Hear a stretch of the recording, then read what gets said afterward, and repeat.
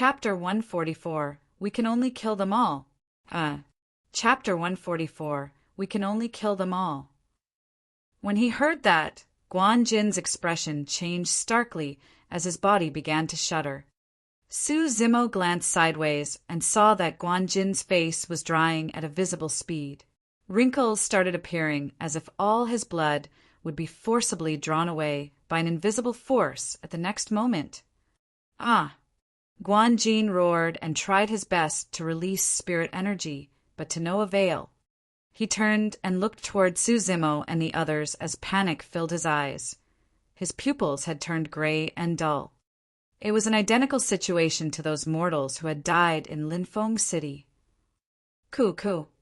Stretching his arm, Guan Jin seemed as though he wanted to say something, but a strange sound came from the depths of his throat. Little Fatty was so scared that he jumped back instinctively. No one had attacked Guan Jin, but in the blink of an eye, he had become like this. It didn't seem like he was going to survive. It was way too creepy. Chills ran down Little Fatty's spine as he panted heavily to calm himself down. Su Zimo furrowed his brows slightly. He looked carefully and noticed that there were faint green spots on the skin of Guan Jin's palm that exuded an evil aura. Back in Linfeng City, that hand of Guan Jin had come into contact with the dead night watchman. If that was all it took for a Foundation establishment cultivator to die, it was quite a terrifying method. They might be the next ones if they were careless. The surrounding Foundation establishment cultivators looked at everything unfold calmly, as though this was an expected outcome. Even though Lung Ro was always cold, she could not help but feel bad looking at Guan Jin's helpless gaze. Retrieving a couple of elixirs from her storage bag, she wanted to feed them to Guan Jin. She did not know what had happened to Guan Jin. However, they were fellow disciples after all, and she couldn't just leave him in the lurch. Just as Lung Ro was about to step forward, someone grabbed her arm and yanked her back. "Don't go." Su Zimo's voice rang in her ears. With a thud, Guan Jin fell to the ground, no longer breathing. Lung Ro froze on the spot. A ghastly green ball of light floated out of Guan Jin's body and flew into the depths of the spirit mine. A cold glint flashed across Su Zimo's eyes as he lamented internally. There should be someone else in the depths of the spirit mine. That person is the true murderer behind Linfeng City's tragedy. He. The gray-robed cultivator said with a strange smile. "Oh, you have quite the tender heart for women. Beauty, if this punk hadn't pulled you back, you would have been dead by now." Lung Ro's heart jolted. Even though her cultivation was higher than Su Zimo, she had not been through any life and death situations. As such, she could not but lose her cool looking at the tragic death of her two senior brothers. Upon realizing this, Lung Ro looked at Su Zimo gratefully. Stroking his chin, the gray-robed cultivator said with a perverted look, "But that's good too. It'd be such a pity for a beauty like you to die here. Hey, I happen to be in need of a maidservant to warm my bed. You look pretty suitable for it." Ha. The surrounding Foundation establishment cultivators burst out in laughter. Swish! Right then, a gust of wind came from the entrance of the spirit mine as another batch of blood-eyed crows swarmed out like flying locusts. In the blink of an eye, they covered half the skies above everyone's heads. Little Fatty felt his scalp tingle as he gulped and asked softly, "Bro, what should we do?" Lung Ro looked toward Su Zimo. At this moment, the both of them had already subconsciously took Su Zimo as their pillar of support. They had even forgotten that their cultivations were higher than his. "There's no other way." Su Zimo shook his head and remarked indifferently, "We can only kill them all." Lung Ro and Little Fatty's eyes dimmed. Lung Ro sighed in her heart. They are all Foundation establishment cultivators. Apart from the 9 mid-stages, there's even a late-stage Foundation establishment cultivator. Su Zimo is only a chi refinement warrior. What can he do? Be it Lung Ro or Little Fatty, Both thought that Suzimo had only said that casually because he knew he was about to die. Biting her lips gently, Lung Ro said in a low voice, "In a while, I'll use my talismans to try and block as many people as possible. Find a chance to get out by riding on Little Crane." Little Crane looked up at the blood-eyed crows that filled the skies. Chirping, it flapped its wings, ready to strike at any moment. Even though the blood-eyed crows weren't strong, they had the advantage in numbers. If they were to swarm Little Crane, it wouldn't be able to unleash its full strength. On the ground, the spirit tiger was of no help at all. Right then, Suzimo suddenly drew his sanguine, crystal bow from the storage bag and loaded arrows. His entire action was fluid like water, as though he had rehearsed for it countless times. Swoosh, swoosh, swoosh. 3 arrows were shot towards the crowd and appeared before them in the blink of an eye. Initially, the 30-odd Foundation establishment cultivators wanted to make fun of them. Most of their attention was on the 2 Foundation establishment cultivators in the group, Lung Ro and Little Fatty. None of them expected that the Chi refinement warrior was the first to strike. It was completely unintentional. 3 precise arrows tore through the throats of 3 early-stage Foundation establishment cultivators, causing blood to spurt out. The 3 of them were confused. Even in their final moments, they could not believe that they had just died under the bow of a Chi refinement warrior. "It's him!" someone from the crowd exclaimed. Back in the spirit mine, Suzimo killed 2 people using his bow and arrows.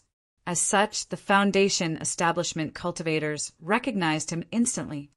Swash, swash, swash. 30-odd Foundation establishment cultivators summoned their flying swords at the same time, shining sinisterly with their spirit lights. Suzimo shouted softly, "Don't just stand there, strike!" Lung Ro and Little Fatty summoned their flying swords and talismans hurriedly, firing them towards the crowd. The light of the talismans burst forth as all sorts of spirit arts collided in reverberating booms. "Caw, caw!" Little Crane chirped and soared to the skies, charging to fight at the blood-eyed crows. Little Fatty howled as he charged at an early-stage Foundation establishment cultivator with his gigantic axe.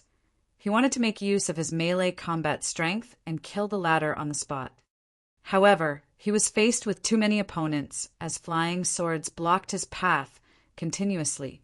With no way to advance, Little Fatty found himself encircled in the blink of an eye and was forced to defend. The gray-robed cultivator did not move, merely watching coldly from the sidelines with hands behind his back. This battle was in the bag for sure. There was no need for him to make a move. On the other side, Suzimo had already kept his sanguine, crystal bow. Even though arrows were sharp, it was difficult to continuously hit targets when the Foundation establishment cultivators were ready for it. 6 flying swords hovered in front of his chest and sped through the voids, leaving sword scars in the air. Buzz! A gigantic hexagonal formation pattern shone with a bedazzling, bright light. In a swift move, Suzimo had already set up the hexagonal sword formation. Making use of the tripartite sword formation was of no use given the current circumstances. Sword formation. The gray-robed cultivator's expression changed. A look of surprise flashed past his eyes as he murmured, "The Chi refinement warrior's a sword formation master." An early-stage Foundation establishment cultivator had been targeting Suzimo from the start. Secretly, he summoned his flying sword and sent it flying to the back of Suzimo's head. Just as the flying sword was about to strike Suzimo's head, the latter suddenly dodged from the spot in a swift and agile manner. The person's expression chased.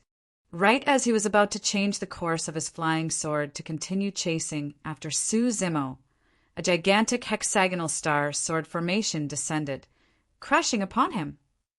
Poof! A sanguine light flashed. The person was split into 2 by the hexagonal sword formation. Chapter 145, The Power of Lightning Arts. Chapter 145: The Power of Lightning Arts. That foundation establishment cultivator had all sorts of tricks up his sleeves. Before he was able to use any of them, he was slashed down by Su Zimo's sword formation. Hum, hum, hum. Sending forth waves of sword chi, the hexagonal sword formation rebounded multiple flying swords and broke little Fatty out of his predicament. In just a short while, there was already a wound on little Fatty's body. "It's fine, my skin is thick. Bro, don't worry about me," little Fatty yelled as he charged forth without even turning back. Lang Ro had indeed displayed the strength as a disciple of a major sect as well. Even though she did not cultivate any secret skills of the sect, she was able to defend against the encirclement of 9 mid-stage foundation establishment cultivators using just her talismans. But of course, it was clear that the 9 of them had not exerted their full strength too. They were merely playing a cat-and-mouse game, taunting Lang Ro with lewd remarks while attacking. Unmoved in the slightest bit, Lang Ro was not in any danger for now. On the other side, a dozen or more foundation establishment cultivators had shifted their attention towards Su Zimo. They surrounded him with all their might as flying swords tore through the voids, while spirit arts exploded everywhere. No matter how strong the hexagonal sword formation was, it was unable to withstand the power of so many foundation establishment cultivators. In the blink of an eye, it was on the verge of collapse. "Ha!" One of the foundation establishment cultivators burst out in laughter. "I want to see how long a mere chi refinement warrior like you can last." Roar! Before he could stop laughing, a black shadow appeared beside him. It bit on that man's throat as blood gushed out. The spirit tiger had been waiting for an opportunity to attack, and as such, an early-stage foundation establishment cultivator's life was ended. Even though it was only a spirit beast, if it closed in on foundation establishment cultivators, they wouldn't stand much of a chance. That was also the reason why Daiyu had once told Su Zimo that demon cultivators are the best at killing opponents through level gaps. "Beast, how dare you behave so insolently?" A few of the foundation establishment cultivators cursed angrily. Invoking spirit arts, the spirit chi in the surroundings surged violently towards the spirit tiger. With the spirit tiger's current strength, it was unable to defend against the power of spirit arts at all. Su Zimo narrowed his gaze and dodged a few incoming flying swords.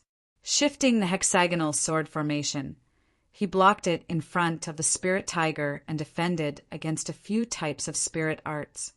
Bam! There was a deafening sound. The spirit arts dispersed, and Su Zimo's hexagonal sword formation could no longer hold out as well. Struggling to form a proper pattern, all 6 swords fell to the ground and dimmed. Quick-witted, the spirit tiger seized the opportunity to hide behind Su Zimo instantly and glared fiercely at the dozens of foundation establishment cultivators on the other end. "Kid, the spirit chi within you should be almost depleted by now, right?" An early-stage foundation establishment cultivator scoffed coldly. Even though the battle between both parties had been short, Su Zimo had blocked too many flying swords. He had expended a lot of spirit chi and was indeed running short. "Let's see how you can continue to be arrogant. Die!" One of the foundation establishment cultivators conjured hand seals and gestured towards Su Zimo. Instantly, a fireball the size of a fist shot out. Even while it was traveling, the air was already crackling from the heat. Su Zimo's eyes lit up as he suddenly reached out and grabbed the fireball. "You must be courting death." When the foundation establishment cultivator saw Su Zimo receiving the spirit art with his bare hands, he could not help but scoff internally.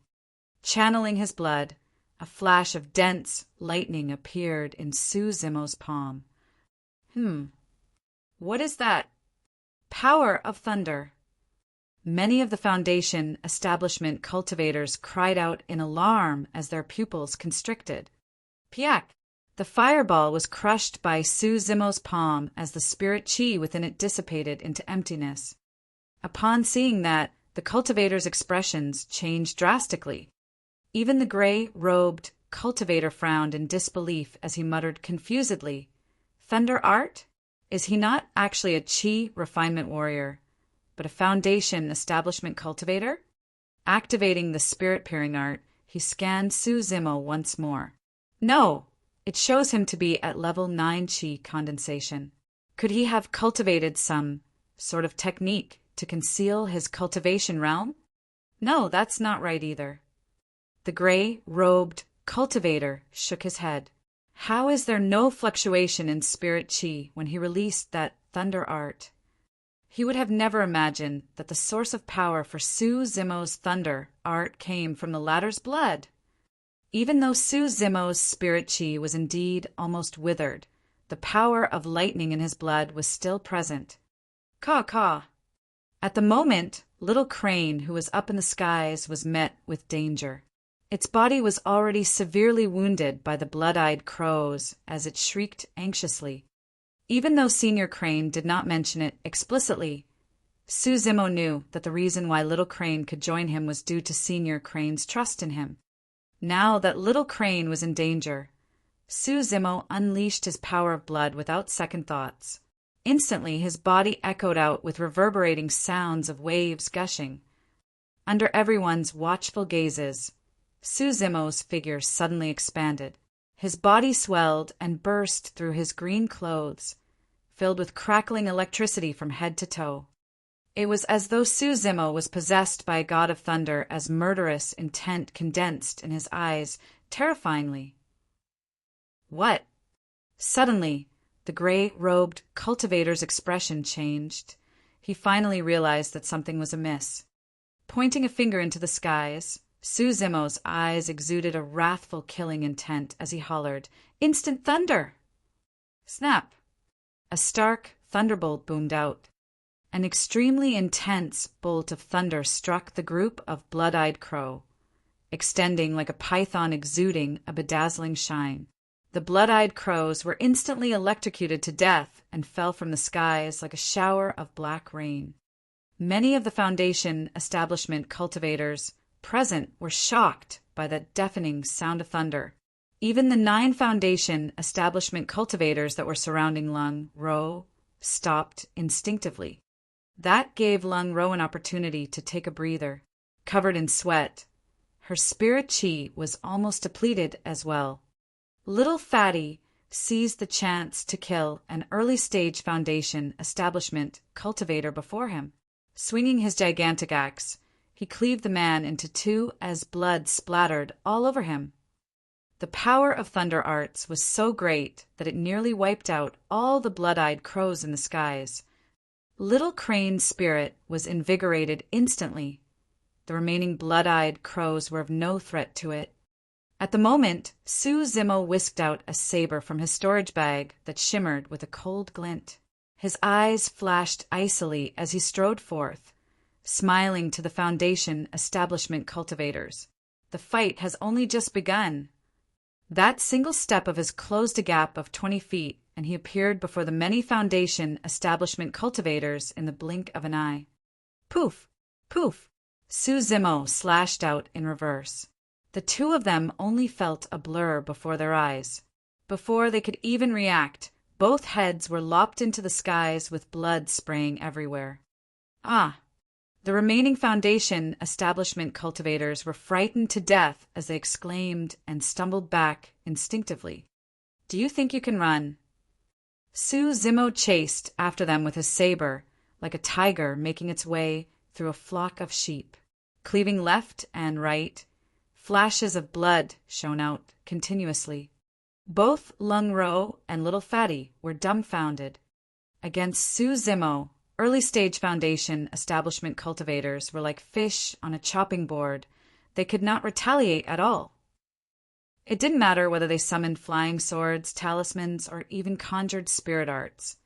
They were all killed by a single flash of Su Zimo. At lesser mastery of the marrow cleansing section, Su Zimo's power was enough to slay early-stage Foundation establishment cultivators, and that was even before he infused the Thunder Marrow Cleansing Sutra into his marrow within Thunderclap Valley. This was a complete crushing through sheer brute strength without requiring any technique. Even the spirit arts of early-stage Foundation establishment cultivators was not enough to deal with Su Zimo after unleashing his power of blood. Chapter 146, Predicament. Chapter 146, Predicament. At the sight of Su Zimo's unstoppable onslaught, the gray-robed cultivator could no longer sit and wait. With a holler, he burst forth with the might of a late-stage Foundation establishment cultivator and summoned a middle-grade flying sword, shooting it towards Su Zimo's back.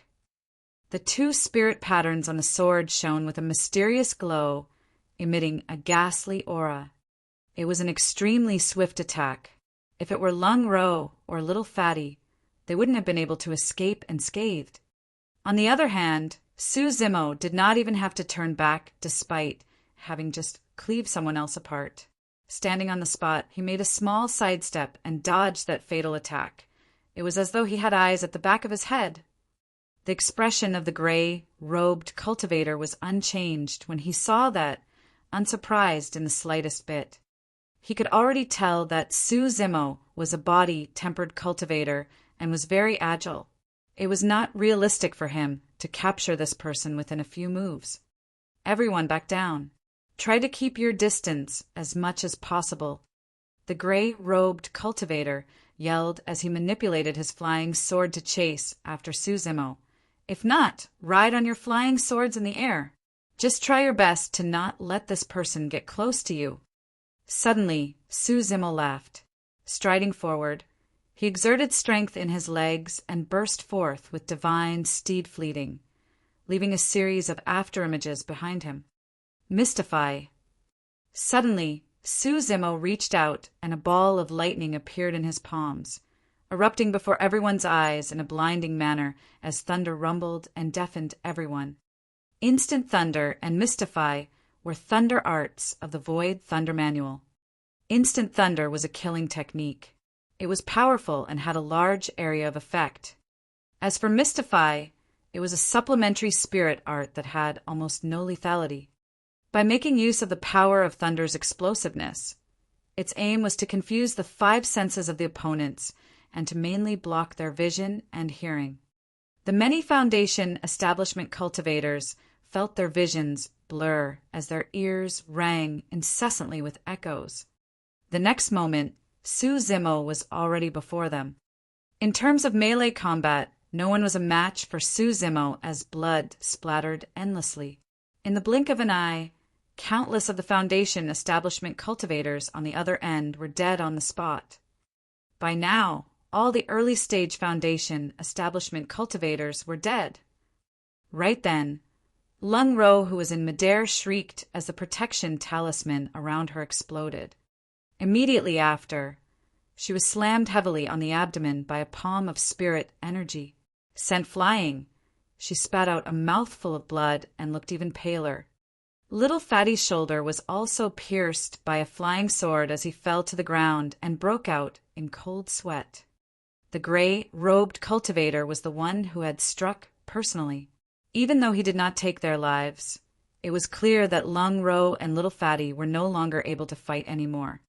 He was intelligent and quick to notice that the strength of early-stage Foundation establishment cultivators was no longer able to deal with Su Zimo. As such, he chose to get rid of Little Fatty and Lung Ro first. With that, the gray-robed cultivator could then reset the situation and group up with the 9 mid-stage Foundation establishment cultivators to fight Su Zimo together. Standing in front of Little Fatty and Lung Ro, Su Zimo held his saber before his chest and his eyes shone with a sharp killing intent. He was not fearful in the slightest bit against the 10 Foundation establishment cultivators on the other end. As she looked at Su Zimo's back view, Lung Ro was filled with mixed emotions. This mission was undertaken by her, Little Fatty, Lu Yongrong, and Guanjin. Su Zimo did not have the rights to join. But if Su Zimo wasn't here, she would have already been dead along with Little Fatty. The same emotions were going through little Fatty's mind.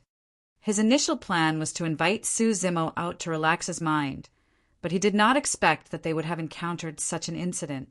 Both senior brothers had died tragically, and now he and Lung Ro were severely injured and could not offer any help. Everyone, make use of your various flying sword and talisman methods to take down this person. Find an opening to invoke your spirit arts and injure him severely.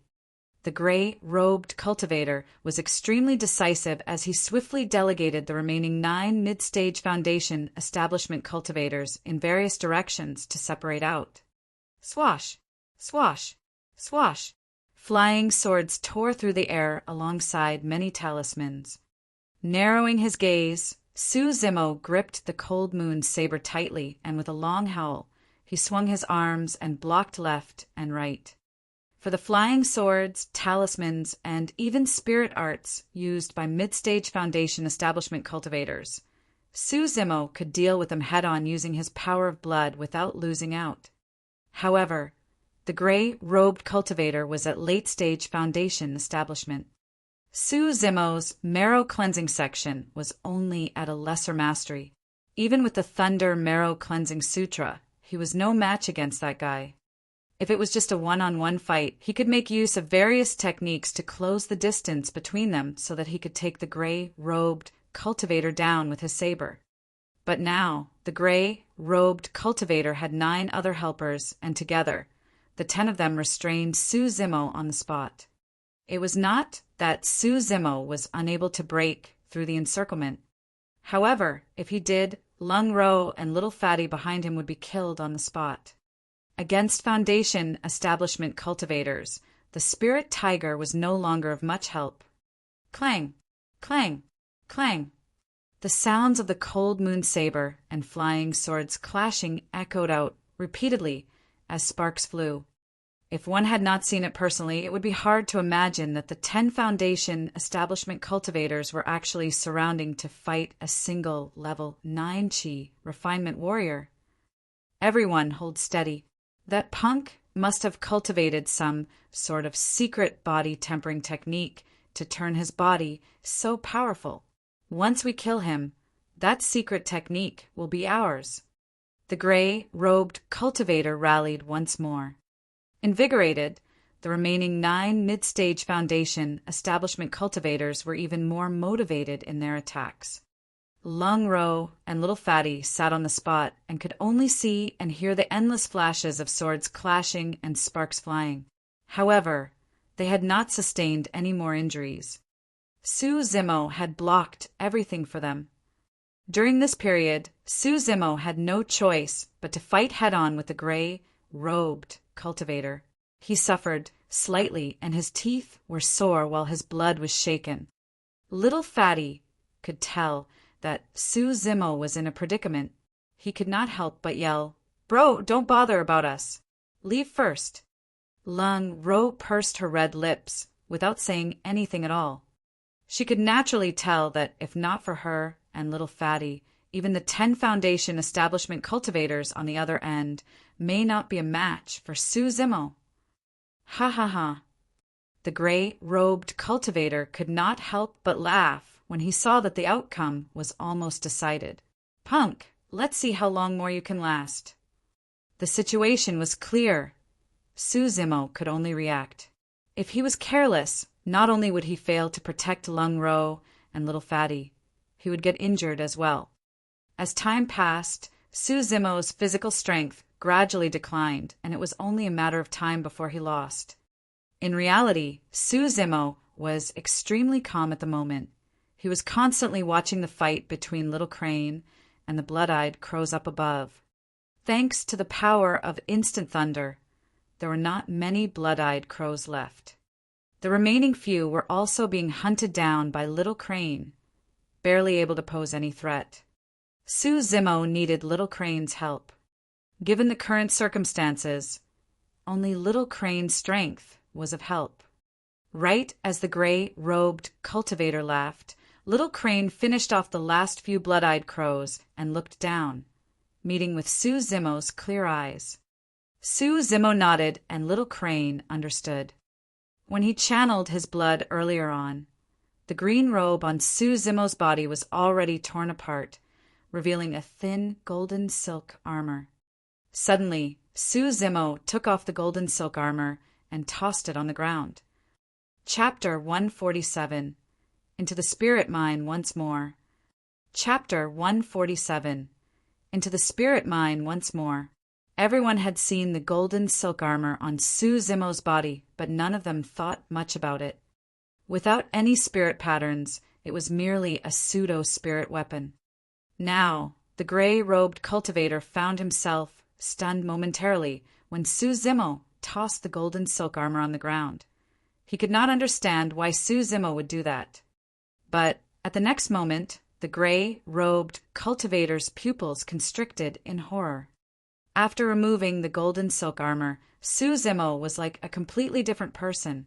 With a front dash, he slashed with the cold moon saber and blocked all the incoming flying swords before charging towards the gray-robed cultivator. It was too fast.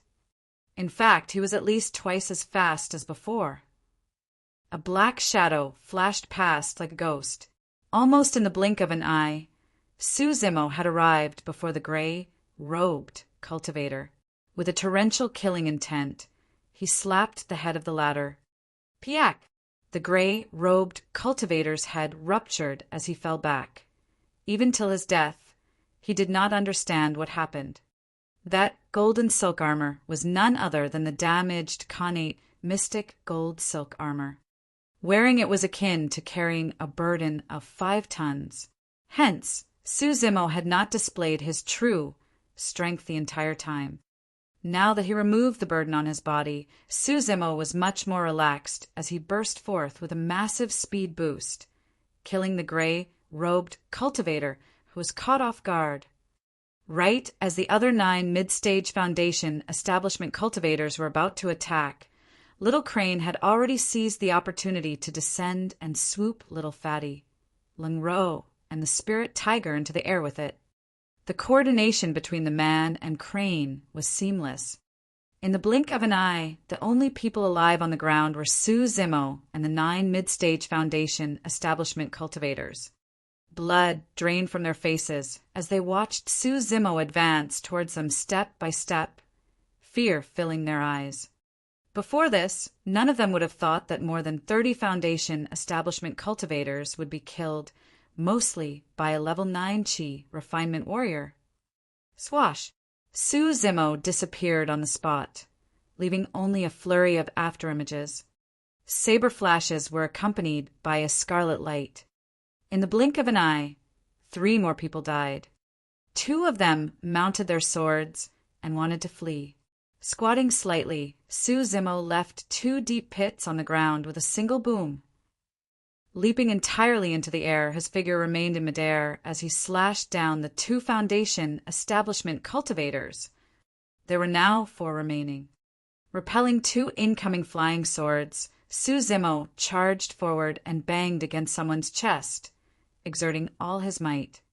That person's eyeballs popped out with blood spraying and his chest caved in.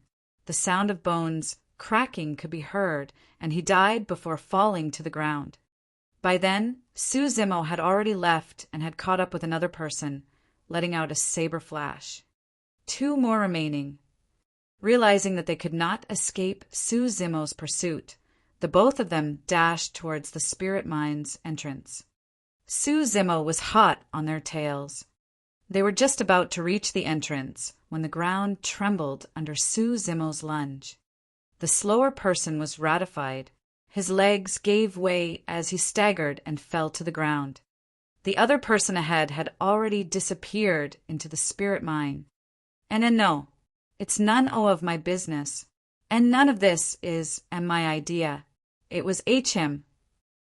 The Foundation establishment cultivator on the ground stammered and tried to explain things incoherently, his face devoid of color. Who is he? Su Zimo interrogated with a cold gaze. I don't know. The person shook his head but looked towards the entrance of the spirit mine instinctively. There was a flash of fear in his eyes. Pondering for a short moment, Zimo continued asking, "The person in the mine is the one who killed those people in Linfeng City, right?" "Why, yes."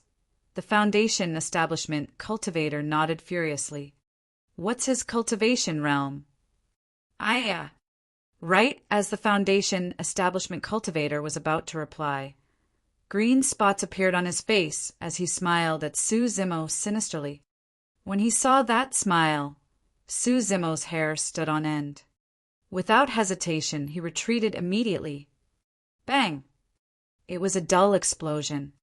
The person who was alive just a few moments earlier exploded right in front of Zimo's eyes. Blood and flesh splattered everywhere as a ghastly green ball floated into the spirit mine. At the moment, Little Crane descended with Lung Ro and Little Fatty upon seeing that the fight was over. "Junior brother Sue, are you all right?" "Bro, are you all right?" Both of them asked at almost the same time. A hint of panic flashed in Lung Ro's eyes, but she returned to normalcy almost immediately. "I am fine." Zimo nodded and replied, frowning in deep thoughts. After a moment, he fondled Little Crane's head and said, "Stupid bird, send everyone back to the sect first. This place is not suitable for you guys to linger on. If you can meet with reinforcements from the sect on the way back, that would be for the best." "Caw, caw." Little Crane called for Zimo to hurry up so that they could leave together. "You guys leave first. I'll go back later." Zimo shook his head and rejected. "Bro, you're not thinking of entering the spirit mine again, are you?" Little Fatty asked with eyes widened in disbelief. Zimo was silent. Both Lung Ro and Little Fatty exchanged solemn glances. "Junior brother Sue, let's head back together." Lung Ro said, "The person within the spirit mine might have a powerful background, and we don't know his strength. Moreover, his techniques are so sinister. There's no need for us to take this risk. Just let him have this spirit mine." "That's right," Little Fatty added. "Furthermore, we've already sent a message back to the sect, and seniors will arrive soon.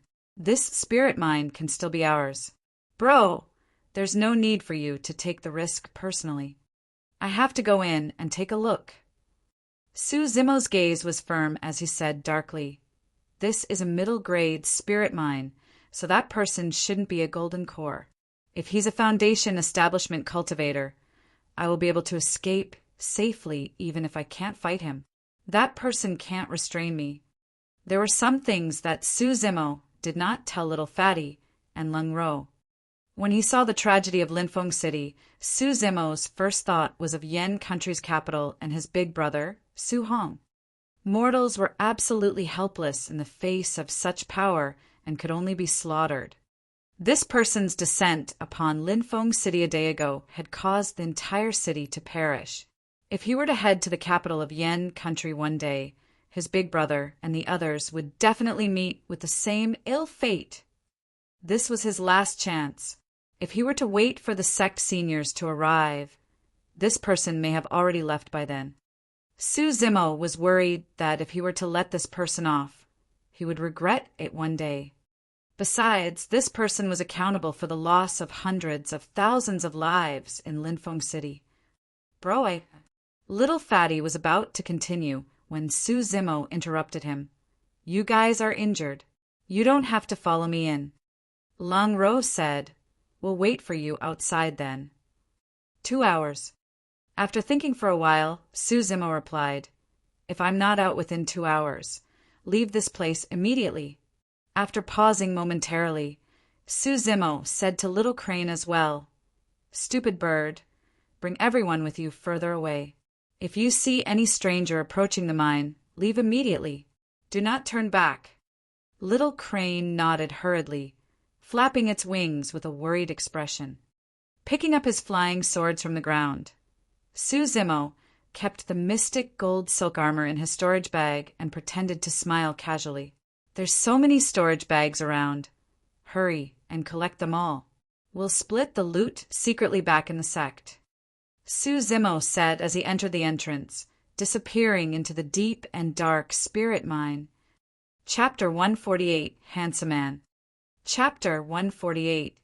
Handsome man Suzimo held his saber and walked through the dark mine, not daring to go too fast. After a long time he stopped in his tracks and his vision cleared up. The next moment, Suzimo was met with a shocking scene. There were more than 10,000 strong men kneeling on the ground, forming circles after circles. In the middle of these men was a pile of spirit stones the size of a small mountain, emanating a rich scent of spirit chi. Those strong men were dressed in plain clothes and looked terrified. They were probably mortals who came to mine the spirit stones. On top of the pile sat an extremely handsome young man. His black hair swayed lightly by itself as he spread his arms, slightly open with his eyes closed. Green streams of air floated out of the heads of the tens of thousands of men, entering the handsome man's body continuously. The men's cheeks were withering at a discernible pace, and their eyes dimmed as though their blood and essence had been drained instantly. The Foundation establishment cultivator, who had escaped first into the spirit mine, laid collapsed at the feet of the handsome man, having turned into a dried corpse. This man was the true murderer behind Linfeng City's tragedy. Suzimo scanned the person using his spirit-peering art. Perfected Foundation establishment. Suzimo was secretly shocked. His current strength was not enough to even deal with a late-stage Foundation establishment cultivator, let alone a perfected. If he wanted to kill this man, he could not do it head-on. He could only rely on various techniques to close the gap. Even though the power of a perfected Foundation establishment cultivator was extremely strong, his body was definitely no match against Suzimo's. That was Suzimo's only chance. Suddenly, the handsome man opened his narrow eyes. They were a sinister shade of green. Oh, it's a chi refinement warrior. The handsome man's voice carried a hint of surprise. Taking a deep breath of air, he let out an intoxicated expression. Not bad, not bad. Your body's essence is richer than the tens of thousands of people in Linfeng City added together. Demon, hand over your life. Suzimo scoffed coldly and leaped up, a crackling flash of lightning shining from his palm. Thunder spear. A spear formed from lightning appeared out of nowhere and shot towards the handsome man. The handsome man exclaimed softly, Thunder art? A mere chi refinement warrior is able to utilize spirit arts? Oh! As it approached, a flash of realization appeared in the handsome man's face as he smiled. I got it. The source of power for this thunder art doesn't come from your dantian. It's from your blood. It merely took him a single look to be able to speak of the secret within Suzimo's blood. Against the incoming thunder spear, the handsome man smiled gently and flicked his finger, sending a green stream of light. The two attacks collided as the two different powers corroded one another, producing an ear-piercing sound. Thunder Spear was the strongest killing move within the Void Thunder Manual, but now it was countered by a single flick of the handsome man. Suzimo's expression was unchanged. By now he was already at the bottom of the Spirit Stones pile. With a single leap he sprinted up. Swoosh! The handsome man conjured seals with a single hand. His eyes glowed with green light as he pressed down. A gigantic and ghastly green palm descended from the sky, almost blocking Suzimo's vision entirely. Not daring to fight him head-on, Suzimo quickly retreated. Suddenly, the palm shattered in midair, forming streams of green light that chased after Suzimo like snakes filled with life. In terms of spirit arts, this handsome man was many times more brilliant than the 30-odd Foundation establishment cultivators. Suzimo did not dare to clash head-on and merely continued to dodge.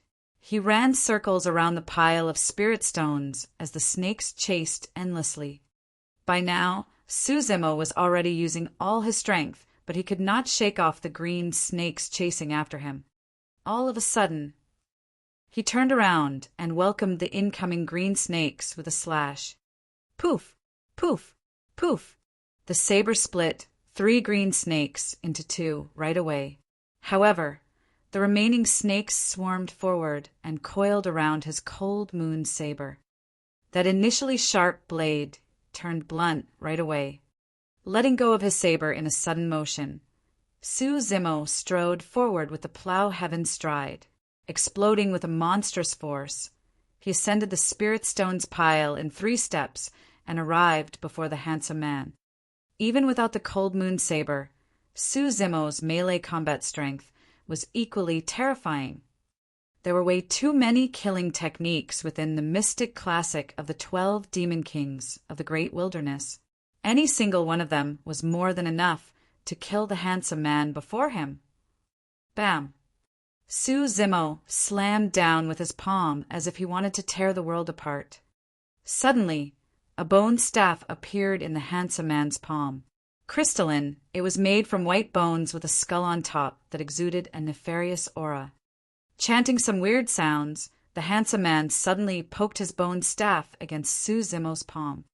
Bang! The power of the ground-rupturing palm shot off as the handsome man's body trembled. His palm cracked, and the bone staff nearly slipped out of his hand. All of a sudden, the skull on the top of the staff opened its mouth. As though it was alive, ghastly light shone out of its sockets, and it bit Zimo's wrist. Zimo's expression changed. The pain from his wrist was still bearable. However, Zimo could clearly feel his blood being drawn by an external force. If this carried on, it wouldn't be long before he ran out of blood and died like the people around him. Bang! Boom! Boom! Zimo gave a loud roar and channeled his blood with all his might, sending a reverberating sound of waves gushing from within his body. The power of blood churned furiously and burst, almost shattering the bone staff. The handsome man narrowed his gaze and channeled his spirit energy furiously as well, causing the bone staff to emit a ghastly light. The skull on top of the staff was still biting Zimo's wrist tightly, gulping blood by the mouthful. That initially white skull was gradually turning red. Excitement danced in the handsome man's eyes as he laughed loudly. What a pure power your blood contains.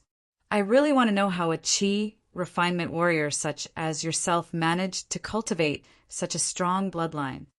The 2 of them fought in melee range. Even though it sounded slowly, everything happened in an instant. Having lost the initiative, Zimo did not think further and grabbed the handsome man's head with his right hand.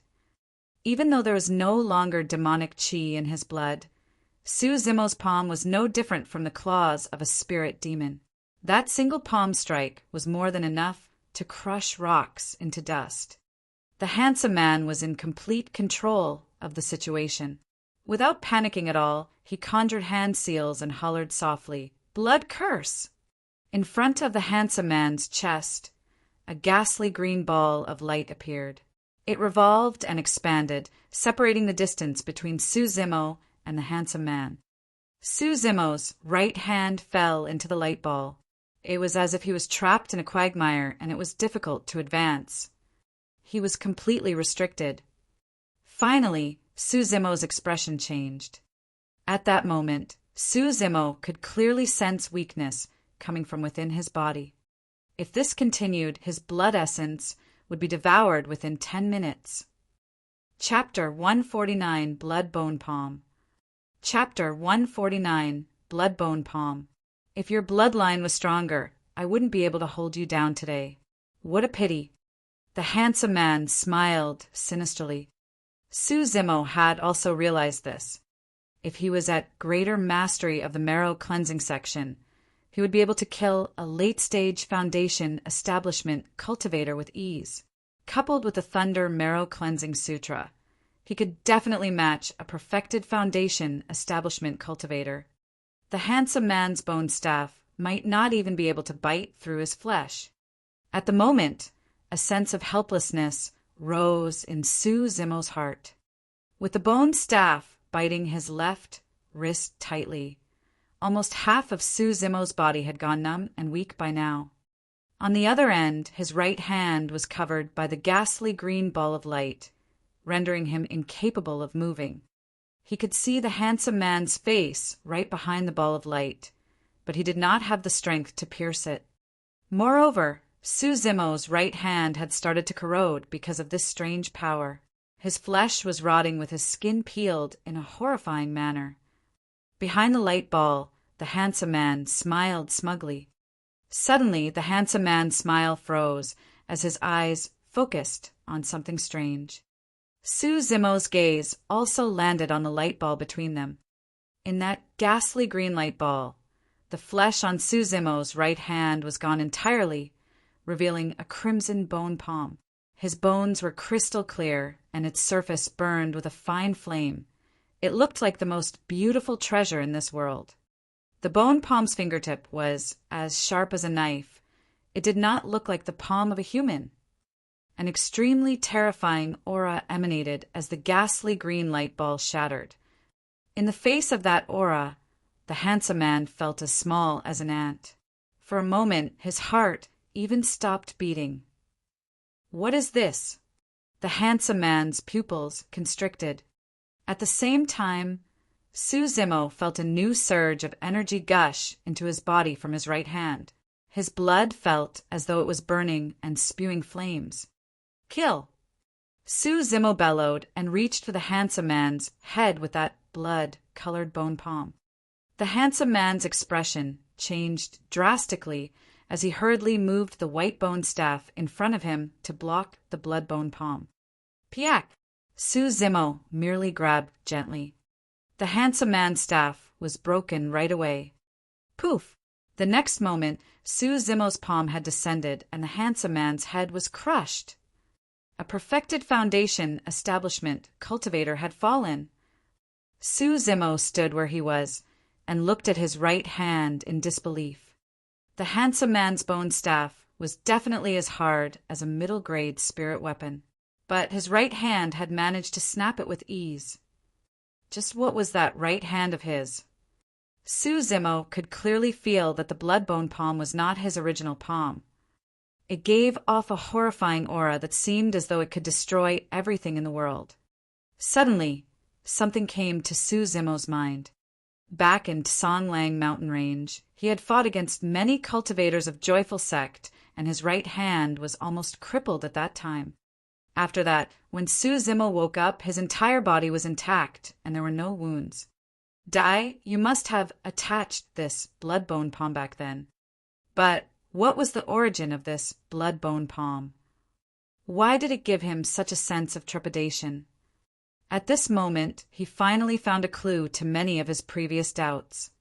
The reason why he was able to cultivate a level 3 spirit fire right away must have something to do with this blood-bone palm.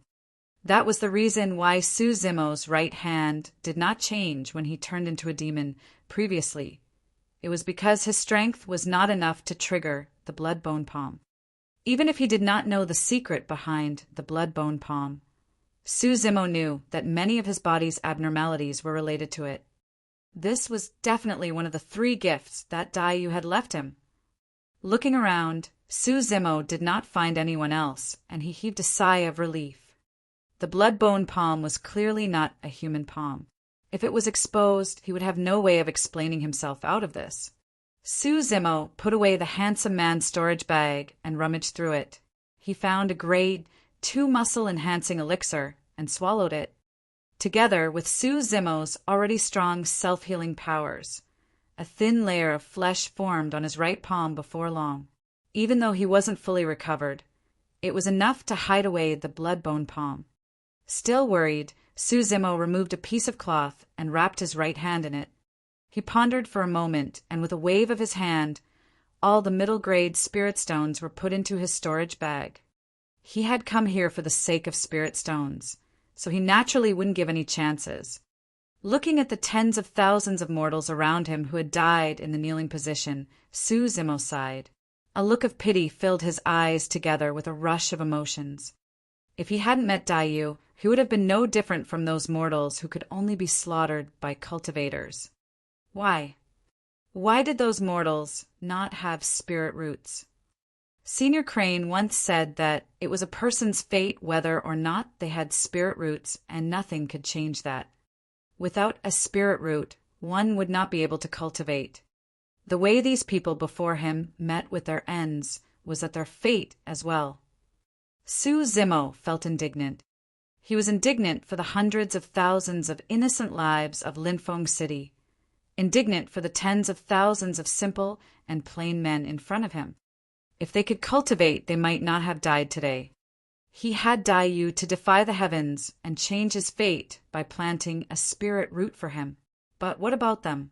Who could change the fates of all those people? Ugh. Sighing once more, Su Zimo left the place. Outside, Little Crane and the others were hiding nearby, watching the spirit mine for any activity tensely. After almost 2 hours, a person exited from the mine. Lung Ro and the rest focused. It was Su Zimo. Little Crane carried Lung Ro, Little Fatty, and the spirit tiger, and hurriedly flew over with Little Fatty cheering in midair. "How is it, bro? Are you all right?" Little Fatty hopped down first and asked in concern. Su Zimo nodded. Lung Ro's gaze landed on Su Zimo's right hand, and she asked softly, "Your hand?" "It's nothing. It's just a small injury." There was naturally no way Su Zimo would tell the truth. Right then, a stream of light suddenly sped over from afar. It was extremely fast and appeared before them in the blink of an eye. It was a gigantic spirit vessel. A picture of a mountain peak was etched onto the side of the spirit vessel. A group of golden cores stood on the deck of the spirit peak. The 5 people leading the group were none other than the 5 peak masters of Ethereal Peak. Leaping from the spirit vessel, the 5 peak masters surveyed the scene. Looking at the 30-odd corpses of Foundation establishment cultivators strewn all over the place, their eyes had a slight hint of shock. Su Zimo and the rest had not expected that Lung Ro's message would alarm the sect's golden cores. "Greetings, Peak Masters. Greetings, Elders." Su Zimo and the other 2 bowed. Nodding their heads, the 5 Peak Masters asked about everything with solemn expressions. Little Fatty related the entire incident from the beginning to the end. How they realized the oddities in Linfeng City, all the way to how Su Zimo entered the spirit mine alone. Towards the end, the disheveled old man glared at Su Zimo with a look of blame. "All right, let's return to the sect first." At that moment, when Xian came out of the spirit mine, waving his hand, he brought Su Zimo, Lung Ro, Little Fatty, and the 2 beasts up the spirit vessel. Chapter 150, Foundation Establishment Meridian Unlocking. Chapter 150, Foundation Establishment Meridian Unlocking. Ethereal Main Peak, Ethereal Palace. The 5 Peak Masters brought Su Zimo, Lung Ro, and Little Fatty here to relate everything about Linfeng City and the spirit mine to the sect master thoroughly. Su Zimo, Lung Ro, and Little Fatty left. Sect Master Ling Yun closed his eyes in deep thoughts before asking, "What do you guys think?" When Xian said, "For them to deploy such cruel methods, this should be the act of fiend cultivators. Sect Master, we must not be careless." The other 4 Peak Masters nodded in agreement. Pass the order down. Before the sect competition, all disciples should head out as little as possible. If they have to head out, they must be accompanied by disciples of Peak Foundation Establishment Cultivation or higher, and the groups must be 20 or larger. Ling Yun continued, "Arrange properly for Lu Yongrong and Guan Jin's funerals. Also, Lung Ro and Little Fatty shall be rewarded with spirit stones and elixirs. As for Su Zimo," the disheveled old man said hurriedly, "Sect Master, if not for that lad, Lung Ro and Little Fatty aside, even Little Crane wouldn't have returned alive. We were there, and the aftermath of the battle was intense.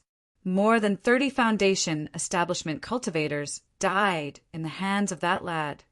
"Impart him the Ethereal Foundation Establishment," Ling Yun replied. When he heard that, the disheveled old man's eyes lit up and he was overjoyed. He quickly bowed repeatedly and said, "That's for the best. I thank the sect master on behalf of that lad, Su Zimo." Ethereal Foundation establishment was one of the 3 major secret skills of the sect. In Qi condensation realm, the standards for cultivation techniques were very low. Any technique could cultivate a sea of Qi. As long as one had a good spirit root, they would be able to advance to Foundation establishment realm. However, the standards required of techniques will become much higher at Foundation establishment.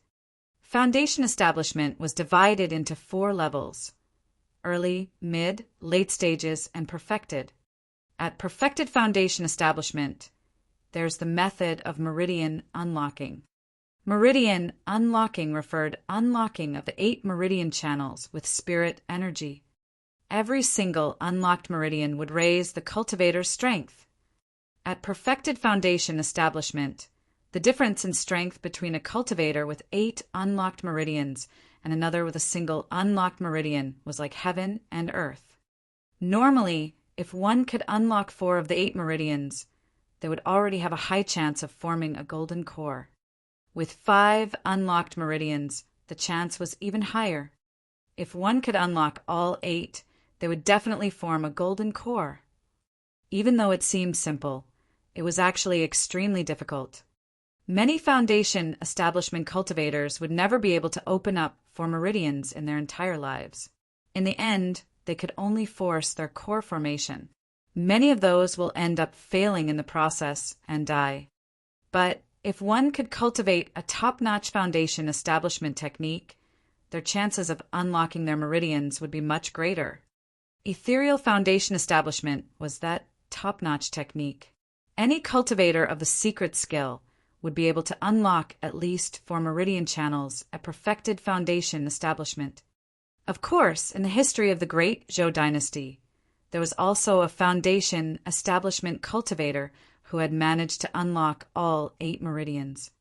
The most recent Foundation establishment cultivator who had managed to do it was that monster who walked out of Ethereal Peak 1,000 years ago. It was nearly impossible to unlock all 8 meridians.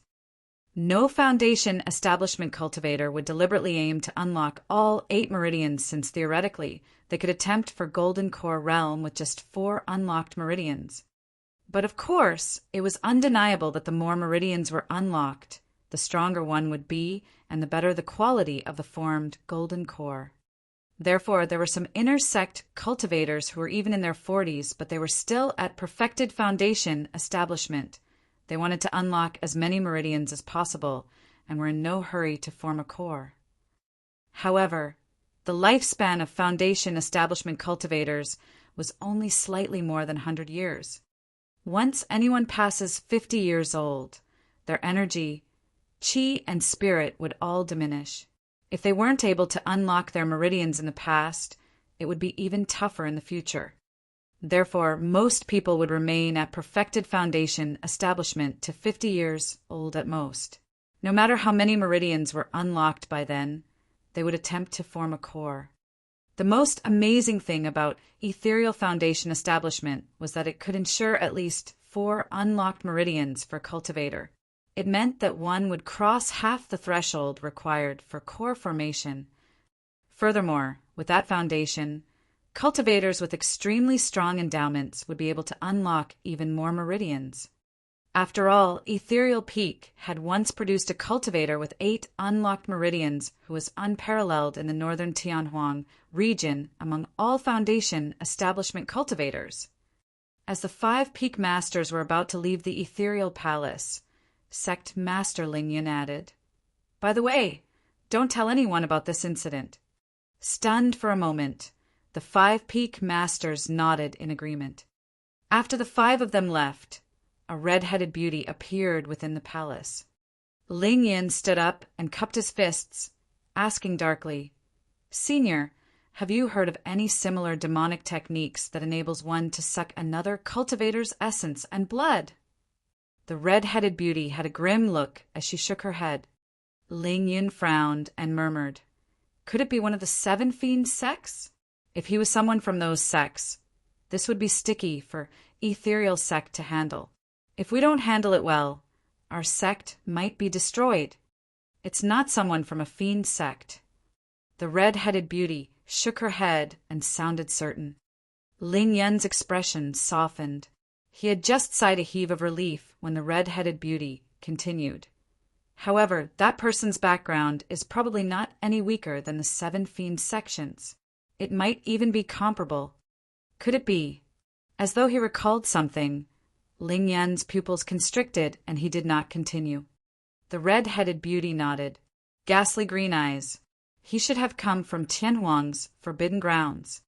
Pissed, Ling Yun drew a breath of cold air and was shocked. After a long while he asked, "Why are living beings of the forbidden grounds out and about?" "I don't know either." The red-headed beauty sighed. "Chaos has started to descend upon Tianhuang mainland. Senior, your lifespan—" Ling Yun was extremely worried and could not help but ask. "I can't hold on for much longer.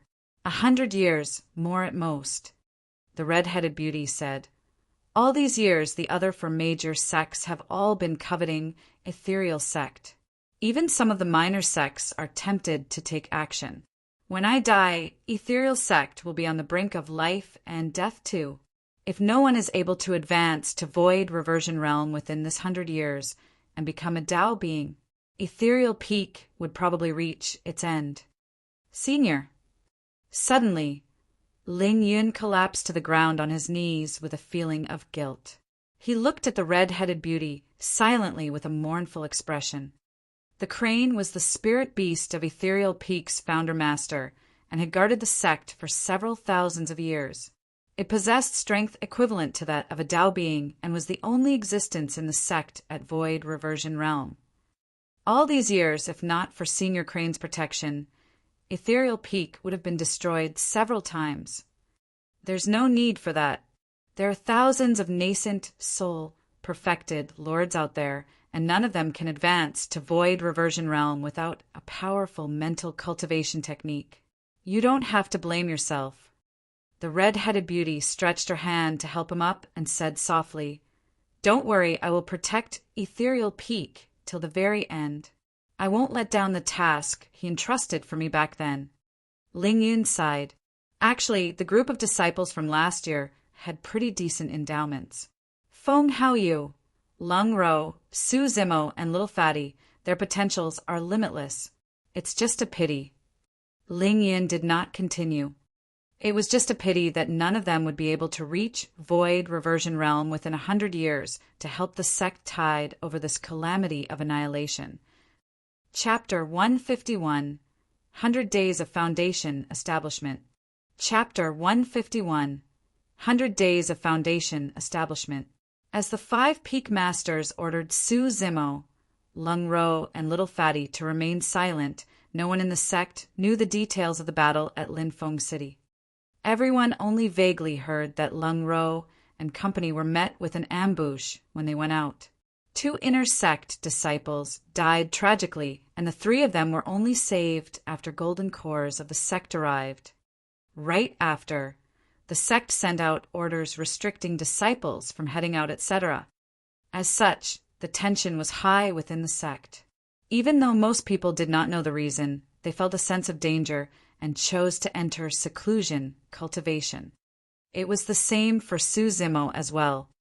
The reason why he joined Lung Ro and Little Fatty in heading out after returning from Thunderclap Valley was because he was lacking in spirit stones. Now, Su Zimo had sufficient spirit stones, and he had already begun to cultivate fervently, bent on catching up on his lack of progress for the past 6 months. In his cave abode, Su Zimo resumed his normal cultivation routine. By absorbing spirit stones and refining elixirs in the day, he would then choose to consume perfect elixirs and continue raising his cultivation. At night, he would channel the tiger leopard thunder sound and continue with cleansing his marrow liquid, regenerating fresh and powerful blood. The effect of swapping blood through marrow cleansing was obvious. In the process, even the skin, flesh, tendons, and bones would become stronger. Every morning after waking up, Su Zimo's body would be covered by a thin layer of black mud. those were the impurities in his body. Both his immortality and demonic cultivation were steadily improving. With sufficient spirit stones to replenish his energy, coupled with nonstop cultivation, Su Zimo reached perfected qi condensation after a single month. When he was at level 9 qi condensation, Su Zimo's dantian had already formed a sea of qi. Now that he was at perfected qi condensation, a change happened to the sea of qi once more. As though it was dyed a shade of red, flames burned on top of it, sending forth a beautiful and powerful aura.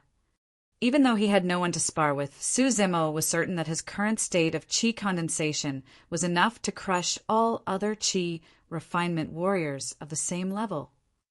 Just as Su Zimo heaved a sigh of relaxation, the sound of clothes fluttering came from outside his cave abode. Before long, someone knocked on the door. Su Zimo frowned. The footsteps sounded unfamiliar. There weren't many people who came to his cave abode, usually, and it was mostly little fatty. However, it clearly wasn't him because those footsteps were light. Su Zimo waved his robes, and the door to his cave abode opened. A fragrant scent wafted in as a woman wearing a snow-white blouse stood at the entrance. She had a cold expression, but a trace of uneasiness flickered through her eyes as she gazed inside somewhat nervously. That woman was Lung Ro. Surprised, Su Zimo stood up hurriedly and welcomed her with cupped fists. "I didn't expect it to be Senior Sister Lung. Come in quickly." "Yes," she replied softly and entered with her head lowered. Given Lung Ro's character, she might not even be willing to meet anyone if they came to visit. If anyone knew that she had taken the initiative to visit a male disciple at his place, their jaws would surely drop. "Is there anything, Senior Sister Lung?" Su Zimo asked with a smile. Pondering for a moment, Lung Ro replied, "I haven't thanked you for everything that happened outside Linfeng City. I'm here to thank you for that formally." "So it's about that." Su Zimo smiled and waved it off. "It's nothing much. I was also saving myself as well. You don't have to worry about it." Lung Ro nodded and said nothing more. She was not good at conversing to begin with, while Su Zimo was not good at asking questions. The atmosphere suddenly turned cold and awkward. Hesitating for a moment, Lung Ro continued, "Junior Brother Su, I've made 2 grade 2 talismans. Please take them as a token of appreciation for saving my life." With that, Lung Ro retrieved 2 pieces of talismans from her storage bag and handed them over. However, her head was lowered and she did not look at Su Zimo. Su Zimo thought to himself, "If I reject her, things might get even more awkward." At that thought, he reached out and took the 2 talismans before smiling. "Thank you, Senior Sister Lung." When Su Zimo received the talismans, Lung Ro's nervous expression finally relaxed. She lifted her head and glanced at Su Zimo before turning away speedily. One of the 2 talismans was a protection talisman, while the other was an offensive talisman. Sensing the aura the talismans exuded, Su Zimo nodded silently. The 2 talismans should be the strongest among grade 2 talismans. It was clear that Lung Ro had spent a lot of effort on them. Su Zimo thought to himself, "It's a pity I can't refine middle-grade spirit weapons. Otherwise, I would have made one and returned the favor." By now, Su Zimo was able to advance to Foundation Establishment Realm at any time. His 6 inferior-grade flying swords could no longer keep up with his cultivation. If he wanted to set up a sword formation, he would have to refine his own flying swords. Right now, Su Zimo's technique for tempering was way too crude. Even if he had superior-grade materials, he would not be able to remove the impurities and etch the second spirit pattern. That was a huge problem he was eager to solve.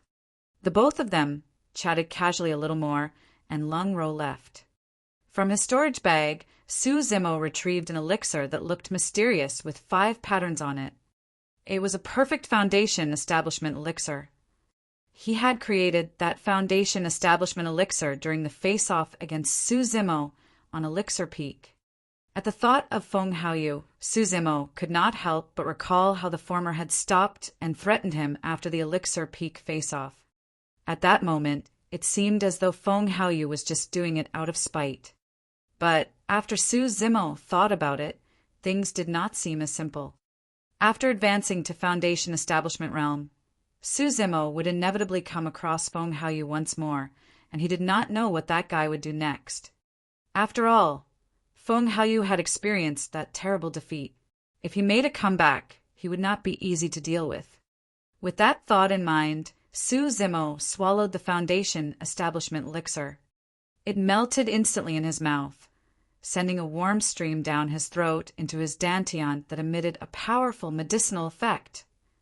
Under the influence of that medicinal effect, Su Zimo calmed himself down and gathered the sea of qi within his dantian. He was neither anxious nor hurried. As the name suggested, Foundation Establishment was for one to lay down the foundation. If one's foundation was lacking, their future cultivation path could be problematic. The scarlet sea of qi shrank endlessly and reduced in size. However, the aura that was being emitted was increasingly powerful and terrifying. Time began to slip away just like that.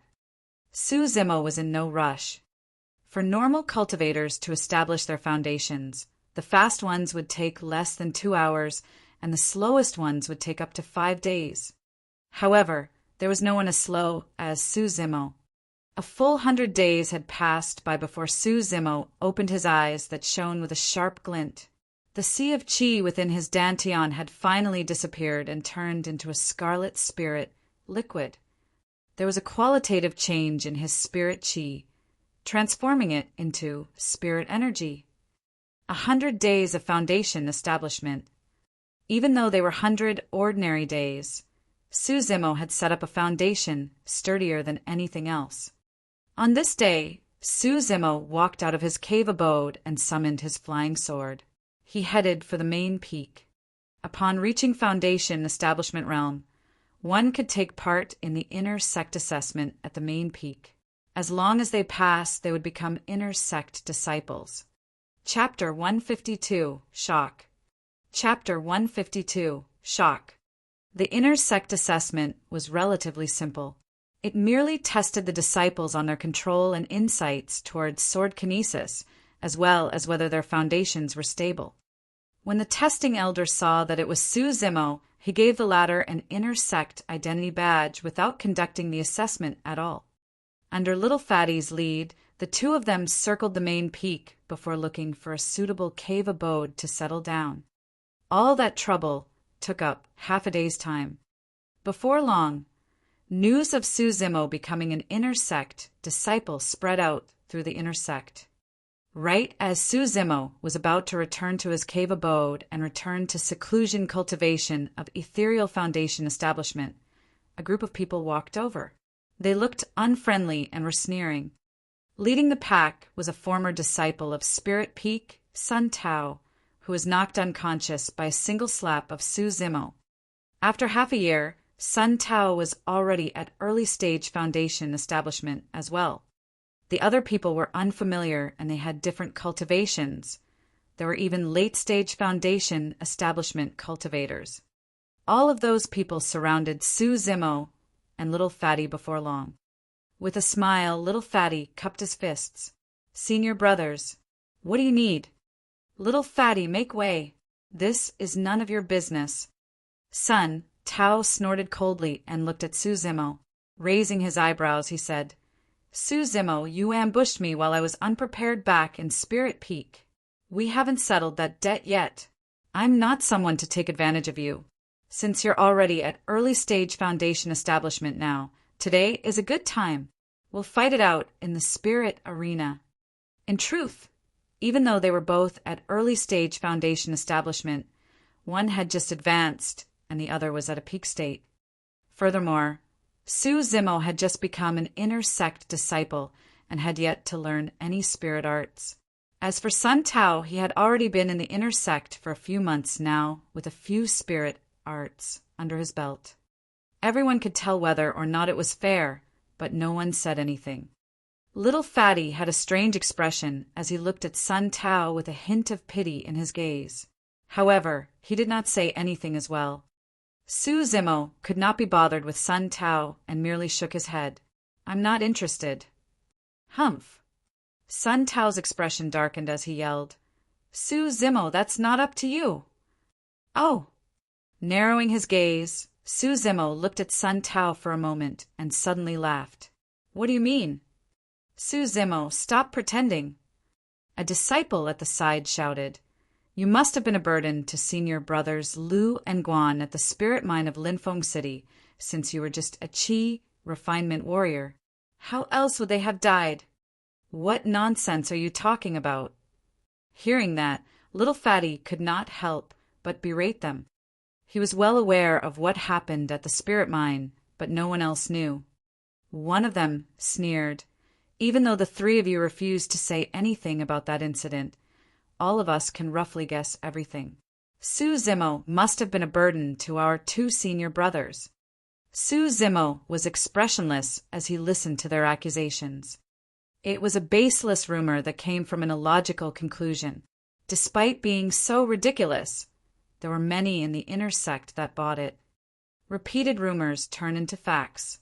Su Zimo did not believe that it wasn't intentionally spread by someone. Sun Tao scoffed coldly. "Su Zimo, even if you reject my challenge today, there will be many other senior brothers coming to challenge you from this day forth in the name of our two dead senior brothers. Humph, you can dream about cultivating in peace from now on." With an unchanged expression, Su Zimo nodded. "All right, let's head to the spirit arena." For some reason, Sun Tao felt uneasy when he heard Su Zimo's carefree tone. After all, Su Zimo had already defeated Feng Haoyubac when he was in Qi condensation realm. Now that he was at Foundation establishment realm, Su Zimo must be even stronger. However, Sun Tao thought again. How could Su Zimo be a match for him, since the latter had just joined the inner sect and had yet to learn spirit arts? By the time Sun Tao's imagination was done running wild, everyone had arrived at the spirit arena of the main peak. Su Zimo entered it slowly, looking calm and composed. Whipping out his flying sword, Sun Tao leapt into the spirit arena. He conjured hand seals with his left hand, and spirit energy reverberated on his fingertips. The spirit art was taking shape. "Ha! Today is where I will reclaim my dignity." Sun Tao conjured his spirit art and composed himself. He could not help but burst out in laughter smugly. Su Zimo's expression was unchanged as he said nonchalantly, "Sun Tao, if I can knock you out the first time, I can knock you out a second time." Boom! Right after he said that, Su Zimo disappeared from sight. Between the both of them, a flurry of afterimages appeared, and in the blink of an eye, Su Zimo arrived before Sun Tao. He had not made use of spirit weapons nor energy. This was purely a burst of his physical strength. An intense and ferocious aura gushed out. For a moment, Sun Tao felt that he was not facing a human, but an ancient beast. He did not have time to think as he struck with the spirit art in his left hand. Controlling his flying sword with his right hand, he willed it to stab forward. He almost did not have to aim at all since they were so close together. Bang! Boom! Boom! Suddenly, Sun Tao heard a horrifying sound of a tsunami surging in his ears. Su Zimo's eyes lit up, his power of blood bursting forth. With a casual punch, Su Zimo destroyed Sun Tao's spirit art. Right after, he sidestepped and dodged the incoming sword, and with a flip of his hand, he struck Sun Tao's face ruthlessly. This was the exact same move that he had done on Spirit Peak. Sun Tao was alarmed as he felt his vision turn black. A torrential force descended upon him, and he fell backwards uncontrollably. Bang! A flash of blood appeared as the back of his head landed on the ground. Sun Tao fainted on the spot. It was too fast. The inner sect disciples that were spectating below were not prepared for Sun Tao to collapse on the spirit arena after just a mere moment of contact. Stunned on the spot, most of them had not registered the fact yet. Suddenly, Su Zimo turned around and looked at the inner sect disciples. He said calmly, "Anyone else who is unconvinced can come up together. I'll take all of you guys at the same time." Everyone was in an uproar. The next moment, inner sect disciples below burned with instant rage and shouted, "Preposterous! How arrogant! What did Su Zimo mean by that?" He was looking down at everyone as though they were nothing. All the inner sect disciples present were at the peak of their youth. How could any of them tolerate such insolence from a disciple who had just entered the inner sect? Little Fatty secretly frowned, somewhat confused. In reality, after what Sun Tao said, Su Zimo realized that this was actually a scheme of the enemy hiding in the depths. No matter what, he had to accept this challenge. As Sun Tao said, if he did not resolve it today, he would not be able to cultivate in peace in the future. The simplest and most effective way of settling it was to shock. It wasn't just to shock Sun Tao's group. More than that, it was to shock the enemy plotting against him in the dark. Therefore, Su Zimo was not just going to take down Sun Tao's group today. He was going to reveal his true strength and crush everything completely. Chapter 153, Sky Treasure Auction House. Chapter 153, Sky Treasure Auction House. Although many disciples were infuriated, they were still able to remain rational and did not rush up together. A mid-stage Foundation establishment cultivator was the first to enter the spirit arena as he remarked coldly, "Junior Brother Su, aren't you being too arrogant?"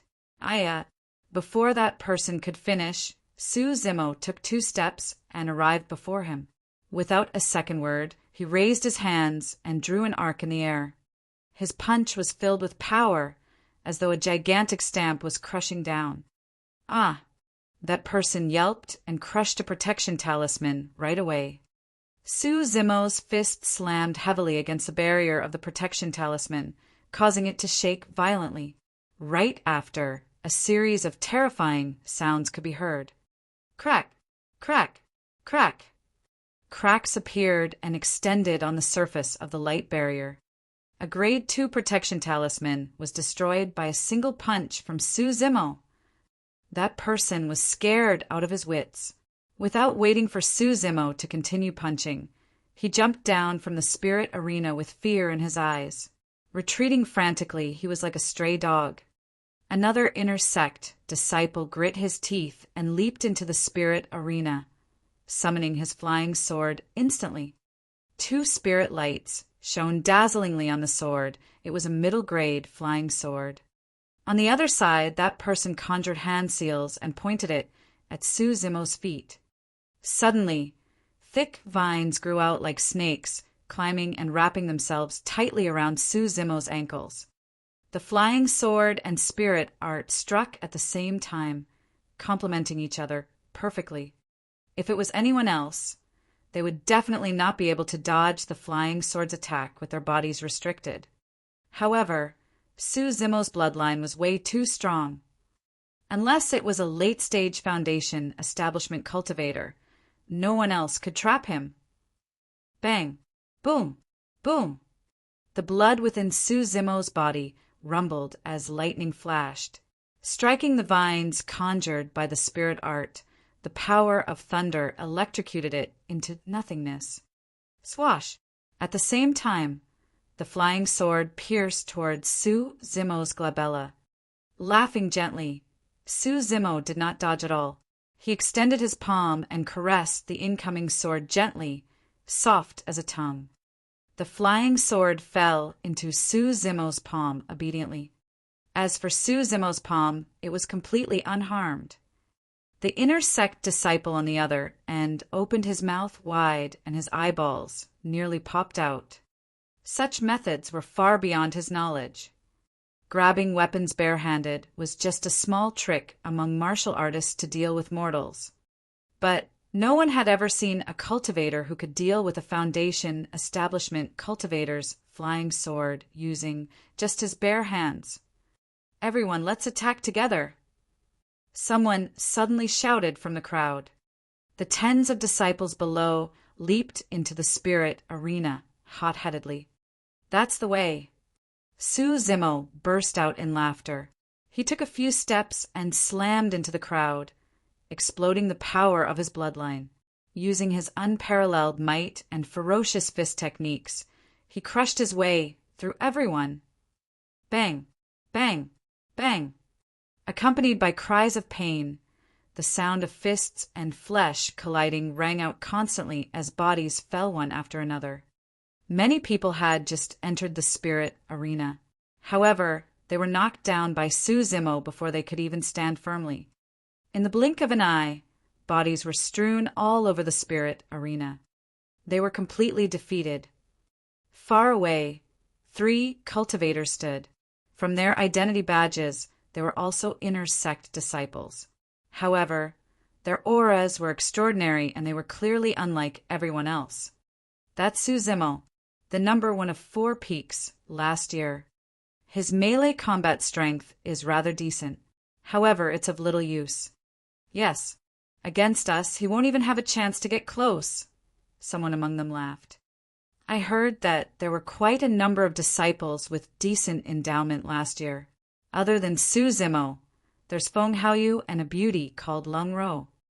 Yes, all 3 of them have a chance to become legacy disciples just like us. That's for the future. Let's continue our seclusion and prepare for the sect competition." Feng Haoyu watched everything expressionlessly and turned around to head back to his cave abode. As soon as he entered and closed the door, Feng Haoyu stopped in his tracks as if he sensed something. That lad's methods are terrifying. At the spirit mine of Linfeng City, more than 30 foundation establishment cultivators died in his hands. There was even a late stage among them. A hoarse voice sounded suddenly. It came from a black figure standing in a corner of the cave abode. Feng Haoyu was secretly shocked. None of the sect disciples knew about what happened at Linfeng City. Only the 5 peak masters and some elders who went as reinforcements knew about it. Feng Haoyu said, "According to what you said, Senior, I'm unable to deal with him given my current abilities. Furthermore, I can't kill Zimo inside the sect. Have you learned all 3 major secret skills?" The hoarse voice sounded once more. "Yes." Feng Haoyu nodded. Obtaining the 3 major secret skills of Ethereal Peak was a large part of his mission. "Record them for me." "No." Feng Haoyu shook his head. "Oh." The tone of the black figure changed. Instantly, the atmosphere within the cave abode turned tense and was filled with killing intent. "Before I learned the secret skills, Ling Yun made me swear not to spread the secret skills externally," Feng Haoyu explained. "I have no choice either." The cave abode fell silent. After a moment, the black figure laughed sinisterly. "Humph, humph. Not to spread them.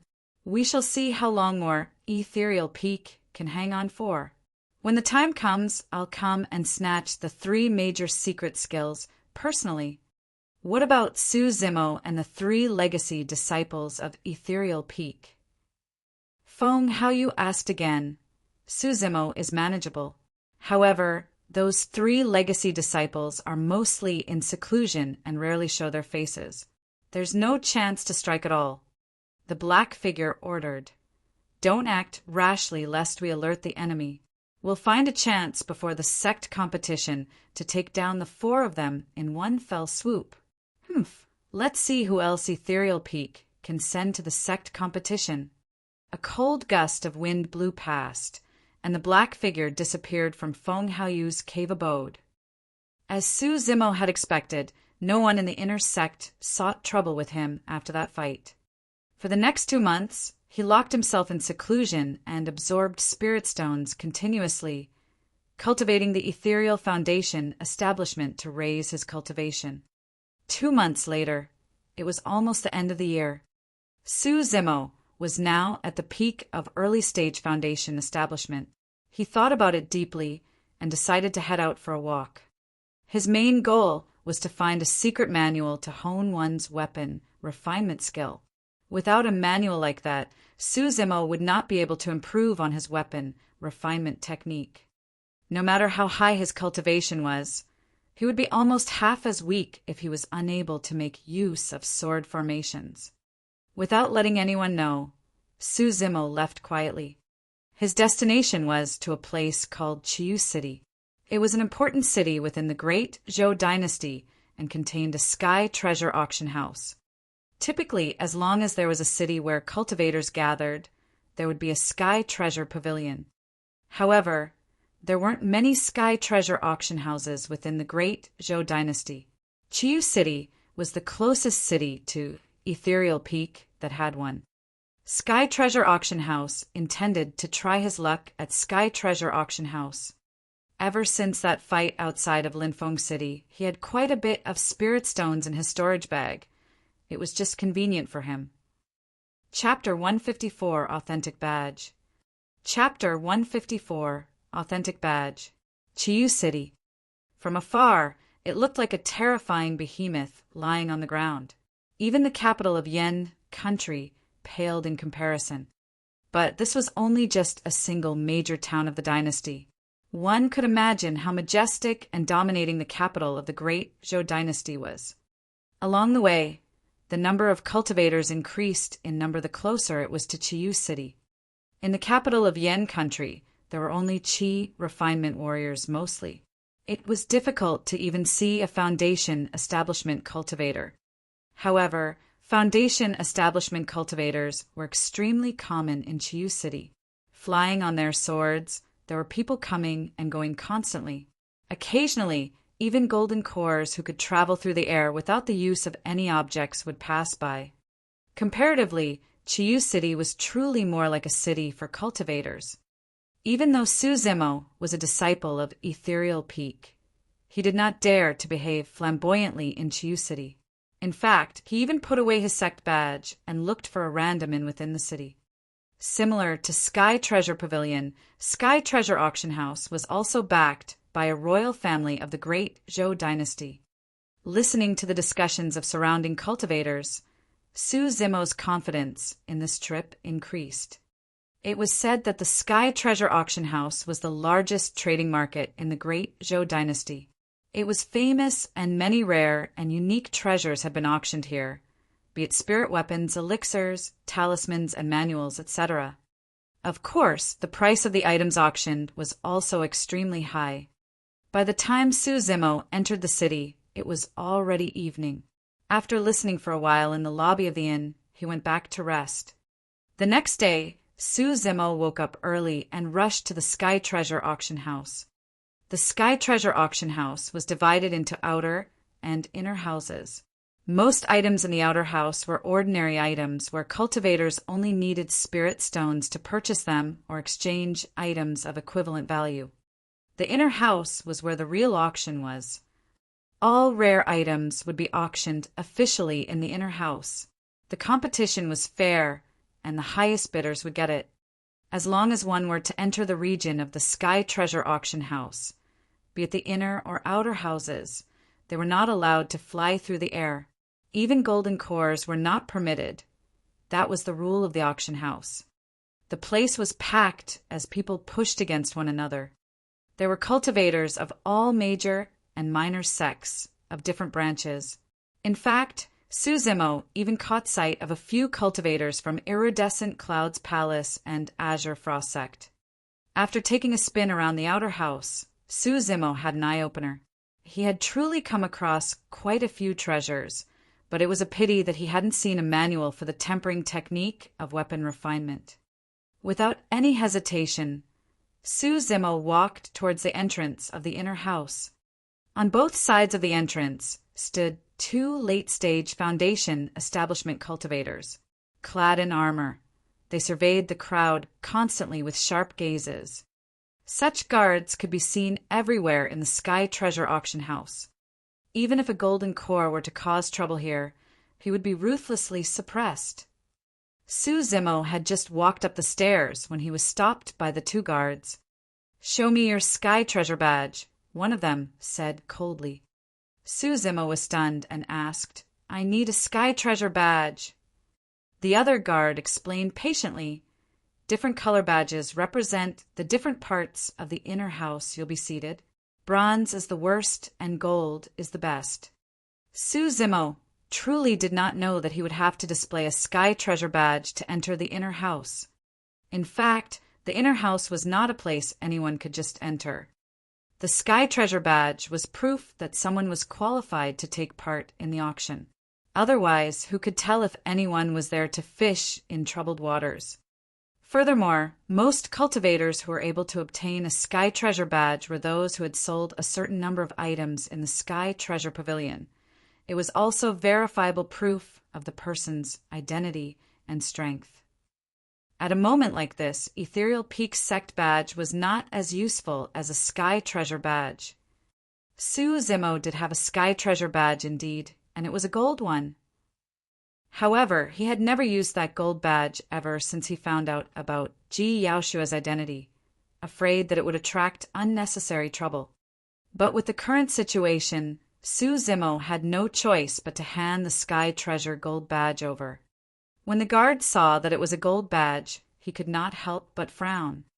Typically, someone of Su Zimo's cultivation, early-stage foundation establishment, would be hard-pressed to even possess a silver badge. Sky treasure gold badges were almost only exclusive to golden cores. Only golden cores were worthy of a gold badge. The guard's first instinct was that the sky treasure gold badge was fake. Without a change of expression, he pressed gently in the middle of the sky treasure gold badge. His expression softened and he nodded to the other guard. The sky treasure gold badge was authentic. Before this, there had been incidents of fake sky treasure badges as well. However, no one had managed to bluff their way through. The main reason was that in the center of every sky treasure badge, there would be a unique mark that outsiders would not be able to replicate. A single touch by the guard was enough to tell of whether the gold badge was authentic. This green-robed scholar's background is not simple. The elders in his family must dote on him to be willing to give a sky treasure gold badge to an early-stage foundation establishment. One of the guards said secretly and nodded to Su Zimo. He then moved aside and handed the sky treasure gold badge back. Su Zimo took the token, and it slid through the guard's hand. Right as it was about to leave the guard's hand, a cold glint flashed in the guard's eyes, as though he had realized something as he held onto the sky treasure gold badge tightly. Something was not right. When the sky treasure gold badge slid through his hand, he had clearly touched a word character. The guard snatched back the sky treasure gold badge and waved his hand. Instantly, a few more foundation establishment cultivators appeared beside him, looking malicious and unfriendly as they surrounded Su Zimo in a circle. "What's wrong?" Su Zimo frowned and asked. The guard looked at Su Zimo and grunted. Whisking the sky treasure gold badge up, he scrutinized it under his eyes. At the right corner of the sky treasure gold badge, there was a character the size of a mosquito. As long as one focused on it, they would be able to recognize that it was the word Shui. The guard handed the sky treasure gold badge to another person with a darkened expression. If not for that Shui character, the sky treasure gold badge would be authentic. However, it was way too fake with it. This was clearly the badge of the great Zhou dynasty's third princess. How could it be in the hands of an outsider? One, how dare you forge a fake sky treasure gold badge? You really don't know the meaning of death. Take him down. Another guard shouted after checking out the badge. Hold on. Su Zimo was extremely calm as he said in a deep voice, "Fellow Taoist, what right do you have to say that my badge is fake? You have no proof at all. You have to give me some evidence." There was no way the sky treasure gold badge could be fake, and Su Zimo wanted to see what the guard had to say. The guard sneered. "All right, I'll make sure you die convinced." Right as that person was about to speak, a commotion broke out not far away, and the crowd was restless.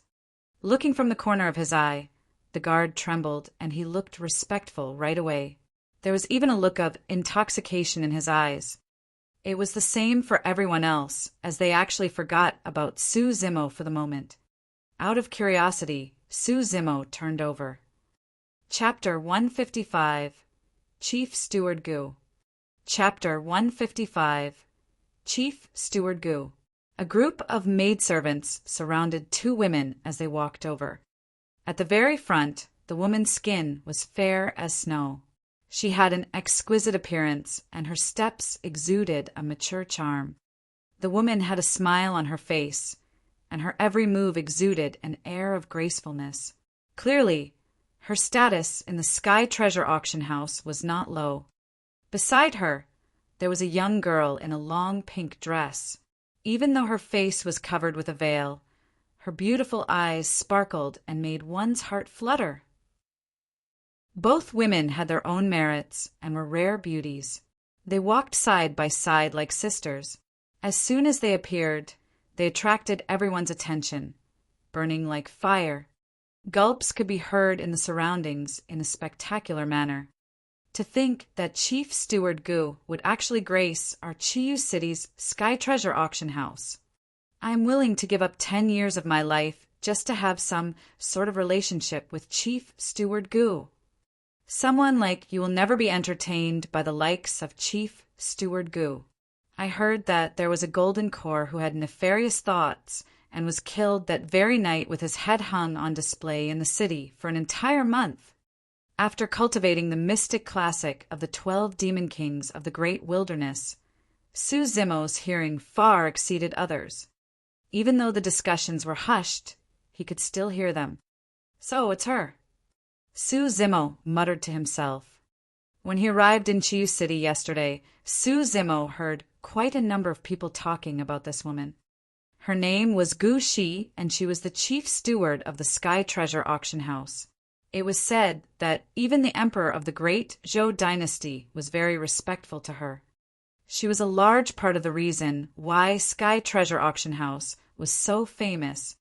No one knew the cultivation of that woman. However, none of those who harbored evil intentions towards her through the years had lived to tell the tale. Mysterious, elegant, and beautiful. The combination of those words turned Gu Shi into the most famous woman in the great Zhou dynasty, someone who could only be seen from afar and not touched.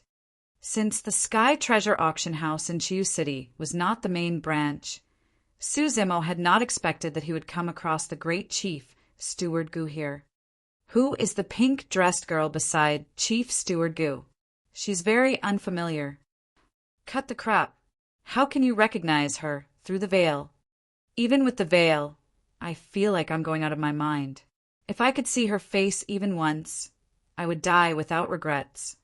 In the crowd, many people shifted their attention to the girl in pink. Su Zimo had tried to use his spirit-peering art to check out the two women. Gu Shi aside, he couldn't even detect the cultivation of the girl in pink. It was as if the girl was shrouded by a layer of fog that made it impossible to see her clearly. Right then, Gu Shi's gaze landed on Su Zimo. Pausing for a moment, she asked, "What's wrong?" "Chief Steward, this punk tried to forge a Sky Treasure gold badge, but was discovered by us." One of the guards hurried forward and bowed down respectfully, holding up Su Zimo's Sky Treasure gold badge with both hands. Gu Shi smiled and took over the Sky Treasure gold badge casually. She then looked at Su Zimo with a faint smile. "You look decent, but you've got quite the guts. There's nothing more to say about this. According to the rules, kill this person." "Oh!" Before Gu Shi could complete her sentence, her expression changed slightly. She raised her brow and brought the Sky Treasure gold badge closer to have a better look. After a moment, Gu Shi raised her head and surveyed Su Zimo with scrutiny. She had a strange expression. "Auntie Gu, what's wrong?" The girl in pink noticed the weird atmosphere and asked softly. Her voice was gentle to the bones and really alluring.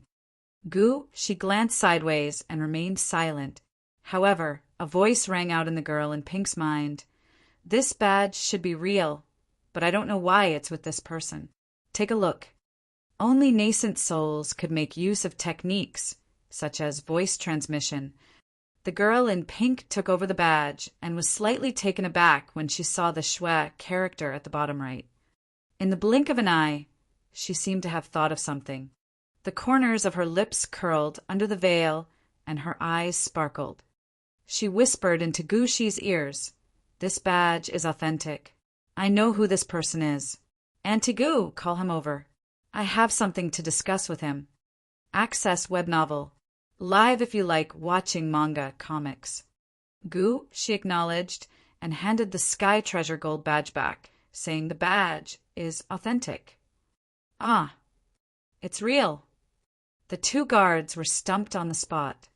This was clearly the badge of the great Zhou dynasty's third princess.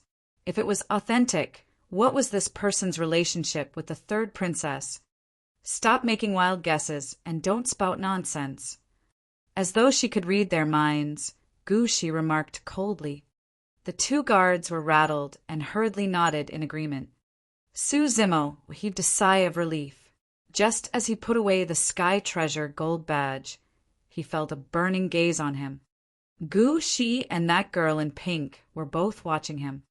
Even though the girl in pink was wearing a veil, Su Zimo could almost see a smile on her face. "Follow me." Suddenly, an unquestionable voice rang in Su Zimo's mind.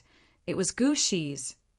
Together with the girl in pink, Gu Shi walked towards a side door of the inner house. Su Zimo hesitated for a moment before following them. The side door to the inner house was only accessible to the employees. Outsiders could only enter through the main door after displaying their Sky Treasure badge. Now that Su Zimo was following Gu Shi and the girl in pink through the side door, it caused a commotion outside. Who is that green-robed scholar?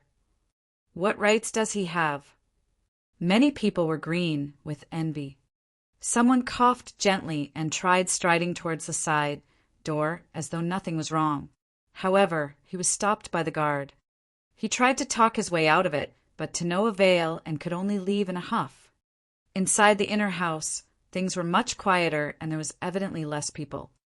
Gu Shi and the girl in pink walked to the front while Su Zimo followed them, calm and composed.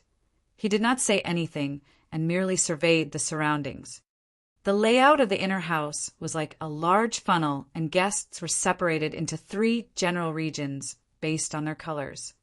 The seats at the bottom were for the bronze badge owners. It was a cramped place without much room for activity. Above the bronzes were the silver seats, and they were slightly more spacious. Another few levels up, and it was at the gold area. Here, the rooms were divided and partitioned. Beautiful gems decorated the rooms, and even though no one from the outside could look in, those within could see everything perfectly clear. Above the gold area was another circle of individual rooms. From the outside, they looked even more spacious and magnificent. Su Zimo wondered who they were made for. On both sides of the entrances of the rooms at the top, beautiful and gorgeous young women stood waiting. Chapter 156, Fiend Sex. Chapter 156, Fiend Sex. Su Zimo followed Gu Shi and the girl in pink up a jade-green staircase to the area where the most spacious rooms were. "Follow me in," Gu Shi looked at Su Zimo and said before entering a room. Maidservants stood on both sides and bowed slightly with a smile. They looked at Su Zimo with respect and envy. In the room, there was a row of seats and a table displaying various alluring fruits that emanated spirit chi. "Sit anywhere you want." The girl in pink told Su Zimo and pointed at the table of fruits. "Even golden cores downstairs are not able to eat these." Su Zimo did not reply and merely nodded his head, remaining somewhat cautious. He had realized early on that the Sky Treasure Gold badge was the reason why their attitudes towards him were so strange. Previously, Su Zimo had always thought that Ji Yaoshua had given him a very common gold badge. Now, it seemed like things were not so simple. "Hey, what's your name?" The moment Su Zimo sat down, the girl in pink approached him. She asked in a coquettish tone, and her eyes appeared watery with ripples in them. Her body was almost plastered entirely onto Su Zimo as the scent of a young girl wafted over. Su Zimo's heart skipped a beat. He leaned back slightly and said in a low voice, "I'm Su Zimo." The moment he said that, he realized that something was amiss. He had blurted out his answer without thinking at all after the girl in pink questioned him. Su Zimo felt a lingering fear in his heart. It felt as though he was not in control of himself and he would tell her anything she wanted to know. What was even more frightening was that the girl exuded an alluring aura. Every frown and smile of hers seemed extremely charming. Even though it was just a casual chat, Su Zimo could already feel himself getting restless and his body was heating up. It was very sinister. Su Zimo gripped his fists tightly as sweat formed on his palms. If the girl was already so powerful with her veil on, what would happen if she were to remove it? He could stay here no longer. Rising, he cupped his fists. "Chief Steward, if there's nothing else, I'll take my leave now." "Gu?" She did not say anything and merely looked at the both of them silently. "What's the hurry? Aren't you here for the auction? Just sit here and bid then," the girl in pink said. Suddenly, she rolled her eyes and moved in front of Su Zimo. Raising her head, she smiled and asked, "What's wrong? Are you scared?" Su Zimo was indeed a little afraid, but there was no way he could admit that. "Miss, you must be joking." With an indifferent expression, Su Zimo looked straight and replied calmly, "As a disciple of Ethereal Peak, I am upright and honest. There is nothing to be scared of." Su Zimo mentioned the name of his sect in the hopes of frightening the other party. At the end of the day, Ethereal Peak was one of the 5 major sects within the Great Zhou dynasty. "Wow!" the girl in pink exclaimed and remarked with a look of awe, "Ethereal Peak! That's one of the 5 major sects. How impressive!" The corner of Gu Shi's mouth twitched as if she wanted to laugh, but she held it back. Su Zimo could tell that the girl in pink was obviously being sarcastic. She sounded like she was joking, as if Ethereal Peak was nothing to her. Even though he was embarrassed, it was not appropriate for him to get angry. As such, he could only ask, "How should I address you, miss? What sect are you from?" "Me? I can't tell you that now, The girl in pink laughed and blinked intently. She looked extremely innocent and beautiful. No one could get angry at her expression. "Do you know what's odd about that Sky Treasure gold badge?" the girl in pink suddenly asked. "I don't," Su Zimo shook his head. "Take it out and have a closer look," she continued. Ever since he obtained the Sky Treasure gold badge, Su Zimo had truly not taken a good look at it. Now that he was scrutinizing it, he immediately found something unusual. At the bottom right of the badge etched an exquisite schwa character. The girl in pink's voice rang out once more. "This is the gold badge of the Great Zhou dynasty's 3rd princess, also known as the Royal Family Gold Badge. There's less than 10 of this in the entire Great Zhou dynasty." No wonder. Su Zimo was shocked.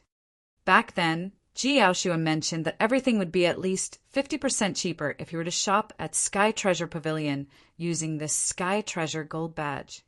At that time, Su Zimo was surprised and felt that things couldn't possibly be that cheap. So this badge was meant for the descendants of the Great Zhou dynasty's royal family. "Hey, what's your relationship with the Great Zhou dynasty's 3rd princess?" A cunning look flashed in the girl in pink's eyes as she asked with a bright smile. Su Zimo shook his head. "Nothing much. We're just ordinary friends." Who would believe that? The girl in pink pouted her lips and teased. Someone the likes of the 3rd princess would give that badge to an ordinary friend. Su Zimo did not reply. "Hey, Su Zimo, how about doing me a favor?" the girl in pink suddenly said as she rolled her eyes. Su Zimo asked what. Help me beat up bad guys." The girl in pink raised her fists and said solemnly, "Yes, they are all evil devils.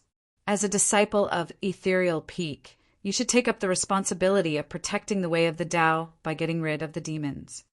"Nopes," Suzimo shook his head. He did not care what sort of bad guys those were. He merely wanted to keep his distance from this girl. Beside her, she suddenly frowned. Releasing her spirit consciousness, she set up a barrier between her and the girl in pink. "What nonsense is this? Don't tell me you want this lad to accompany you to that?" "Yes," the girl in pink replied nonchalantly. "Don't go." She persuaded, "I can't help you there. The fiend heirs of this generation's fiend sex are not kind souls. If you piss them off, they might really kill you." "Tisk," the girl in pink replied disdainfully, "fiend heirs? So what? I'm a fiend heir too. Who's afraid of whom? If they piss me off, I'll kill them too. Besides, can't you see I'm getting a helper along?" With that, the girl in pink looked at Suzimo. "Him." She shook her head and did not continue to speak. However, her tone was clearly filled with disdain. The girl in pink smiled brightly. "I heard from my sister that this Suzimo is rather decent in melee combat." "That's useless." She shook her head. "This generation's geniuses in the fiend sex are too strong, putting aside the successor of Overlord Palace. This Suzimo is nothing compared to the other fiend heirs as well. If he goes there, he'll just be committing suicide. Your sister has a close relationship with him. If he were to die because of you, she's definitely going to blame you. If he were to die, it'll be just nice to let everything end completely." The girl in pink sneered, "At least, my sister won't have to worry about this person from time to time. She even argued with our father a couple of times over this guy. In my opinion, this Suzimo is nothing much. He looks extremely ordinary. I don't even know what my sister sees in him." "Are you decided?" she asked. The girl in pink nodded. However, she rolled her eyes and frowned. "But if he doesn't want to go, I can't hold a knife to his throat and force him to go." "There's always a way," she said mysteriously. Chapter 157, Faked Composure. Chapter 157, Faked Composure. What are you intending to purchase this time? Removing the sound barrier, she looked at Suzimo and smiled. "Nothing much. I'm just casually browsing." Even though he did not know what they were talking about, Suzimo gathered that it must have something to do with him. Naturally, he would not reveal his plans foolishly as well. She smiled and did not ask further. She changed the topic and said, "The auction will start very soon. Why don't you sit here? If you take a liking to anything, I might even be able to help." Despite the disparity in their statuses, she was extending invitations to him repeatedly. Suzimo made up his mind and thought, "Since I'm here, I'll just go along with the flow. It's not as though they will do anything to me either." With that, he sat down comfortably and started eating the fruits on the table as though there was no one else around. Through the crystals in front of him, he could clearly see that the seats outside were already filled. It was extremely lively and hyped. Not long after, the auction officially began after the ring of a bell, and the crowd gradually quietened down. A middle-aged man dressed in luxurious clothes walked up to the round platform in the middle and surveyed the surroundings. Before saying anything, he smiled and cupped his fists. "I am the manager of Chiyu City's Sky Treasure Auction House. Welcome, fellow Taoists. I hope that all of you will be able to return with your hands full today. Hurry and begin." Some of the cultivators were already growing impatient as they yelled. The manager smiled and did not say another word. Waving behind him, a beautiful maidservant who was carrying a tray with both hands shook her hips and walked forward. Unveiling the cloth covering the tray, the manager revealed a flying sword beneath. Its blade was sparkling like limpid autumn waters, and there were 3 spirit patterns on it. A superior grade spirit weapon, This is the Autumn Water Sword, and it was made by the most famous advanced weapon refinement master in our great Zhou dynasty, Mr. Lien. I'm sure everyone has heard of him, so I shall not introduce further. The starting price of this sword will be at 2,000 spirit stones. Each bid must not be less than 100. Su Zimo was secretly speechless. The auction started off right away with a superior grade spirit weapon. He wondered what else would appear later on. He also did not know who Mr. Lien was. As if she could see the doubt in Su Zimo's mind, Gushi said, "His name is Lien Feng, and he's from the True Fire sect." He became famous after creating a supreme-grade spirit weapon. In the great Zhou dynasty, advanced weapon refinement masters are considered as rare talents. Out of respect, cultivators who are not familiar with him will refer to him as Mr. Lien. Su Zimo nodded. Many cultivators outside were already starting to bid. In just a short while, the price of the Autumn Water Sword had already increased to 3,000 spirit stones. Su Zimo had not much interest towards spirit weapons. Before long, the Autumn Water Sword was sold at a price of 3,700 spirit stones to a perfected foundation establishment cultivator. The manager was all smiles, seemingly pleased as he beckoned with his hand for the second item to be brought forth. Unveiling the cloth, there was a jade bottle beneath that should contain some elixirs. This is an inferior grade 2 elixir. I'm sure everyone is well familiar with it. I present to you the Meridian Unlocking Elixir. It will start at 5,000 spirit stones, and each bid will be nothing less than 500. Su Zimo's eyes lit up. After foundation establishment cultivators reach the perfected stage, they would have to unlock the 8 meridians. The amazing thing about the Meridian Unlocking Elixir was that a foundation establishment cultivator would have a high chance of unlocking a meridian after consuming it. Of course, the better the quality of the Meridian Unlocking Elixir, the better the chances of unlocking the meridian. Furthermore, the elixir was only effective during the first consumption. Even then, it was quite a fearsome effect. Once a cultivator unlocked 7 meridians and consumed this elixir, they would have a high chance of unlocking all 8. Back in the ancient era, the Meridian Unlocking Elixir was extremely famous. Unfortunately, there were not many left behind, and even the recipe had been lost. Su Zimo was a little moved and leaned forward slightly. She glanced sideways and noticed Su Zimo's subtle action. "If you're interested, you can bid for it from here. The maidservants outside will help you relay the message." That was a privilege unique to rooms of this level. Read comics on our web novel, Live. All the rooms were marked. For example, Su Zimo was in room 1, and there were 10 of such rooms at the top.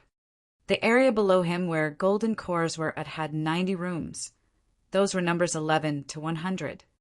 In a short period of time, the Meridian Unlocking Elixir's price was raised by many golden cores to 10,000 spirit stones. And this was merely an inferior grade Meridian Unlocking Elixir. Naturally, those golden cores had no use for it themselves. Most of them were getting it for their personal disciples. Su Zimo took a deep breath and temporarily gave up the idea of bidding for it. It wasn't because he had insufficient spirit stones. The pill's quality was too lousy for him. In the spirit mine of Linfeng City, Su Zimo had managed to obtain quite a number of middle-grade spirit stones. By now, his storage bag had more than 100,000 spirit stones. "Hey, are you feeling shy?" The girl in pink blinked and whispered, "If you like anything, I can help you." "Hee hee. It's fine. I have the ability to purchase it myself." Su Zimo rejected her indifferently. A look of shock flickered through the girl in pink's eyes as she laughed and asked, I couldn't tell at all. To think that an early-stage foundation establishment cultivator like yourself actually has the ability to purchase those items." Pausing for a moment, the girl in pink rolled her eyes and suddenly asked, "Do you know what spirit stones they're using to bid?" Su Zimo's heart skipped a beat as he realized that he had miscalculated something. There was no mention that the bidding in the inner house was done with inferior, middle, or superior grade spirit stones. However, he had subconsciously thought that the bids were done with middle grade spirit stones. The difference in price between spirit stones of different grades was immense. Normally, 100 inferior grade spirit stones was equivalent to a single middle grade spirit stone. 100 middle grade spirit stones was equivalent to a superior grade spirit stone. Of course, there were supreme grade spirit stones above superior grades.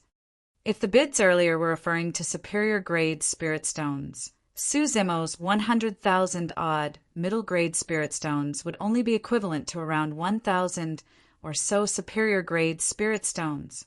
He couldn't buy anything at all. "Gu," she commented at the side. "Anyone who's been to the Sky Treasure Auction House will know that bids in the inner house are made with superior grade spirit stones. If supreme grade spirit stones are to be used, they would be mentioned explicitly." Suzimo nodded. He looked calm and composed, pretending that he had known about it all along. However, he complained secretly in his heart, "This is awkward now." To normal people, Suzimo's composure may have been able to fool them. However, he could not hide from Gu Shi and the girl in pink. What sort of cultivation did Gu Shi have? A single look was enough for her to read through Suzimo's lies as she smiled faintly. The girl in pink looked at Suzimo with narrowed eyes. However, she did not expose him as well and merely smiled foolishly. Suddenly, the girl in pink felt that this green-robed scholar was rather interesting. Under the girl in pink's watch, Suzimo could barely hold it in anymore. "Even if I continue staying here, I can't buy anything. I might as well leave earlier." At that thought, Suzimo stood up. Right as he was about to bid farewell, an item was brought forth in the auction that attracted his attention. Chapter 158, Ancient Tempering Book. Chapter 158, Ancient Tempering Book.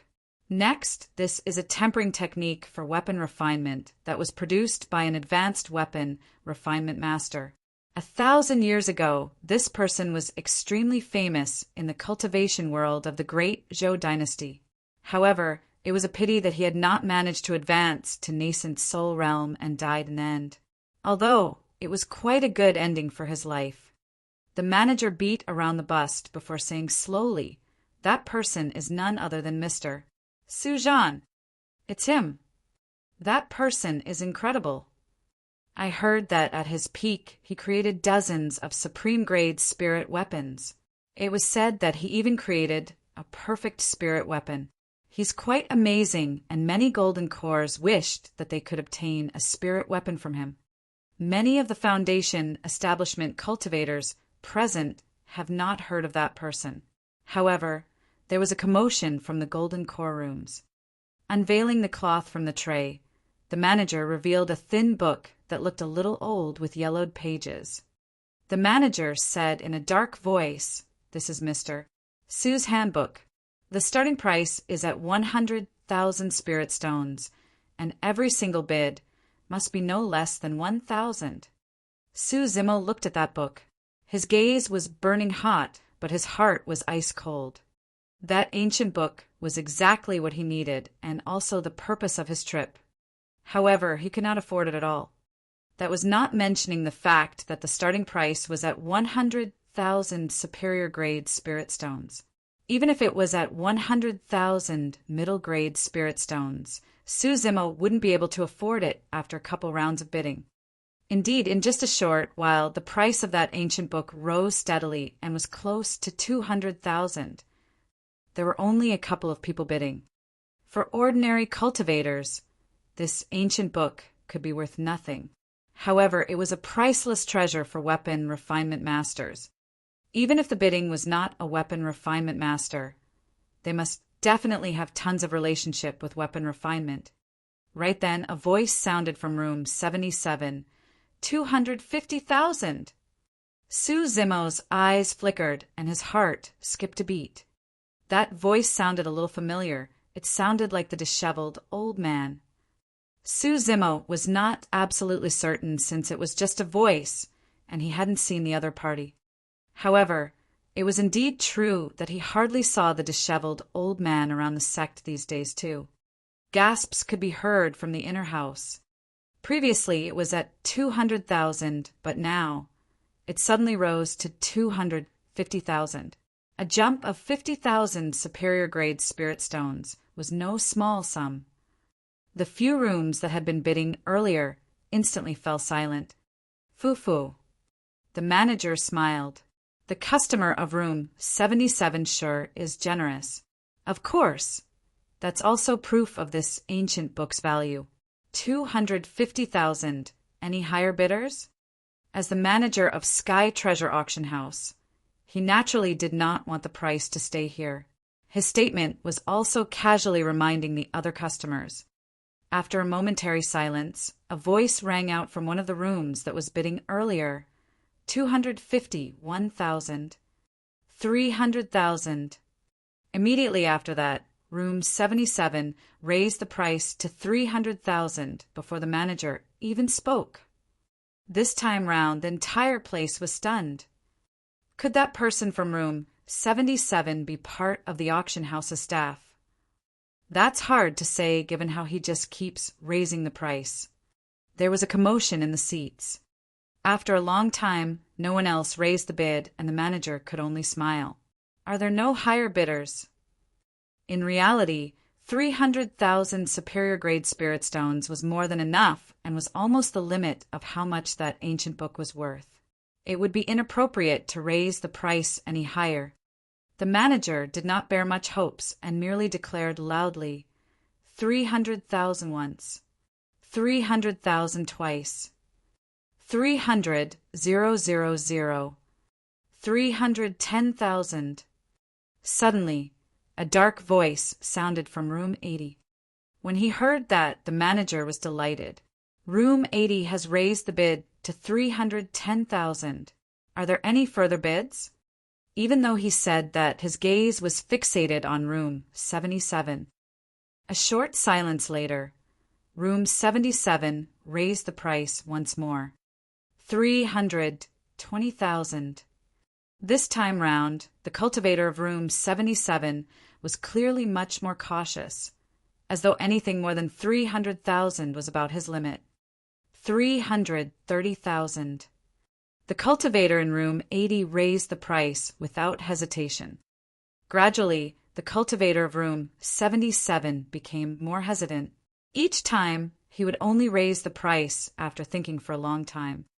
In that period of time, the price of the ancient book was pushed up constantly by the two rooms and was now at 400,000.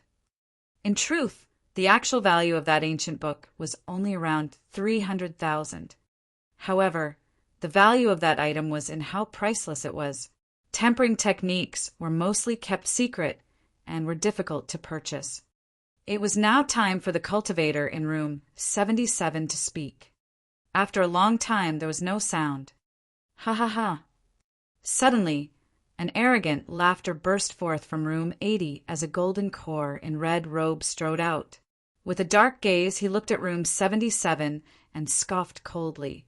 Old man, stop holding on if you can't.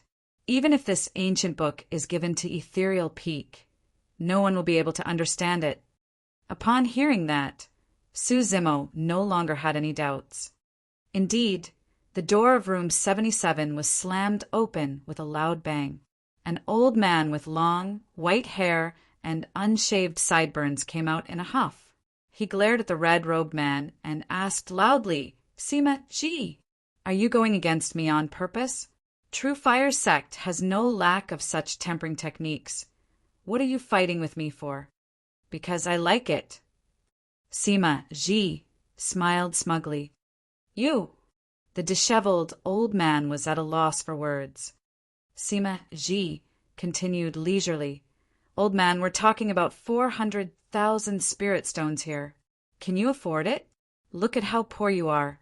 Foo-foo, you might have to sell everything you have, right? The disheveled old man's face turned steely green.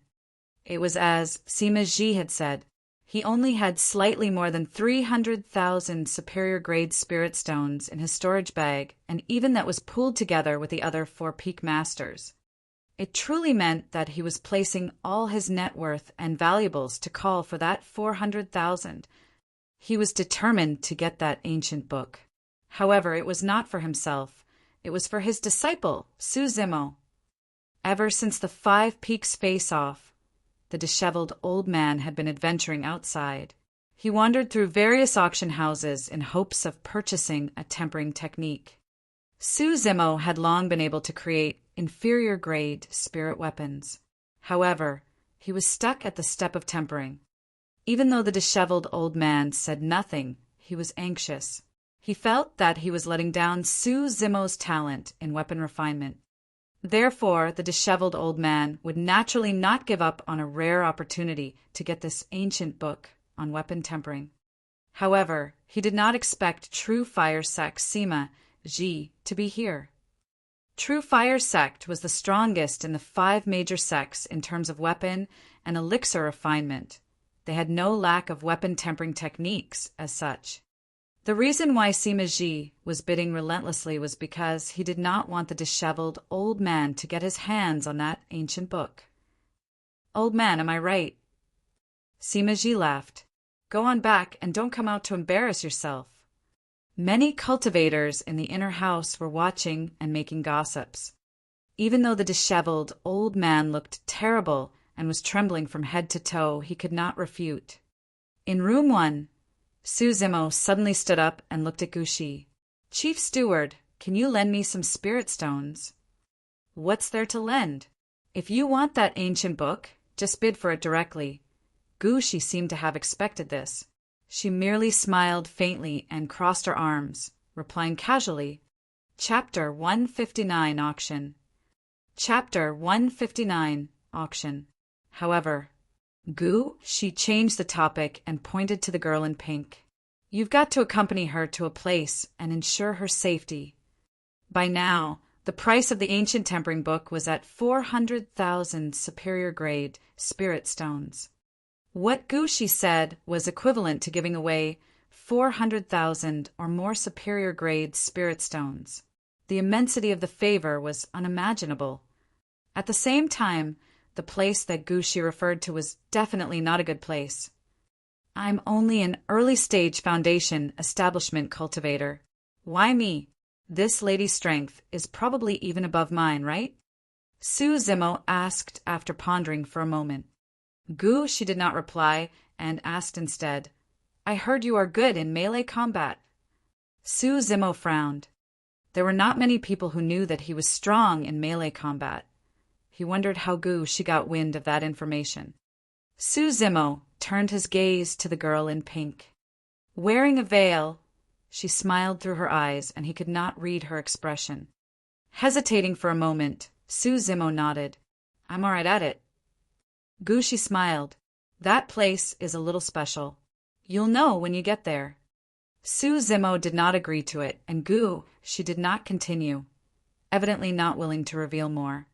Actually, even if she said nothing, Suzimo had already realized that it was an extremely dangerous trip.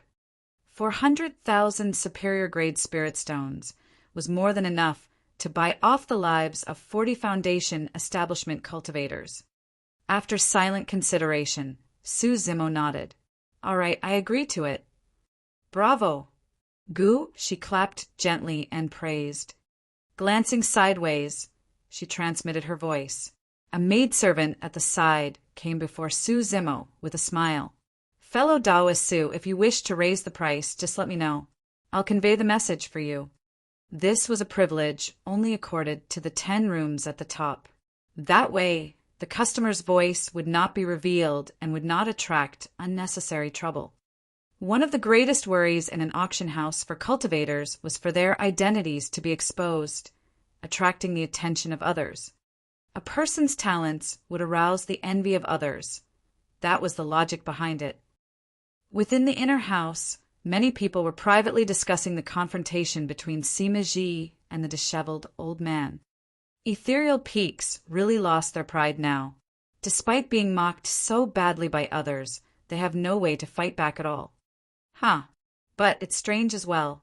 Ethereal Peak has always been lacking in terms of weapon and elixir refinement. Why are they suddenly trying to purchase a secret manual on weapon refinement? The manager was naturally delighted at the two golden cores fighting. He smiled and declared loudly, "Fellow Taoist Sima from True Fire Sect has raised the bid to 400,000 spirit stones. I wonder if our fellow Taoist from Ethereal Peak wishes to raise it further?" "Old man, go ahead and raise it." Sima Ji burst out in laughter. "If you raise it to 410,000, I'll go to 420,000. Let's see who loses first." The disheveled old man's expression turned uglier as he tried to repress the anger in his chest. A moment later he said slowly, "Sima Ji, don't be smug. The road ahead is long." With that, the disheveled old man flicked his sleeves and left. 410,000. Suddenly, a crisp sound rang out from the top of the inner house. Everyone looked towards the voice, only to see a maidservant standing in front of room 1 right at the top. Smiling, she was the one who reported the figure. All the seated cultivators were stunned. They were not the only ones. Even the manager froze on the spot in confusion. Others may not know about it, but he knew who was in room 1 today. That was the chief steward of their Sky Treasure auction house. Why is that big shot involved as well? The manager was a little perplexed. Stopping in his tracks, the disheveled old man turned back and looked at Sima Ji with a mocking gaze. Someone appeared to raise the price right after Sima Ji made his grand announcement and bragged. It was clear that the other party was at odds with him. Of course, neither Sima Ji nor the disheveled old man knew who was inside room 1. After all, the maidservant was only a messenger.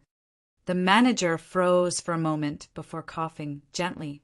"The customer of room 1 has raised the bid to 410,000. Sima Ji frowned and looked at room 1 for a long time before saying slowly, 420,000. The maidservant in front of room 1 turned slightly and listened for a moment. She turned around and shouted, 430,000. Sima Ji looked hesitant. Anyone who could enter the 10 rooms above must either be extremely powerful or of high status. Otherwise, they would have to spend a lot of spirit stones. Sima Ji knew nothing about the other party's identity, strength, or sect.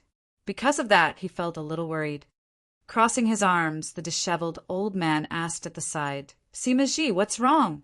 Why aren't you raising the bid anymore?" Suddenly, Sima Ji laughed and shook his head. "I don't want it anymore. We have many of such ancient books, in True Fire Sect anyways. I only raised the bid just so that you can't get your hands on it." "You sure are shameless." The disheveled old man cursed coldly. Sima Ji chuckled. "Shameless? I just don't want to let a pearl be covered in dust. No one in Ethereal Peak can understand an ancient book as such anyways. Haha." After laughing, Sima Ji cupped his fists in the direction of room 1 and said loudly, "Since this fellow Taoist has taken a liking to this ancient book, I can only give up." The manager wiped away his cold sweat secretly and declared, "Congratulations to the customer in room 1 for obtaining this ancient book at 430,000. Right then, the maidservant in front of room 1 turned away once more. Many cultivators realized that the person inside had more to say. After a moment, the maidservant turned back and said, "Please give that ancient book as a gift for this fellow Taoist of room 77 from Ethereal Peak." Gift! The entire crowd fell silent. Everyone was stunned and dumbfounded. Sima Ji was a little confused. The disheveled old man was equally perplexed. He turned back and looked at his room. It was indeed room 77. Who was this person who had given him such a huge gift? The first reaction of many cultivators was that the customer in room 1 was joking. However, the manager knew what sort of a person the chief steward of the Sky Treasure Auction House, was. Even though she was a woman, she was not someone who would go back on her words and make a joke as such. He wrapped the ancient book immediately and came towards the entrance of room 77 personally. Under everyone's gaze, the manager passed the ancient book to the disheveled old man. It was only then that everyone finally realized what was going on and their expressions changed. Sima Ji's expression darkened immediately. It did not matter who the other party was. They were clearly pitting themselves against him. However, Sima Ji could not understand what kind of status the other party had. It was too much for them to give away a gift of more than 400,000 superior-grade spirit stones, just like that. Fellow Taoist, what's the meaning of this? Are you pitting yourself against the True Fire sect intentionally? Instantly, Sima Ji brought out the name of his sect. Because I like it. The maidservant shook her head and pretended to be smug. It was a familiar sentence. Sima Ji had said that to the disheveled old man. Now it was sent right back to him. Actually, that maidservant was only around 13 years old. She wasn't tall and looked charmingly naive. With a pair of big, clear eyes, her voice was crisp. The fact that she mimicked Sima Ji's tone in saying that sentence was extremely interesting. Instantly, the crowd burst into laughter. Chapter 160, Seven Fiend Sex. Chapter 160, Seven Fiend Sex. Catharsis. The disheveled old man's first reaction was catharsis. When he saw how Sima Ji looked as though he had just been fed shit, the disheveled old man felt an indescribable joy and could not help but laugh along with the crowd.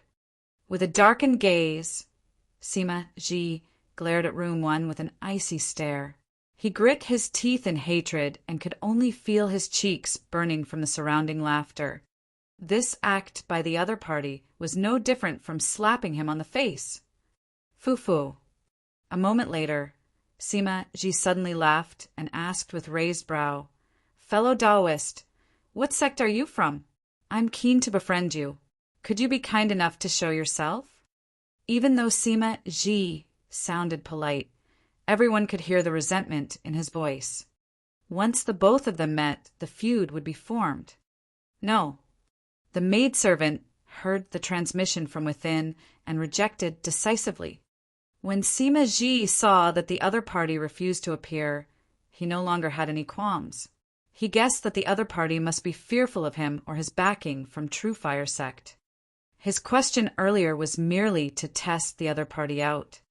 If the other party showed themselves and they were of a reputable status, Sima Ji would merely mock himself and admit defeat without losing anything.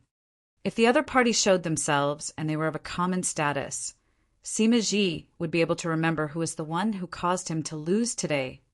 But if they didn't show themselves... Humph!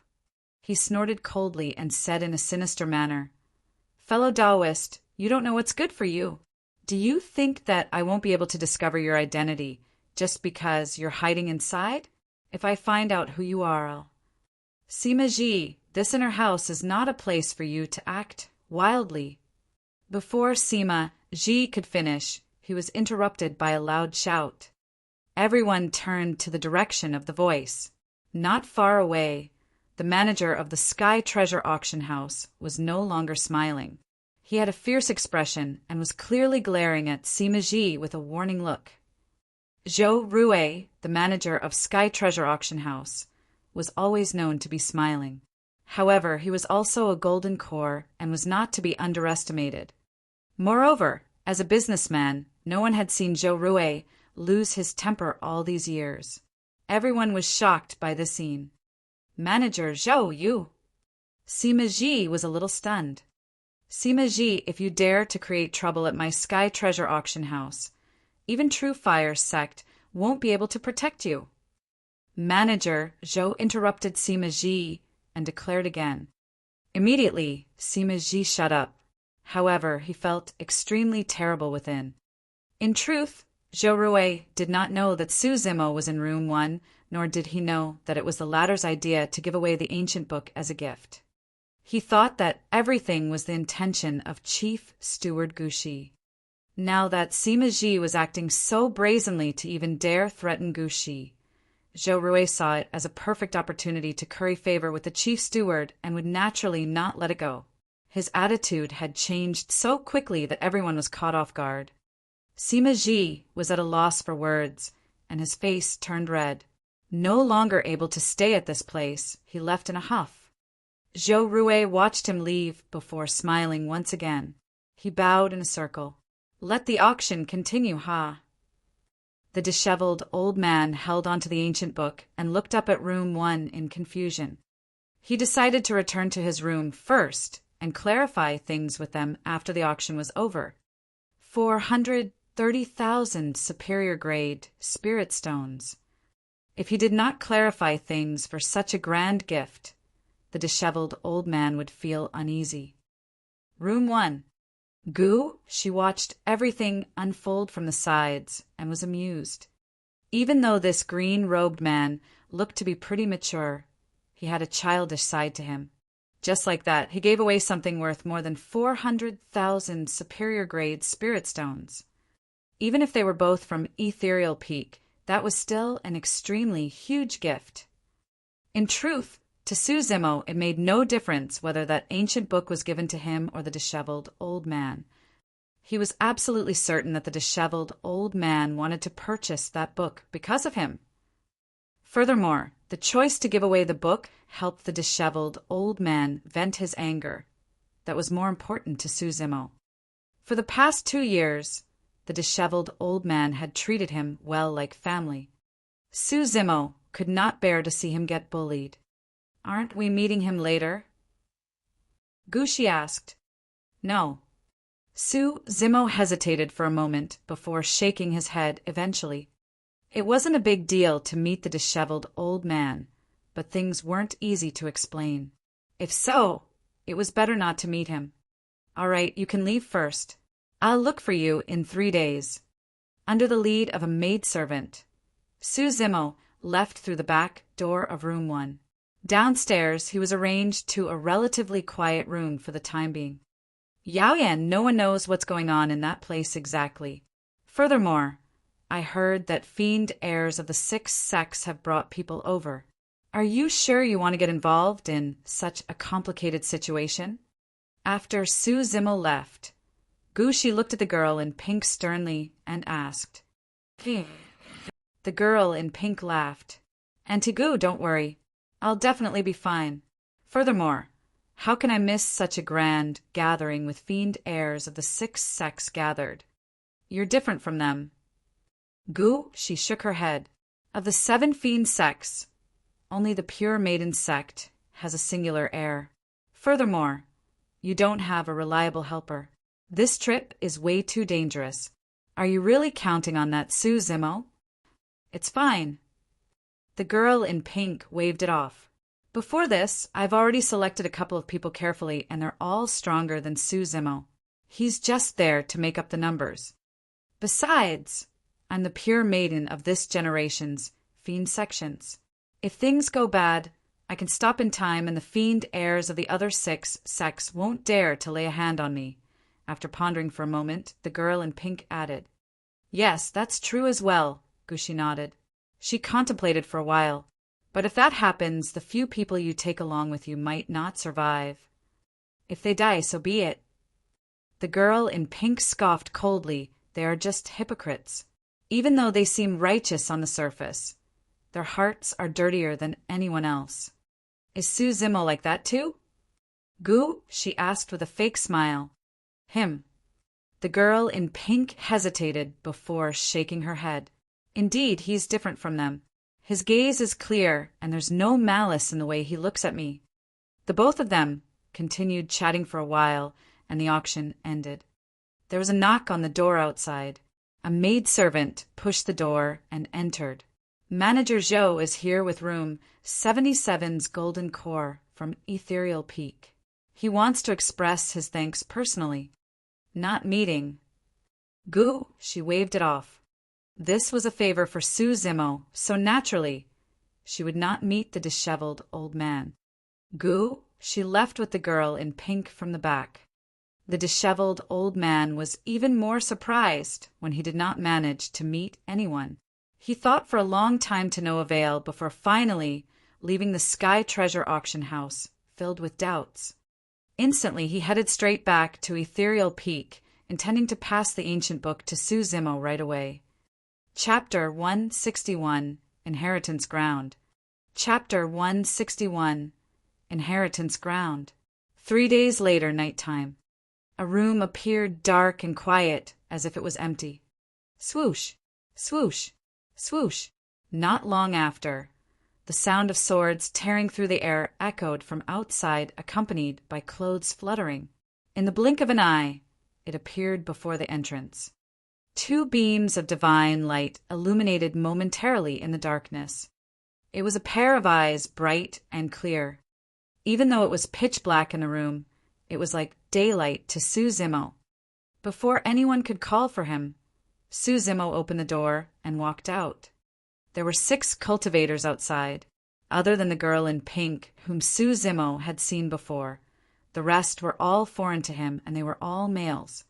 Of the 5 male cultivators, 4 of them had an extremely obvious sect emblem etched on their sleeves. It was one of the 5 major sects, Southern Mountains sect. The other person seemed to be an itinerant cultivator. His lips were thin, and he had a crooked nose, looking at the girl in pink with a somewhat malicious and fervent gaze. A thin layer of spirit energy veiled Sue Zimmo's eyes as he channeled the spirit-peering art. 5 perfected foundation establishments. Sue Zimmo frowned in silence. He had previously guessed that the girl in pink would look for other helpers. However, he had not expected her to look for 5 perfected foundation establishment cultivators. This revealed a very important piece of information. The place they were headed for most likely had a restriction in cultivation realm. Any cultivators who had formed a core were unable to enter it. Sue Zimmo had read about some of such places through the ancient texts in Ethereal Peak. In Tianhuang mainland, some ancestral cave abodes, inheritance grounds, primordial or ancient secret grounds, and ruins would contain various restrictions. Among them, restriction of one's cultivation realm was the most common. Some of the cave abodes and ruins may even contain multiple restrictions and were filled with traps. Any slight misstep could result in one's death. But of course, huge opportunities often accompanied such grave dangers. In those secret grounds, unimaginable opportunities awaited. As long as anyone could obtain one of them, they could soar through the skies and transform from a cocoon into a butterfly. In addition, even though those 5 male cultivators were at perfected foundation establishment, the spirit-peering art could not read how many meridians they had unlocked. One would only truly know the true strength of their opponents when they truly unleashed their cultivations. That was because when they channeled spirit energy, the unlocked meridians would appear on the surface of the cultivator's body. Crystal clear and flawless, they were extremely prominent. Let me introduce you. This is Sue Zimmo from Ethereal Peak. The girl in pink was still wearing a veil. Her voice was sweet and tender, making one go limp at the sound of it. Here I was, wondering what sort of character this was for us to pay a visit personally. A cultivator from Southern Mountains sect suddenly remarked coldly, "Foo-foo, so it's just an early-stage foundation establishment cultivator." Sue Zimmo raised his brow. On the surface, that person's cultivation realm was higher than his. However, they were merely less than 5 steps away. For Sue Zimmo, that distance was almost an instant kill. If they were to fight, that person would definitely die. Even though Southern Mountains sect was known for their body-tempering techniques, Sue Zimmo had yet to meet a match in terms of melee combat. "Yenner, it's enough for the few of us to accompany you. Why do you bother bringing a burden along?" Another person said confidently without even looking at Sue Zimmo. "That's right." Another 2 cultivators chimed in from the sides, as though they could not wait to make themselves look better in front of the girl in pink. The itinerant cultivator was the only one who did not speak. However, the way he looked at Suzimo was filled with disdain as well. Disgusted, Suzimo commented indifferently, "Since I'm not welcome, I can leave." "Everyone, please stop arguing." The girl in pink pouted coquettishly and instantly attracted everyone's attention. Every single frown and smile of the girl in pink contained a mystifying power that could stir the hearts of people or even steal their souls. Not to mention the 5 cultivators present. Even Suzimo, who had been wary of the girl in pink from the start, felt his heart skip a beat upon hearing her coquettish voice. She continued, "These 4 fellow Taoists are from Southern Mountain sect. This fellow Taoist is Yen Fei. He's an itinerant cultivator. Can everyone give me some face and not quarrel tonight?" Even though the girl in pink was wearing a veil, Suzimo could seemingly see an innocent and beautiful girl pouting her red lips and blinking her big, clear eyes at him while begging. No one could bear to reject her.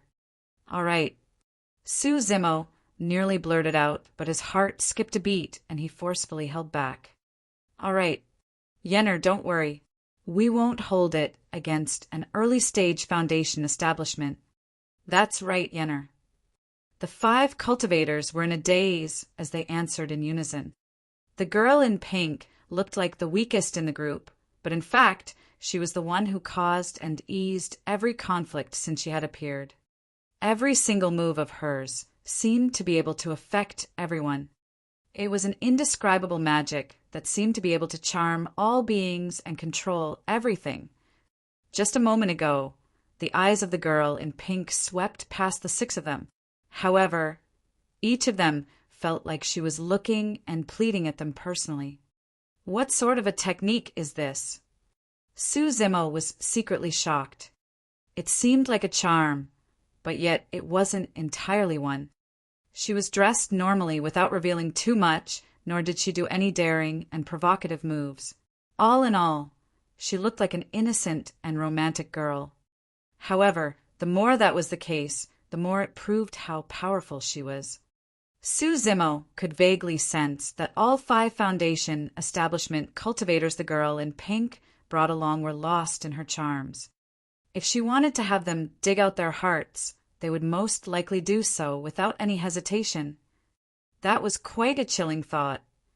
Suzimo had nearly lost himself earlier on as well. Now that he thought about it, he could not help but feel fearful. "You haven't told me what this trip is for?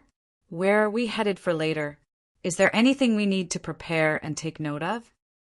Suzimo frowned and asked, "Why are you asking so many questions?" "That's right. Yenner can have us do anything. If you're afraid, you don't have to go." The few foundation establishment cultivators rebutted right away.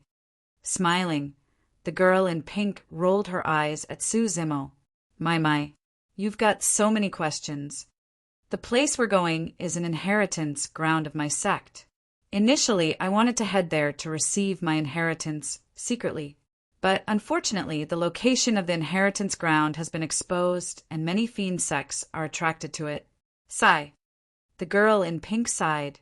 "I am weak and no match for those cultivators of the fiend sects. Tonight, I can only rely on some fellow Taoists to ensure my safety so that I can obtain the inheritance within. Don't worry, Yenna. With me, Wu Xiangming, around, no one will be able to hurt you." "That's right. Sure, Yuqing, will definitely accompany you to the end till you obtain your inheritance, Yenna." Suzimo could hear the many loopholes and inconsistencies in the girl in pink's story. However, the 5 foundation establishment cultivators bought it completely.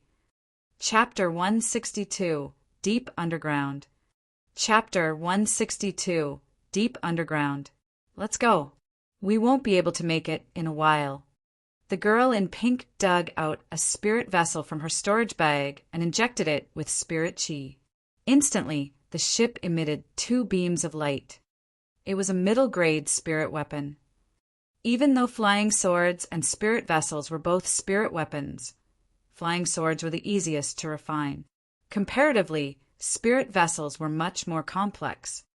since the girl in pink whisked out a middle-grade spirit weapon right from the start.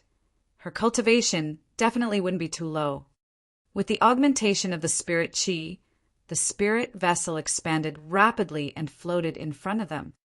The girl in pink was the first to leap in, followed by the 4 foundation establishment cultivators of Southern Mountain Sect and the itinerant cultivator. Hesitating slightly, Suzimo was the last to board the vessel. The spirit vessel disappeared from where it was into the depths of the night. Before long, it left Chiyu City and sped towards the north without showing any signs of stopping. The sky was sparse and the night was quiet. However, Suzimo was far from at peace. He had the feeling that this trip was far from simple. In fact, they might even meet with unprecedented danger. "May I know what sect you're from, miss?" On the spirit vessel, Suzimo asked in a seemingly casual manner. "Why?" The girl in pink smiled and quipped.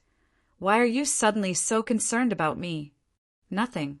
I was just curious to see if I've heard of it before."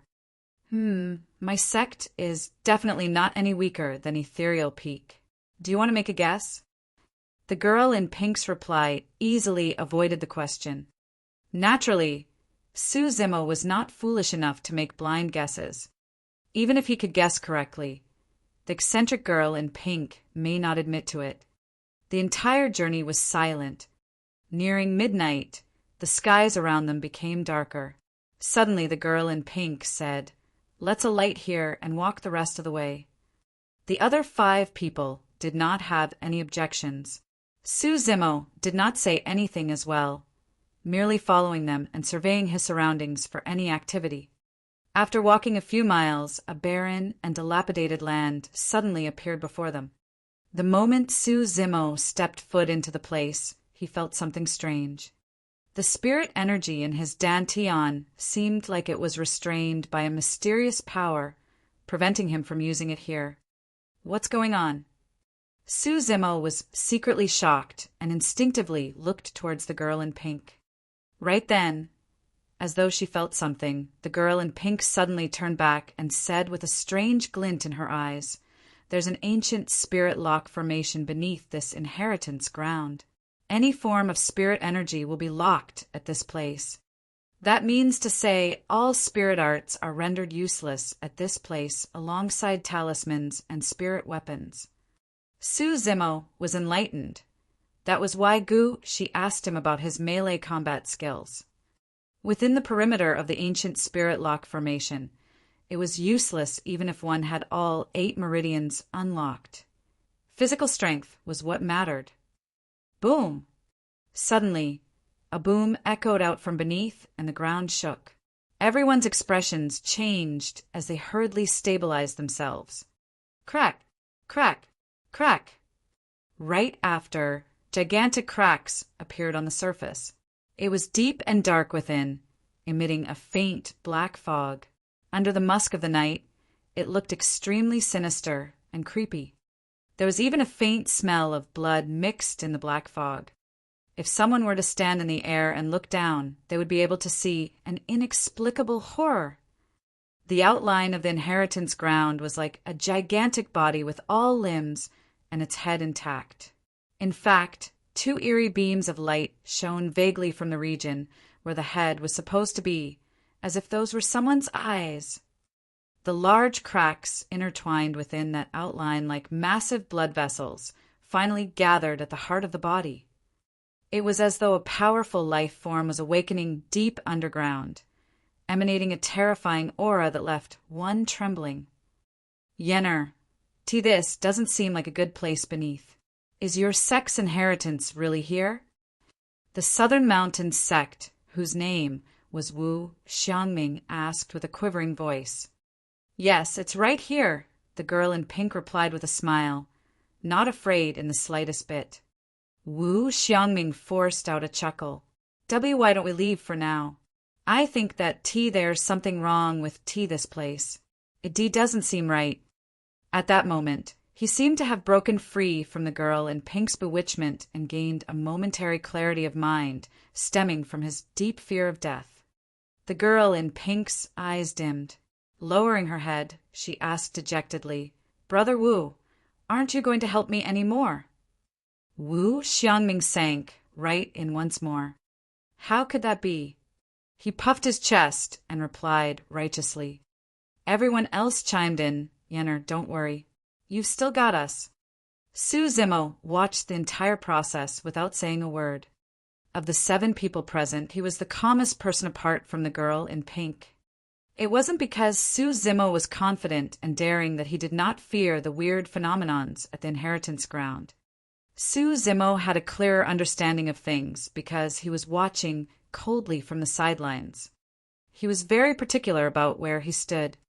Even though it seemed like he was moving along casually, he was never more than 5 steps away from the girl in pink. If anything were to happen, Su Zimo had confidence that he would be able to capture the girl in pink right away.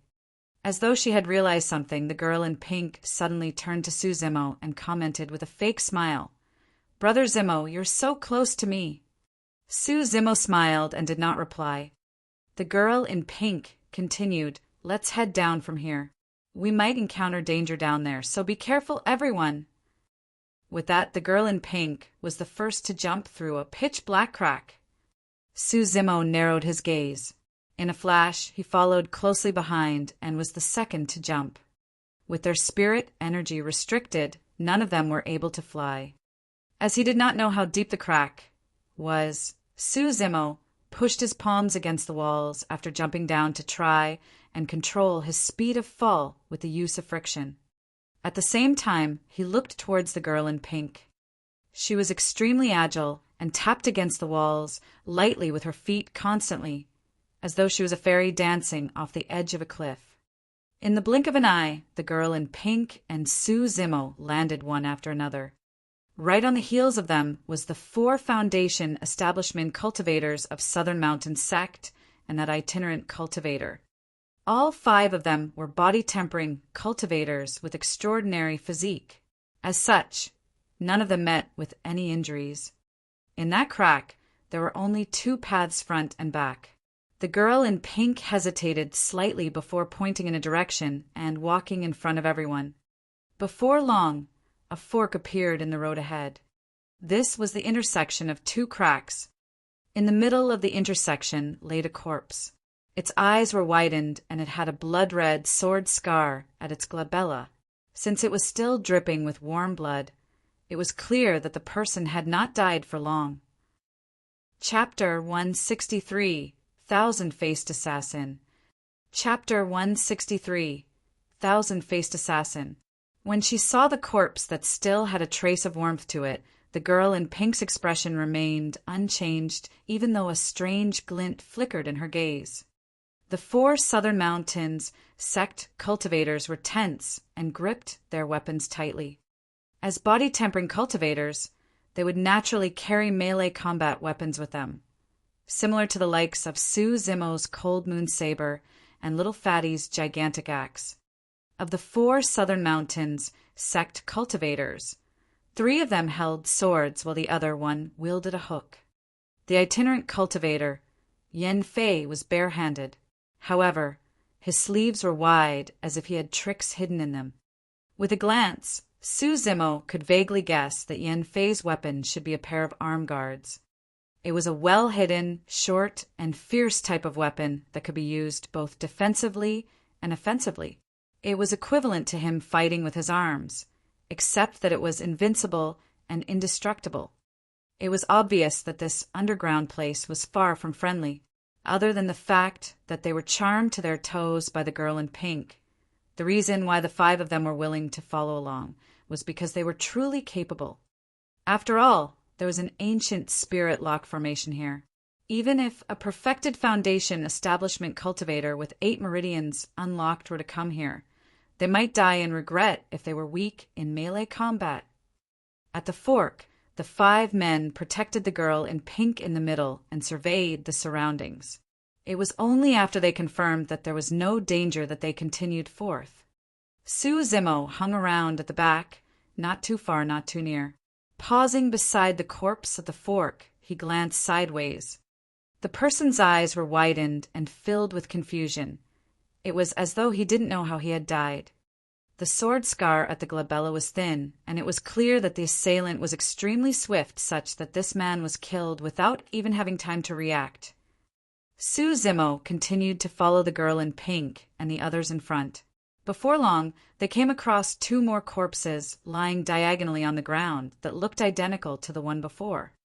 Those 2 corpses did not have their storage bags either. Wu Xiangming and the rest swept their gazes and tried to protect the girl in pink as she walked past the 2 corpses. All of a sudden, Suzimo felt a strong palpitating sensation as though his scalp was going numb. The feeling came extremely suddenly without any warning at all. Even though he did not sense any danger, Suzimo subconsciously shouted softly, "Stop!" Upon hearing Suzimo's voice, the girl in pink seemed to have thought of something as she stopped in her tracks. Bursting from her legs, she leaped backwards in a flash. Wu Xiangming and the rest were momentarily stunned. Right then, a corpse lying diagonally to the side suddenly moved its pupils in a sinister manner. It stood up and pulled an extremely thin sword out of nowhere, dashing forth and stabbing twice. Poof! Poof! A sword beam flashed, followed by 2 crisp sounds. Suzimo was stunned. The corpse had attacked too quickly. If he was in another position and did not have spirit perception, he would not have been able to dodge those 2 attacks either. 2 southern mountains sect cultivators had their back facing Suzimo. Even though he could not see their expressions, he could feel their bodies turning stiff as they fell front, no longer breathing. Even though the corpse had killed 2 men, it did not stop at all. Tapping its feet lightly, it sped in front and moved like a ghost, flickering and disappearing into the darkness. Swish! Swish! At the same time, 2 black beams of light pierced through the darkness and chased after the black shadow, letting out a whimper and disappearing. Not far away, Suzimo wielded his sanguine crystal bow and shot out 2 arrows. It was a pity that the corpse had escaped first, and those 2 arrows weren't able to hurt it given its beguiling movements. Clang! Clang! Soon after, 2 crisp sounds could be heard from the darkness ahead. True enough, the 2 arrows missed. The sounds came from them striking the walls. Standing beside Suzimo, the girl in pink had a strange glow in her eyes. Of the people present, she was the only one who knew the identity of that corpse. On the surface, that corpse did not have any loopholes. It was identical to the previous corpse they had encountered, right down to the scar that flowed with warm blood. However, the girl in pink had not expected that the young man with delicate features would be the first to realize that it was a disguise. The corpse that had just escaped was the most cold-blooded killer within the fiend sex, the true assassin. No one within the fiend sex had seen the true face of the corpse. He could be a corpse or an elderly man with long white hair. He could also be an innocent and naive child or even a woman. Rather, no one knew whether he was a man or a woman. Those of the fiend sex referred to him as the 1,000-faced assassin. The girl in pink only knew that this person was a fiend heir from this generation's hidden death sect. With talent comparable to powerhouses of ancient fiend sects, he was regarded as the strongest fiend heir of hidden death sect. Both the girl in pink's pure maiden sect and the 1,000-faced assassin's hidden death sect were part of the 7 fiend sections.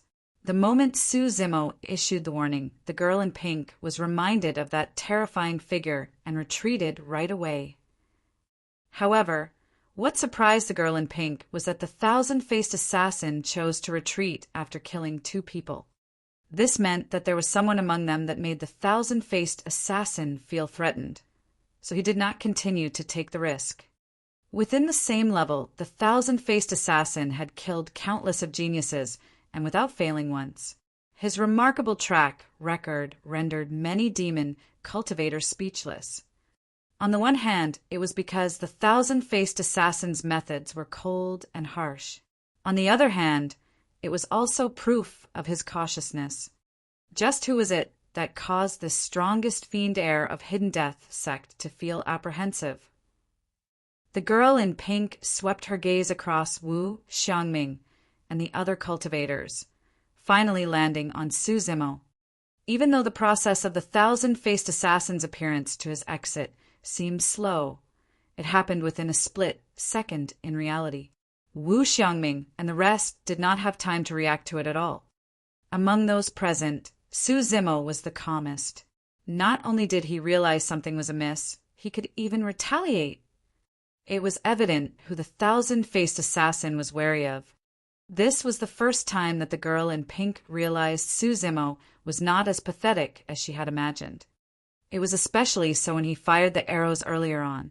That handsome man was in fact exuding an aura so fierce it could destroy everything. Not everyone would dare to lay a hand against a fiend heir of Hidden Death sect. The girl in pink's eyes lit up as she thought to herself, the way he attacked so decisively. I wonder if he would still behave the same way if he knew it was the thousand-faced assassin. You know who that was? Su Zimo stared into the girl in pink's eyes and asked, frowning. She blinked and replied, "No, I don't." Su Zimo retracted his gaze. He knew that if the girl in pink did not wish to tell, he would not get the true answer no matter how he questioned. Not far away, there were now only 2 of the 4 southern mountains sect cultivators left. Even though the both of them looked pained, they immediately removed the storage bags from the 2 corpses and kept it for themselves. And you call that a righteous cultivator of the orthodox path? When the girl in pink saw that, she let out a cold smirk beneath her veil. Chapter 164, Unavoidable Fight. Chapter 164, Unavoidable Fight. My condolences, fellow Taoists. The girl in pink came to Wu Xiangming's side and said, "That person attacked us out of no reason and killed 2 people. It's highly likely that was someone from a fiend sect." Wu Xiangming and the others nodded in pain. "Sai, it's all my fault." The girl in pink sighed gently in an aggrieved manner. "If it wasn't for me, those 2 fellow Taoists wouldn't have been implicated and ended up dying here.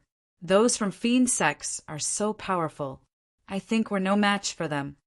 When he heard that, Wu Xiangming hurriedly said, "It's not your fault, Yenner." The girl in pink pursed her lips as a glint flashed in her eyes, as though she had made some sort of a decision. She replied gently, "Brother Wu, please leave. I've decided to proceed alone. Please don't follow me anymore. If you guys end up being hurt because of me, I'll—" The girl in pink burst into tears as she spoke, tears welling up in her eyes in a pitiful manner. For that moment, Su Zimo was almost moved by the girl in pink's display of emotions as well. However, he snapped out of his stupor right after, and his expression was cold. Wu Xiangming was somewhat at a loss. He wanted to reach out and help the girl in pink wipe away her tears. However, as though he had lost his courage, he immediately remarked, "Yenner, don't cry. Don't worry. I'll definitely accompany you to the very end." The other southern mountains sect cultivator chimed in as well. At the side, Yan Fei was evidently moved too. However, the way he looked at the girl in pink was a little strange, as though there was a hint of lust and evil in his eyes. "Yenner, listen to me." Wu Xiangming said deeply, "That person may have been swift and decisive in his attacks, but in a direct battle he may not be a match for me." The girl in pink stopped sniffling and nodded her head, not fully understanding. Su Zimo lamented internally. Even though this person is completely bewitched by the girl in pink, he still has some sanity left in him and knows how to analyze the situation. In Su Zimo's opinion, the corpse earlier was akin to how assassins behaved as detailed in history books. If they missed their attacks, they would flee. Assassins need not be extremely strong, but they specialize in disguise, concealment, and stealth. Like a shadow, the combination of those techniques was terrifying and extremely difficult to deal with. Of course, although Wu Xiangming realized that, Su Zimo did not have high hopes of him. Not to mention Wu Xiangming. Even Su Zimo did not guarantee that he would be able to escape unscathed from that assassin if he did not have his spirit perception. That was a terrifying assassin. Through the various details of that attempt earlier, it was clear that the assassin's true strength and physique was also extremely strong. But of course, Suzimo had his spirit perception and was not afraid of that assassin. If he dared appear once more, Suzimo would definitely kill him right away. Someone like that was way too dangerous. Perhaps he had sensed something. The assassin did not appear once more after escaping. The girl in pink continued to navigate the cracks, protected by Wu Xiangming and the other two. Suzimo stood at the back with burning eyes and quivering ears. Nothing could elude his senses. This time round, Wu Xiangming and the other two were evidently much more careful with every step they took. When they encountered corpses again, neither of them walked past just like that. Instead, they chose to stay by the girl in pink's side and proceed in a triangular formation while stabbing the corpses a couple of times. Before long, they arrived at yet another fork. Wu Xiangming turned and looked at Suzimo, who had kept silent the entire way. Feeling a sudden sense of frustration, he shouted, "Hey, that's Su something! You had better stop following us. The sight of you makes me irritated." To Wu Xiangming, Suzimo was almost non-existent to a point where he did not even bother to remember the latter's name. That's right. That person hasn't helped at all and is timid like a mouse. He doesn't even dare to walk in front and just chooses to follow us. Another Southern Mountains sect cultivator grumbled. Suzimo did not reply and merely looked calm with a hint of mockery in his eyes. Through the journey, Suzimo hardly made any moves. Most of the time he was just watching coldly from the sidelines. The reason why he did not do anything was because there was no need to. To Wu Xiangming, Suzimo merely shouted for them to stop and fired 2 arrows. However, only the girl in pink knew how important that warning and 2 arrows fired from Suzimo was. Given the 1,000-faced assassin's history, he would have killed everyone else except her if he didn't have anything to be wary of.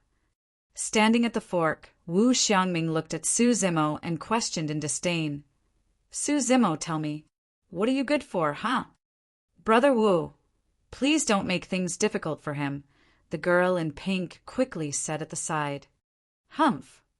Wu Xiangming harumphed coldly and turned back, walking to the right of the fork while mumbling incessantly, "Bloody disciple of ethereal peak? He's nothing at all." Right at that moment, Suzimo stood on the spot. As though he had sensed something, his eyes shone with a cold glint. "You asked me what I'm good for, huh?" Suzimo suddenly laughed and replied calmly, "Actually, my role is simple. At the very least, I can warn some people from stepping onto a path of no return. Stop acting mysterious and spouting nonsense." Wu Xiangming turned around and scoffed coldly, "Speak your mind. There's no need to beat around the bush." Suzimo pointed to the path behind Wu Xiangming and replied indifferently, "If I were you, I wouldn't continue down this path." "Ha ha ha." Wu Xiangming burst out in laughter. "What a bloody joke. You really think someone like you, an early-stage foundation establishment, is qualified to teach me on what path I should take?" "As you wish." Suzimo raised his brows. Wu Xiangming kept a smile and replied coldly, "Su something.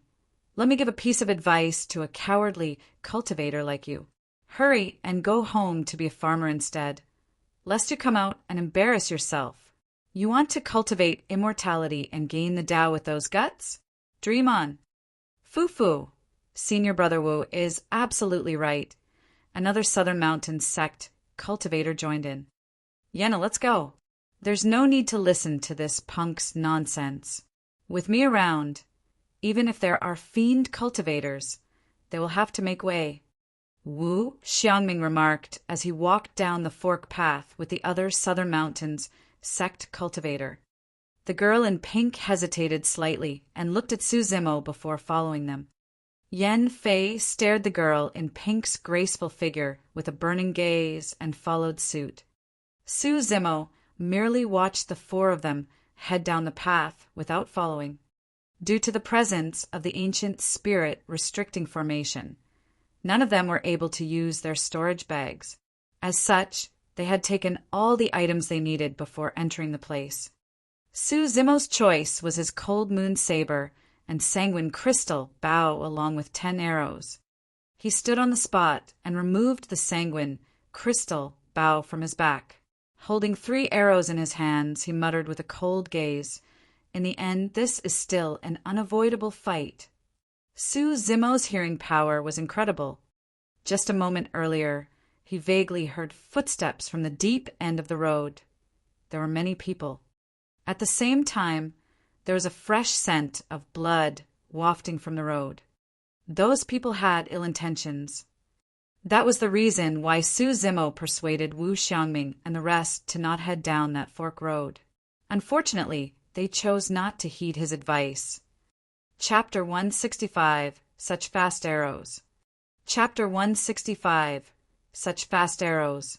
Wu Xiangming and the other Southern Mountains sect cultivator walked in front, and the itinerant cultivator, Yen Fei, took the back, leaving the girl in pink in the middle. After walking for a while, Wu Xiangming frowned and suddenly stopped in his tracks, listening intently. "Oh!" His expression changed as he whispered, "There's people up ahead! Hurry, retreat!" If it was just a couple of people, Wu Xiangming would not be afraid of them. However, the footsteps were messy, and it was evident that there were many people rushing in their direction rapidly. Not daring to undertake the risk, Wu Xiangming intended to retreat from where they were before making further plans. However, the people up ahead were extremely fast. Just as Wu Xiangming finished speaking, there were already many people ahead of him. Their weapons flashed maliciously as they let out a cold and murderous aura. Without hesitating, the girl in pink was the first to retreat. Wu Xiangming and the other 2 did the same.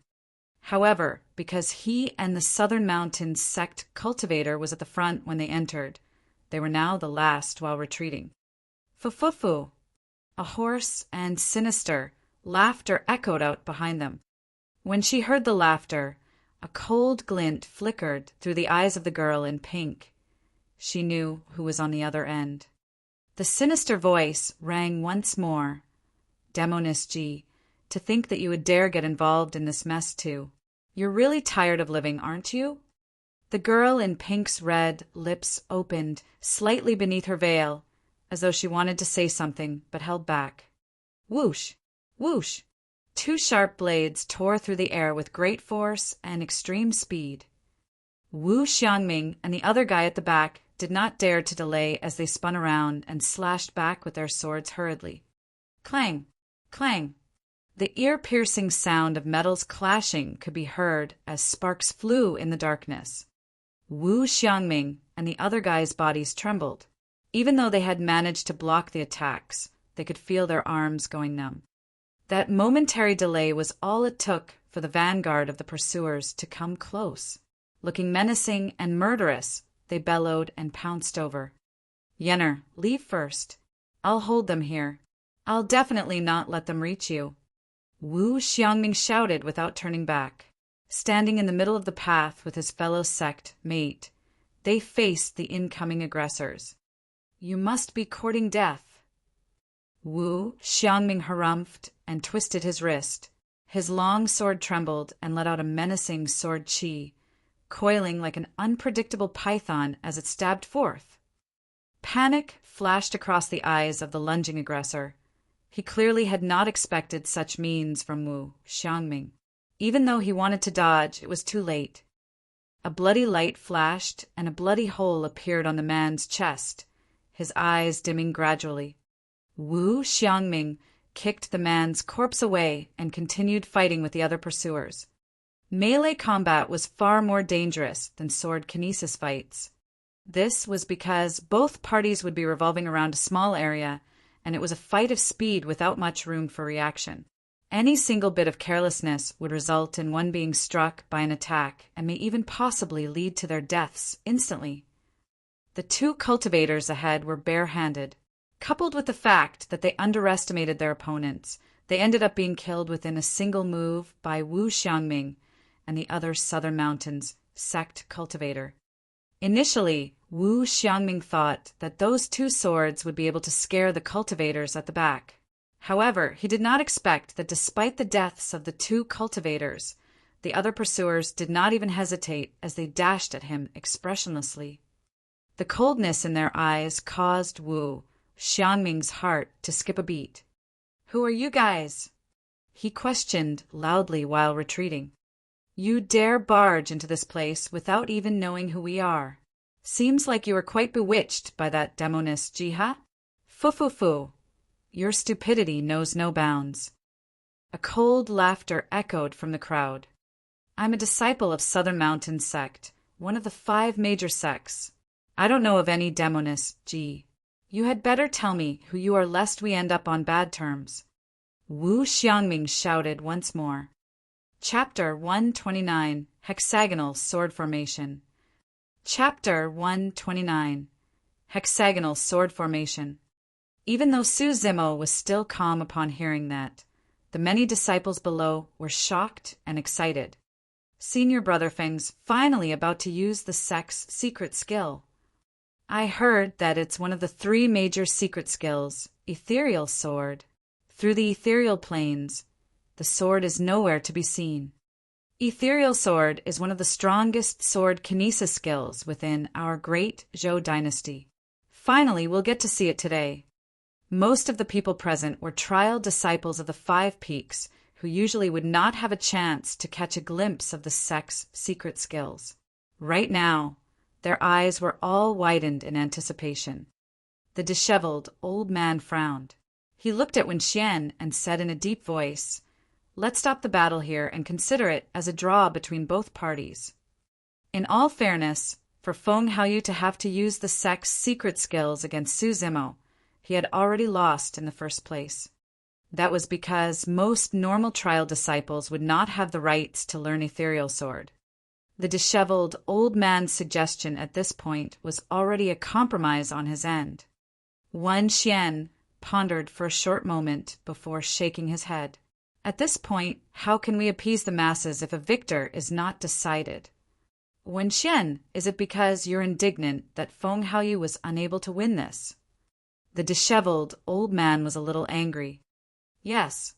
Wen Xian turned to the disheveled old man and replied, "The 3 of you have been teaching Su Zimo how to refine elixirs, weapons, and imparting sword formations to him. I can let that slide. However, Feng Haoyu is a disciple of Spirit Peak. I can't let him lose in a battle. That is a concern of my peak's glory." "You!" The disheveled old man hesitated.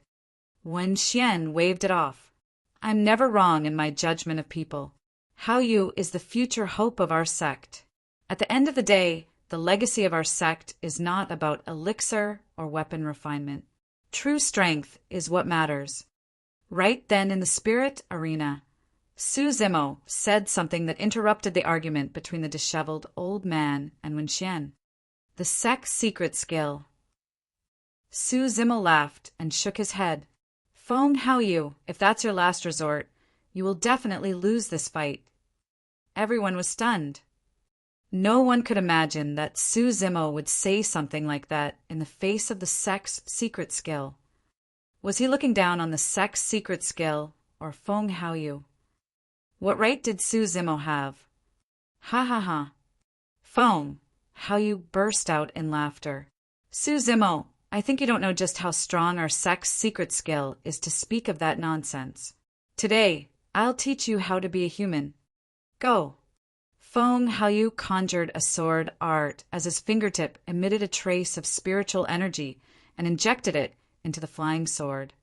Quivering endlessly, the sword tore through the voids and a series of shadows appeared behind it in a bewitching manner. It was hard to tell between reality and illusion. When he saw that, Wen Xian nodded as his eyes flashed with admiration. The brown-haired youth commented with a grave look, There are 3 levels to Ethereal Sword. To think that Feng Haoyu would have mastered level 1, Shadows, this quickly. Haoyu has a wind spirit root to begin with, and he's the most suited to cultivate Ethereal Sword. Otherwise, I wouldn't have let him learn the sex secret skill while he's in Qi condensation realm, Wen Xian replied indifferently. In the spirit arena, Su Zimo retracted his 3 flying swords which hovered in front of him. Slapping his storage bag, another 3 flying swords appeared in the blink of an eye. Furthermore, all 3 of them were inferior grade spirit weapons as well. Everyone was stunned. 6 inferior grade flying swords. That was something completely unimaginable for Qi refinement warriors. What's going on? Holy fuck! How is Su Zimo taking out inferior grade spirit weapons 3 at a time? How is he obtaining them so cheaply? Most of the cultivators watched with widened eyes as their jaws nearly dropped to the ground. Many disciples were already envious over Su Zimo's previous summoning of 3 inferior grade flying swords. Now that he summoned yet another 3, most of them could not take it any longer. Chapter 166, Tsunami Blood. Chapter 166, Tsunami Blood. 3 black flashes of light tore through the air and came close in the blink of an eye with a chilling intent. The black-robed cultivator was still charging forward with his initial momentum. Without any time to think, he collapsed to his knees immediately and had his body fall backwards. With such a dodging method, everyone behind the black-robed cultivator suffered. Poof! Poof! Poof! The sounds of arrows piercing through flesh rang out constantly as blood splattered all over. Tragic shrieks could be heard, and the crowd fell onto the ground in a terrible mess. Due to inertia, the black-robed cultivator's knees slid a distance forward, tearing the bottom of his robes and staining them with mud. Sitting up straight, there was a faint scar of blood between the eyes of the black-robed cultivator that was extremely glaring. Even though he had already reacted extremely quickly, he was still a tad slower, and the arrow cut his glabella. Instantly, the pupils of the black-robed cultivator turned dark as ink. In fact, even the whites of his eyes were veiled with a dark fog. As malevolent aura shrouded him, he ordered coldly, "I don't care who shot that arrow. Today, you're definitely going to." Before he could finish, a voice rang from the fork. "Shut up." The voice sounded impatient and commanding. That enraged the black-robed cultivator. Here, no one else could order him around.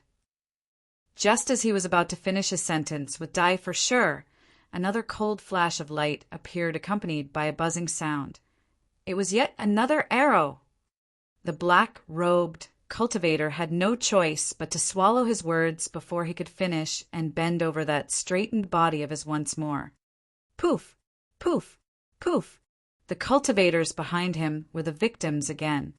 At the fork, the girl in pink and Yen Fei had already escaped. Looking at Su Zimo, who was shooting the arrows, the girl in pink frowned. Gritting her teeth, she glared and questioned, "Su Zimo, weren't you afraid that your arrows might have hit us just now?" Su Zimo gave the girl in pink a cold look. Without saying anything, he gestured towards the other path on the fork, indicating for her to head in that direction. Biting her red lips, the girl in pink said in a low voice, "Remember that your mission is to protect my safety." Still expressionless, Su Zimo looked at the fork road where the black-robed cultivator was, and suddenly asked, "Those are people of the fiend sex?" "That's right, they are disciples of fiend sex." The girl in pink nodded hurriedly. "Oh." Su Zimo replied and turned to look at the girl in pink, replying indifferently, "I never show mercy to anyone from fiend sections. If I meet one, I kill one." He truly bore a deep hatred towards fiend sections. Back in Yen country, Joyful Sect was not of the orthodox path. Furthermore, he had personally witnessed the cruel methods of the fiend sects, where hundreds of thousands of innocents suffered tragic deaths in Linfeng City. Even though Su Zimo's comment seemed casual, it felt like he was implying something as well. A glint flashed in the girl in Pink's eyes as she smiled. "You can't be so sure of that." Su Zimo did not say anything and hung the sanguine, crystal bow on his back. Pulling out the cold moon saber from his waist, he headed for the fork road. The black-robed cultivator charged over with his black-boned spear, only to see a scholarly-looking green-robed man headed for his direction. The man was slinging a blood-red bow and a quiver on his back, holding a long saber in his hands. "You were the one who fired the arrows." The eyes of the black-robed cultivator lit up as his lips curled slightly. With a cruel look in his eyes, he strode forth and stabbed with the spear. Malevolent aura surrounded the bone spear, gushing out like black ink. Even though he had not injected any spirit energy, the might of that bone spear far surpassed other weapons. Su Zimo's expression was unchanged as he twisted his wrist and slashed up with the cold moon saber. Clang! The bone spear was flung away by the cold moon saber. "Oh!" the black-robed cultivator exclaimed softly with a look of surprise, wondering internally, "What's the background of this person?" In this place he had not to come across a cultivator that could not only defend against his bone spear, but force it away. Of the 7 fiend sects, there were only 3 that imparted high-quality body-tempering techniques. The strongest among those 3 was Overlord Palace, followed by Malevolent Earth Sect, and lastly, Hidden Death Sect. Even though disciples of the other 4 fiend sects tempered their bodies as well, they merely did it by making use of spirit chi and energy. That was the most common form of body tempering. However, compared to true body tempering cultivators, those cultivators were much weaker in melee combat. As the fiend heir of this generation's Malevolent Earth Sect, the black-robed cultivator's melee combat strength needed no elaboration. Before entering this place, the black-robed cultivator only considered 2 people in this inheritance ground that was worth his attention: the fiend heirs of Overlord Palace and Hidden Death Sect. There was naturally no way this green-robed scholar before him was the fiend heir of Overlord Palace. Even though the fiend heir of Hidden Death Sect was known as the 1,000-faced assassin and no one had seen his true appearance, his choice of weapon was constant. It was the blade of assassins' Hidden Death Sect's heritage weapon. A long and slender sword, the blade of assassins was unlike the saber in front of him. Swish!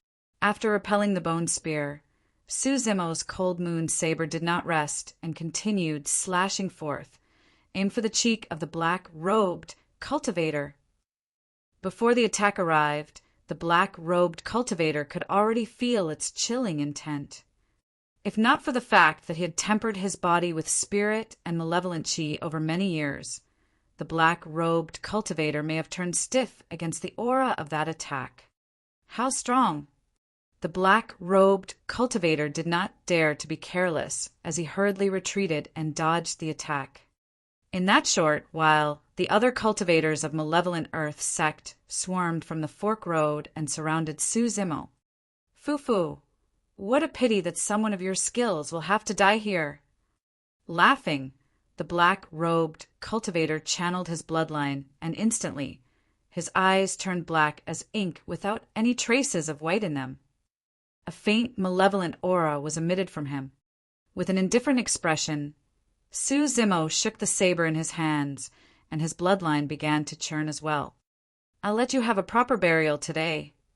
The black-robed cultivator bellowed and released his power of blood before charging forth.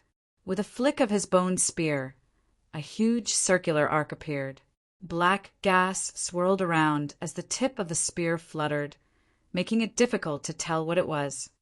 At the side, the other Malevolent Earth Sect cultivators struck as well. "Fu-fu-fu." Su Zimo burst out into laughter, his eyes filled with killing intent. Splash! Splash! Before his laughter ended, the black-robed cultivator and everyone else heard the gushing of an ocean. That sound came from the body of that green-robed scholar. What? That's the sound when one channels their bloodline. What a strong bloodline. Could it be the legendary tsunami blood realm? Everyone's expressions changed in disbelief. Body tempering techniques were differentiated into high and low qualities. Low-quality body tempering techniques merely tempered one's skin, flesh, tendons, and bones. However, a high-quality body tempering technique could achieve an effect of swapping blood using the bone marrow. For high-quality body tempering techniques, there would always be mention of a specific realm for blood swapping, lead-mercury amalgam. What it meant was that every single drop of blood in that realm would be as heavy, tough, dense, and powerful as lead and mercury. That was an extremely high realm of blood swapping and was difficult to achieve. Above lead-mercury amalgam, there was an even more mystical realm, tsunami blood. It was said that if a body-tempered cultivator of that realm were to channel his bloodline, his body would produce the gushing sounds of a tsunami and burst forth with explosive power. Each time a cultivator as such attacked, he would carry the surging aura of a tsunami as though he wanted to annihilate the world. Power as such was unstoppable and terrifying beyond words. Chapter 167, I'll kill you first. Chapter 167, I'll kill you first. Everyone was shocked when they heard the sound of tsunami blood. Immediately, the expressions of the black-robed cultivator and everyone else changed once more. Disbelief spread across their faces as their pupils contracted. Bang! Boom! Boom! There was also a faint sound of thunder amidst the sound of tsunamis. It was deep, powerful, and shocking. What is this? Why is there thunder in that tsunami sound? After cultivating 2 top-notch marrow cleansing techniques, Su Zimo's realm was not comparable to a mere tsunami blood. The sound of his bloodline was like thunder, resonating like a tiger and leopard. This was the tiger-leopard thunder sound, something unheard of in Tianhuang mainland. Not to mention the black-robed cultivator. Even the patriarch-level demons of Malevolent Earth sect would not be able to recognize the origin of this bloodline. Each time Su Zimo released his power of blood now, he would not only possess the grandeur of a tsunami, he would also possess the ferocity of tigers and leopards alongside the intense power of thunder. A bedazzling streak of lightning appeared on the cold moon saber and illuminated the darkness around them. The expression of the black-robed cultivator changed starkly. Malevolent Chi had a Yin attribute and was mostly hidden underground beneath the 9 hells. What it feared most was an unyielding power such as thunder. The bone spear he was wielding was tempered using malevolent Chi. Even merely waving it without any stances would produce considerable power. Coupled with the malevolent Chi in his bloodline, the might of the bone spear was even greater. But right now, the trump card of the black-robed cultivator was suppressed entirely by Su Zimo. Without any time to think, the black-robed cultivator retracted his spear alongside the changing momentum of the fight. Gripping his bone spear tightly with both hands, he gave up on offense and went for complete defense. Clang! The cold moon saber struck the bone spear heavily. Pitch-black malevolent Chi had just gushed up from the bone spear and was suppressed by a brilliant surge of lightning immediately. The body of the black-robed cultivator trembled in shock.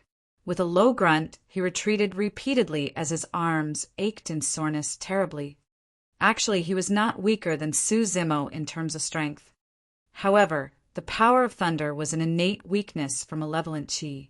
Even if the black-robed cultivator was strong, he could only exert less than 70% of his strength and was forced to retreat against Su Zimo. If this was the case for a fiend heir of Malevolent Earth sect, it was even worse for the rest. Sword beams and shadows flashed repeatedly as a group of Malevolent Earth sect cultivators surrounded Su Zimo. He narrowed his eyes. It was unrealistic to think he would be able to kill the black-robed cultivator in a short period of time. If he was held up by the ladder, he might very well fall into an entrapment. No matter how weak those malevolent earth sect cultivators were, they were also body-tempered cultivators. Suzimo did not dare to be overconfident. His eyes lit up as he roared into the skies. Bursting with his feet, he dashed to the side and slashed out with his cold moon saber. It was a ferocious attack. With a loud snap, the weapon in a malevolent earth sect cultivator's hands was severed by Suzimo. His entire body was cleaved into two as blood gushed out, splattering his organs to the ground and filling the air with a stench of blood. Poof! Poof! Suzimo flipped his hand, and the cold moon saber made two more arcs. Two malevolent earth sect cultivators felt a stinging pain on their throats as a thin blood scar formed on their necks. After a slight delay, a blood mist sprayed out from them. Suzimo sidestepped and slashed out a bloody path in a domineering manner. He did not pause at all as weapons started falling in all directions. After he rushed out, Suzimo almost did not stop at all before charging back. Swoosh! With a slash of his saber, his blood surged and thunder rumbled. Ah! A malevolent earth sect cultivator roared and channeled his blood. He lifted a large shield with his upper body and charged forth. Boom! A deafening sound could be heard when the cold moon saber landed on the shield. Right after, the sound of bones cracking could be heard. Behind the shield, the face of the malevolent earth sect cultivator was ashen. His bones were completely shattered as he collapsed to the ground, coughing out blood as life drained out of him. That strike caused everyone watching to tremble in fear as their teeth chattered. Suzimo did not know of any saber techniques at all. His attacks were all discovered through actual combat. With large saber strikes, his bearing was magnificent and extremely forceful. Of the malevolent earth sect cultivators, the black-robed cultivator was the only one who could withstand Suzimo's power head-on. For the rest, the best outcome was for their weapons to be hit away from their hands. The worst would be death on the spot. Because no one was able to face Suzimo head-on, the many cultivators of malevolent earth sect could not form their circular attack formation. Lad, you're from an immortal sect? The black-robed cultivator frowned and questioned. Immortal sect? Suzimo frowned. He only understood many of the things he did not know in the past after joining Ethereal Peak. Immortal, that was a word that no one was qualified to use in the cultivation world, and many people would not dare to either. If immortal cultivation was that simple, why would it be called cultivation? Back in Pingyang Town, when Suzimo saw perfected being Songlang, he thought that was an immortal who was backed by an immortal sect. But in reality, perfected being Songlang could only be considered a cultivator, and Iridescent Cloud's Palace was merely one of the 5 major sects, not an immortal sect.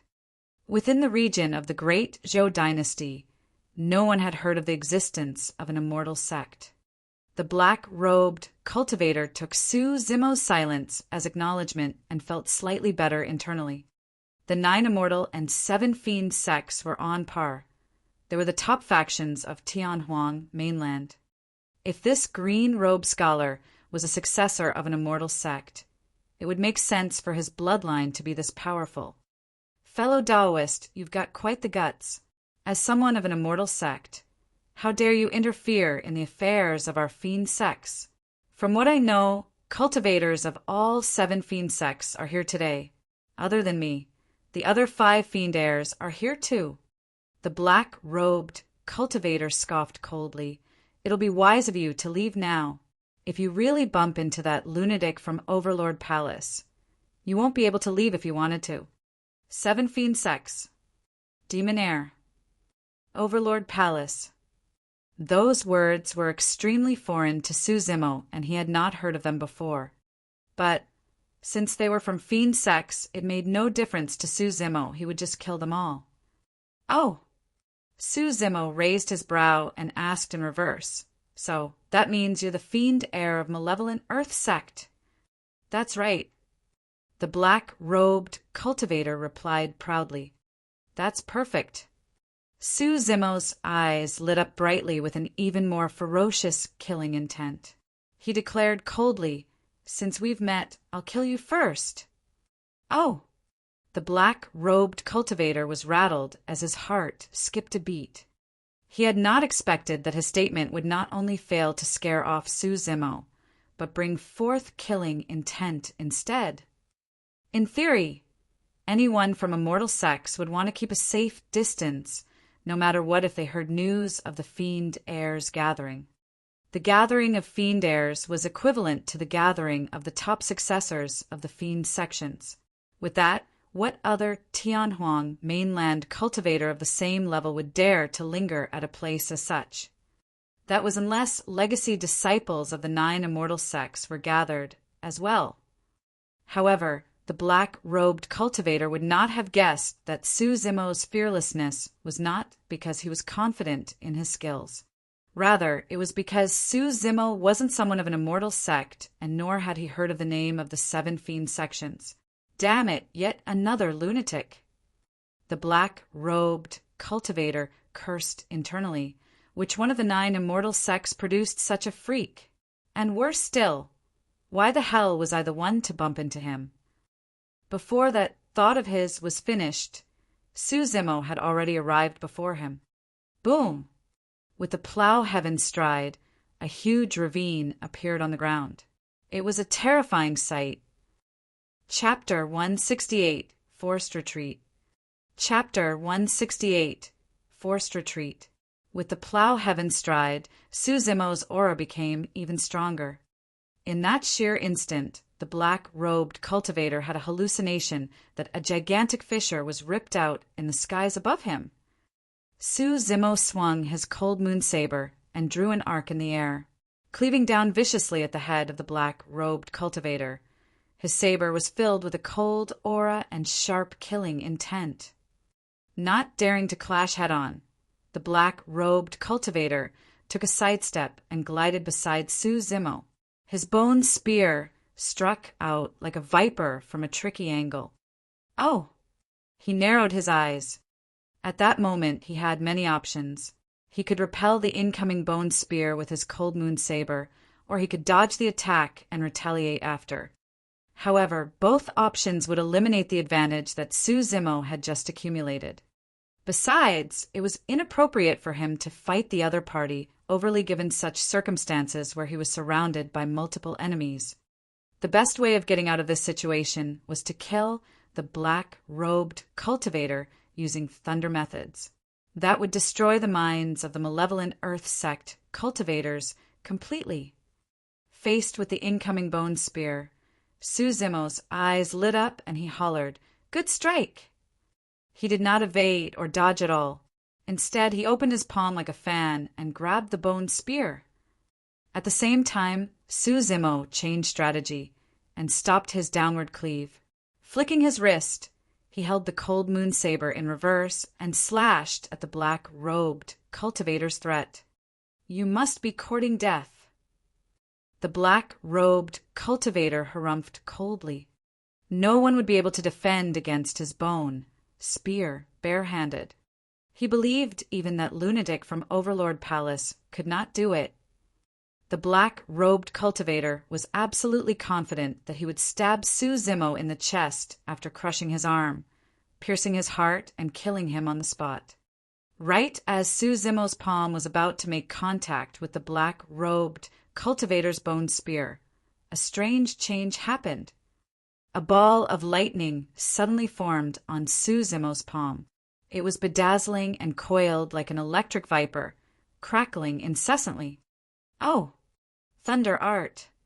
The black-robed cultivator's expression changed as he could not help but exclaim. Even though Suzimo's cold moon saber had lightning flashing on it previously, no one thought too much.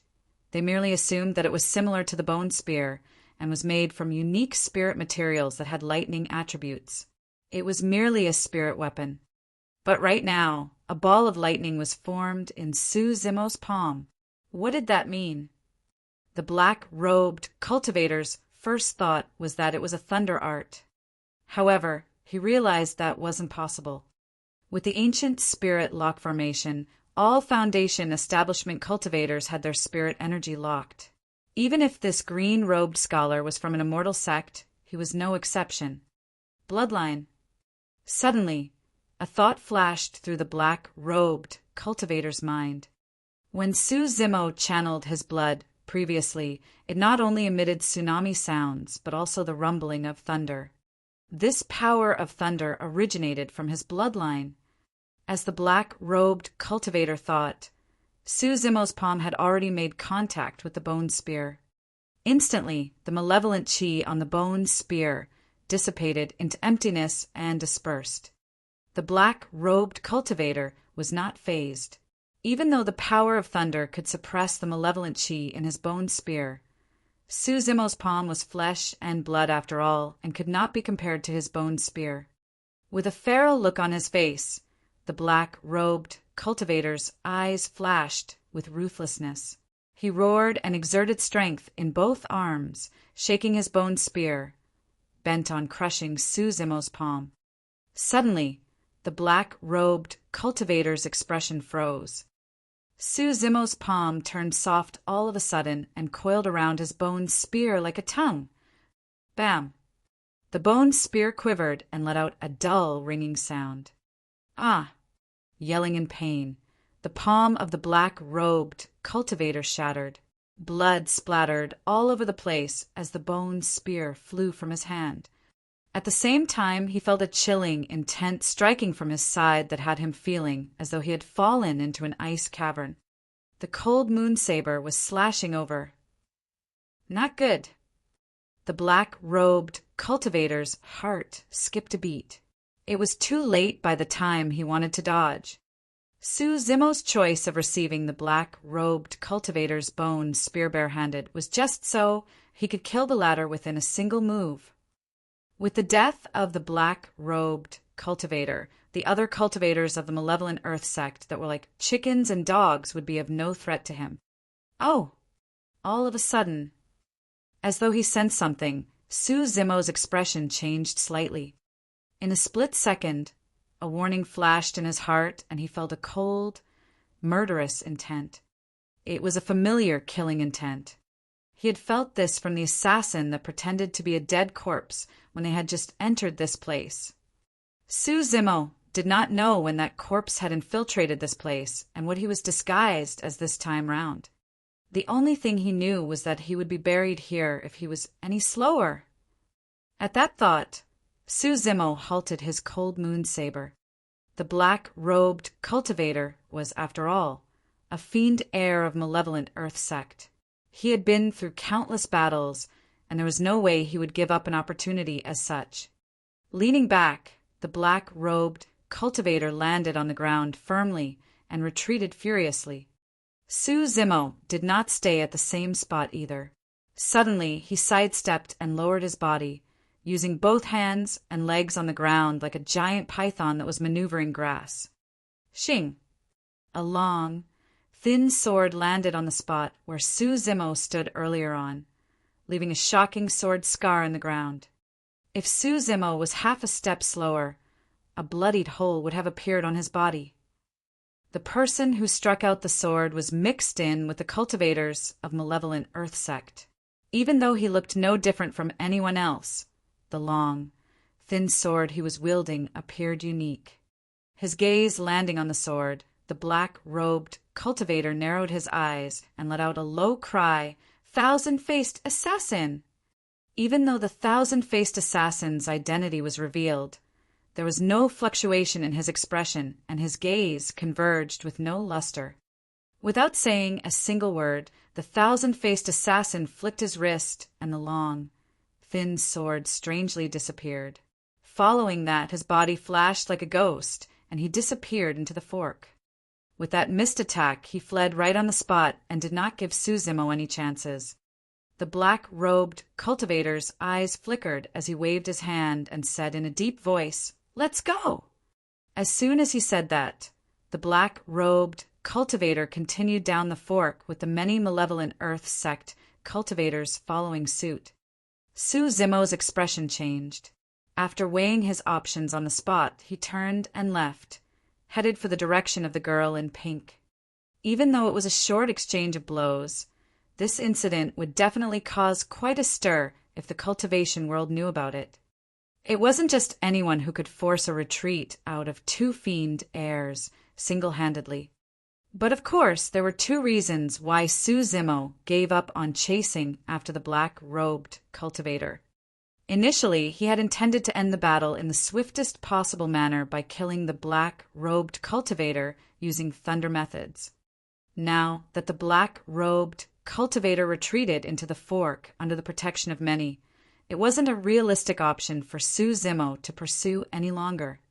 Furthermore, there might be a supreme killer hidden along that fork road.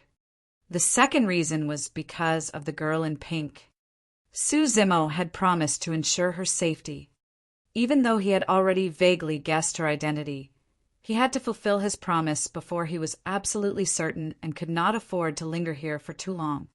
Moreover, the itinerant cultivator, Yan Fei, was around the girl in pink. Su Zimo had long noticed that there was something amiss with the way Yan Fei looked at the girl in pink. Chapter 169, A Pool of Blood. Chapter 169, A Pool of Blood. The girl in pink and Yan Fei ran non-stop through the fork.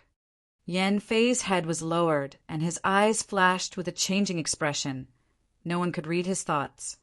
After a moment, a cold glint flashed in Yan Fei's eyes as though he had made up his mind about something. Moving forward suddenly, he pinned the girl in pink against the wall. He raised his arm and choked it around the girl in pink's throat, almost pressing himself against her entirely. Ugh. The girl in pink grunted softly and frowned, asking, "What are you doing?" "It hurts." The tender voice of the girl in pink seduced itself into Yan Fei's heart, causing it to skip a beat. Instinctively, he loosened his grip, even though he did not remove his arm still. Leaning in, Yan Fei stared keenly into the girl in pink's eyes. He spoke with a warm moisture in his breath. "Demoness Ji, do you really think I'm like those fools of Southern Mountain sect? You thought that I came to this place because I was bewitched by your charm as well. What are you talking about?" The girl in pink blinked huge, innocent eyes and asked in puzzlement. "Fufufu." Yan Fei smiled lecherously. "Stop pretending. Others may not know of your identity, but which disciple of fiend sects would not know who you are? Furthermore, I've been coveting your body for the longest time, hee." The girl in pink's gaze turned cold as she asked, "You're from Cloud Rain sect?" "Smart." Yan Fei praised. "No wonder you're this generation's pure maiden." With an unchanged expression, the girl in pink asked again, "Did Shangguan Yu send you?" "Him." Yan Fei scoffed coldly. "Even though he's the fiend heir of Cloud Rain sect, he can't command me. As long as I obtain your body, I'll make a name for myself within the fiend sects and gain a huge boost in my powers. I'll trample Shangguan Yu beneath my feet and replace him to be the new fiend heir of Cloud Rain sect. Demoness Ji, surrender that precious pure maiden essence in your body to me. Why you're doing it here? What if someone comes?" Finally, a hint of panic flashed in the girl in pink's eyes as she asked with a trembling voice. Yan Fei laughed. "Don't worry, I'll take you out of this place right away so we don't get involved in this mess. As long as I obtain your pure maiden essence, it won't matter whether or not we get the inheritance of this place. Furthermore, there's that lunatic of Overlord Palace. Even if a couple of you fiend heirs combine forces, you might not be a match for him. Be Brother Yen. If I lose my virginity, my status as the pure maiden will be gone, and I won't be able to stay in the sect any longer. See, can you not abandon Yenner?" The girl in pink wept as she said, pitifully, "Brother Yen, as long as you don't let me down, I'm willing to serve you like a slave for the rest of my life without forsaking you." Yan Fei's heart softened. For the pure maiden of the fiend sects to beg pitifully, There was no one who could turn down such a request heartlessly. However, today was a rare opportunity that Yen Fei could not possibly give up. Yenner, don't worry. As long as I obtain your pure maiden essence, I'll definitely not abandon you. Yen Fei replied gently, you under Cloud Rain sect as well. If I become Cloud Rain sect's fiend heir, I'll have no lack of women around me. However, I guarantee that there'll always be a place for you. Is that so? Right then, the girl in pink exhaled with the fragrance of flowers. Lifting her veil gently, she revealed a flawless smile, and a soul-stealing pink glint flickered through her eyes. Yen Fei was slightly taken aback, and his expression stiffened, a momentary daze appearing in his eyes. Not good. The next moment he was alarmed. Just as he was about to exert force through his arm, he felt a throbbing pain in his chest as he was drained of energy. In that moment, when Yen Fei was dazed, the girl in pink suddenly struck and punched Yen Fei on the chest fiercely, injuring his heart severely. Right after, her arm climbed up Yen Fei's chest like a fair snake. Spreading her slender fingers, she grabbed Yen Fei's throat. Snap! The girl in pink's gaze was ice-cold, and she was extremely decisive, pinching it without hesitation. Yen Fei's throat ruptured, and he died on the spot, his eyes filled with indignance. The entire process lasted for a very short period of time. When Yen Fei's body collapsed to the ground, the girl in pink's veil fell slowly and covered that ravishing face of hers once more. Su Zimo had just arrived in time to see the girl in pink retract her hand. Her palm was smooth as jade, shining and delicate. It was hard to imagine that a mere palm was so shockingly beautiful that it seemed like the most precious treasure in the world. Even though she had just killed someone, there wasn't a single drop of blood on her palm. After killing Yen Fei, the girl in pink felt something and glanced sideways. When she saw Su Zimo, the coldness in her gaze disappeared. Whimpering, she pounced over like a swallow returning to its nest while saying, "Brother Su, that was a close call. I was nearly bullied just now." Su Zimo's expression was indifferent, totally unmoved. When she pounced at him, he took a sidestep and dodged aside. Throwing herself into the air, the girl in pink pouted her red lips in grievance and confusion. Tears welled up in her eyes that seemed as though they could flow at any moment. After pausing for a moment, the girl in pink seemed to recall something as she asked in concern, "Brother Su, are you all right? Did those people from the demonic, malevolent earth sect hurt you?" Su Zimo did not reply and said suddenly, "Let's continue ahead." "Yes, all right." The girl in pink nodded obediently. "Since it's your sect's inheritance ground, you know what's there to be inherited, right?" Along the way, Su Zimo asked casually, "Perhaps some cultivation techniques or secret skills?" The girl in pink replied ambiguously, "After all, I've never been to this place before too, so I don't know the exact details." Pausing for a moment, she continued, "But I've got a feeling that we're almost reaching the end."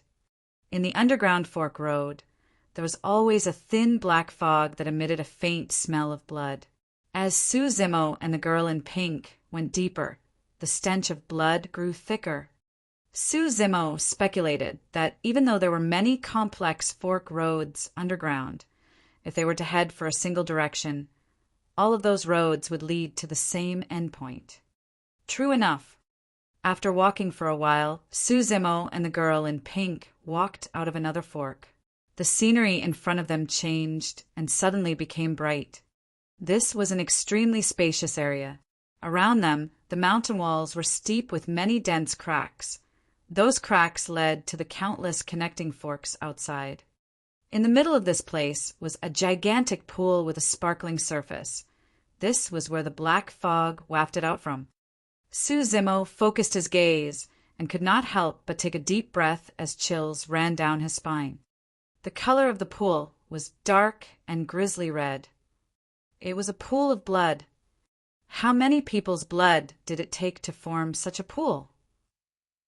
The girl in pink looked at the blood pool with a glint and fervor in the depth of her eyes. Chapter 170, Demon Airs Gathered.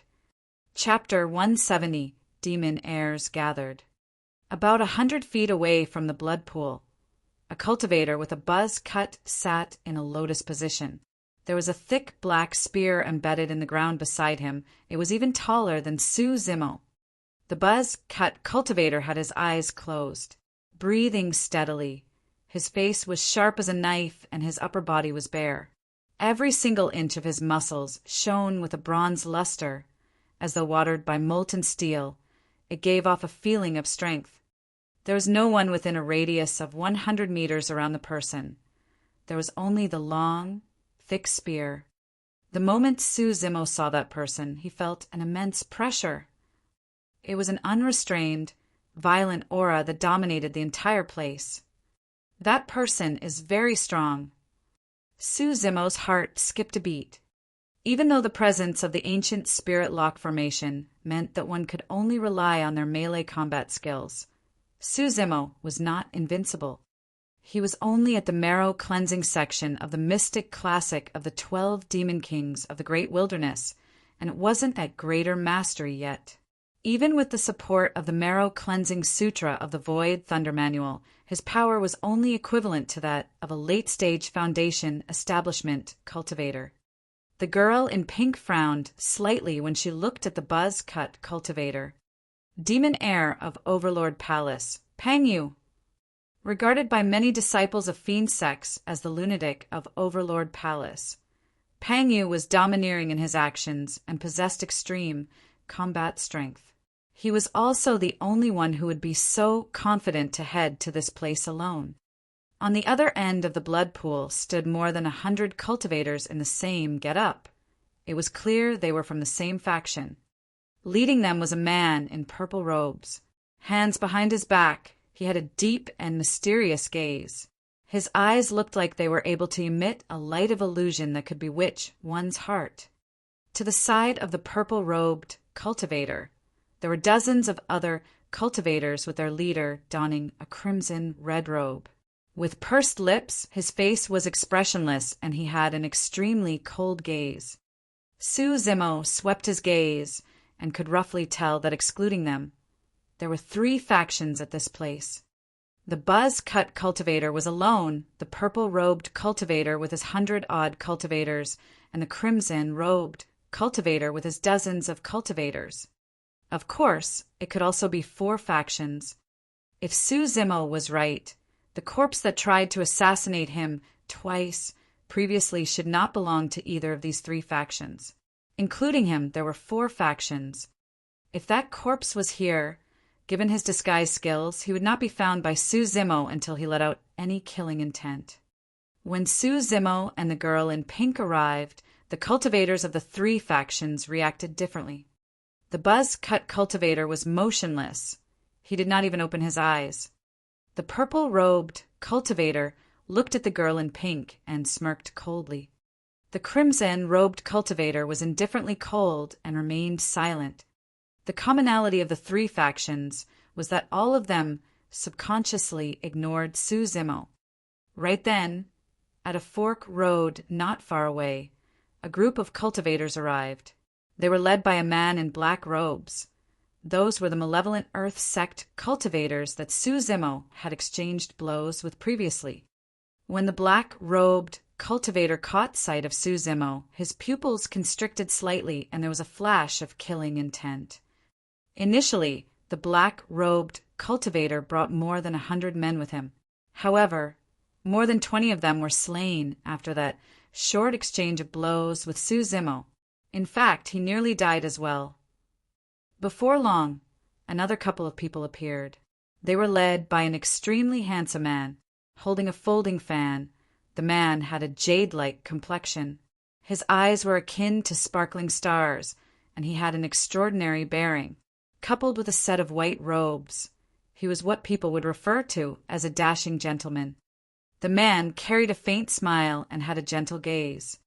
Compared to the buzz-cut and purple-robed cultivator, he was considered normal and did not seem as though he was from a fiend sect. The white-robed man was accompanied by 4 stunning women. All of them had beautiful looks and graceful figures, exuding different styles of their own. Turning his gaze, the white-robed man looked at the girl in pink and said gently, "Yenner, this place is so dangerous. Come to my side?" He. The girl in pink chuckled. "Shangguanyu, sorry to disappoint you, but an idiot of your Cloud Rain sect was killed by me." "Oh." The white-robed cultivator named Shangguanyu did not seem surprised at all as he nodded. "Yan Fei, I expected that he would die. Only, I did not think that he would die so quickly. I thought that he would be able to arrive here with you at least." Even though he's a disciple of Cloud Rain sect, he committed a most heinous mistake, the girl in pink replied. "Fufu." Shangguanyu laughed. "He's just an ordinary fiend sect disciple. How can he be a match for the pure maiden of our fiend sects? It's only normal that he would die." Pausing for a moment, Shangguanyu swept his gaze across Shangguanyu and fanned himself, asking in a seemingly casual manner, "Yenna, who is that?" "He's my bodyguard." The girl in pink walked forward, slung her arm around Su Zimo's shoulders, and replied in a tired voice, "Oh." Shangguanyu smiled and said faintly, "He's quite capable to be able to get here. It's just a pity he's about to die." Right then, Su Zimo turned sideways and looked at the girl in pink. There was a flash of mockery in his eyes as he said calmly, "Pure maiden of the fiend sections. Indeed, you're someone of the fiend sections. I didn't want to hide it from you either, but—" The girl in pink was about to explain when she was interrupted by Su Zimo. "I've already said this previously. Any one of the fiend sects, if I meet one, I kill one." Upon hearing this, someone could not help but laugh out loud. What was this place? Who were the people in this place? That green-robed cultivator must be truly stupid to dare say such a thing. Ha ha ha. A series of laughter broke out from the crowd. Even the buzz-cut cultivator, who had closed his eyes the entire time, turned his head to look at Su Zimo. Who is this person? What a riot! I don't know. Maybe there's something wrong with his brains, such that he's starting to spout nonsense. Almost everyone present was laughing. However, the black-robed cultivator from Malevolent Earth sect was not. Shangguanyu smiled. "Yenner, that cultivator is quite interesting. I almost can't bear to kill him." The girl in pink ignored everyone else. She looked at Su Zimo and said aggrievedly, "Brother Su, you promised that you would protect me." "Yes." Su Zimo nodded. His next words nearly made the girl in pink vomit blood from anger. "I'm going back on my words," Su Zimo continued expressionlessly. Gritting her teeth, the girl in pink said, "How can you be this shameless? Don't forget, I gave you more than 400,000 spirit stones." Su Zimo pointed at the surrounding cultivators and said in a low voice, "If I'm not wrong, they are all from fiend sects as well. The inheritance ground here belongs to you guys of the fiend sects. You lured me to this place with ill intentions. If I didn't have some tricks up my sleeves, I would have ended up in the same situation as Wu Xiangming, Yan Fei, and the rest. For 400,000 spirit stones, I can protect you. But buying my life with that amount? That's too cheap." At that moment, the girl in pink was alarmed. Both of them were so close that she could truly feel Su Zimo's killing intent. The girl in pink's body stiffened as though she had fallen into an ice cavern.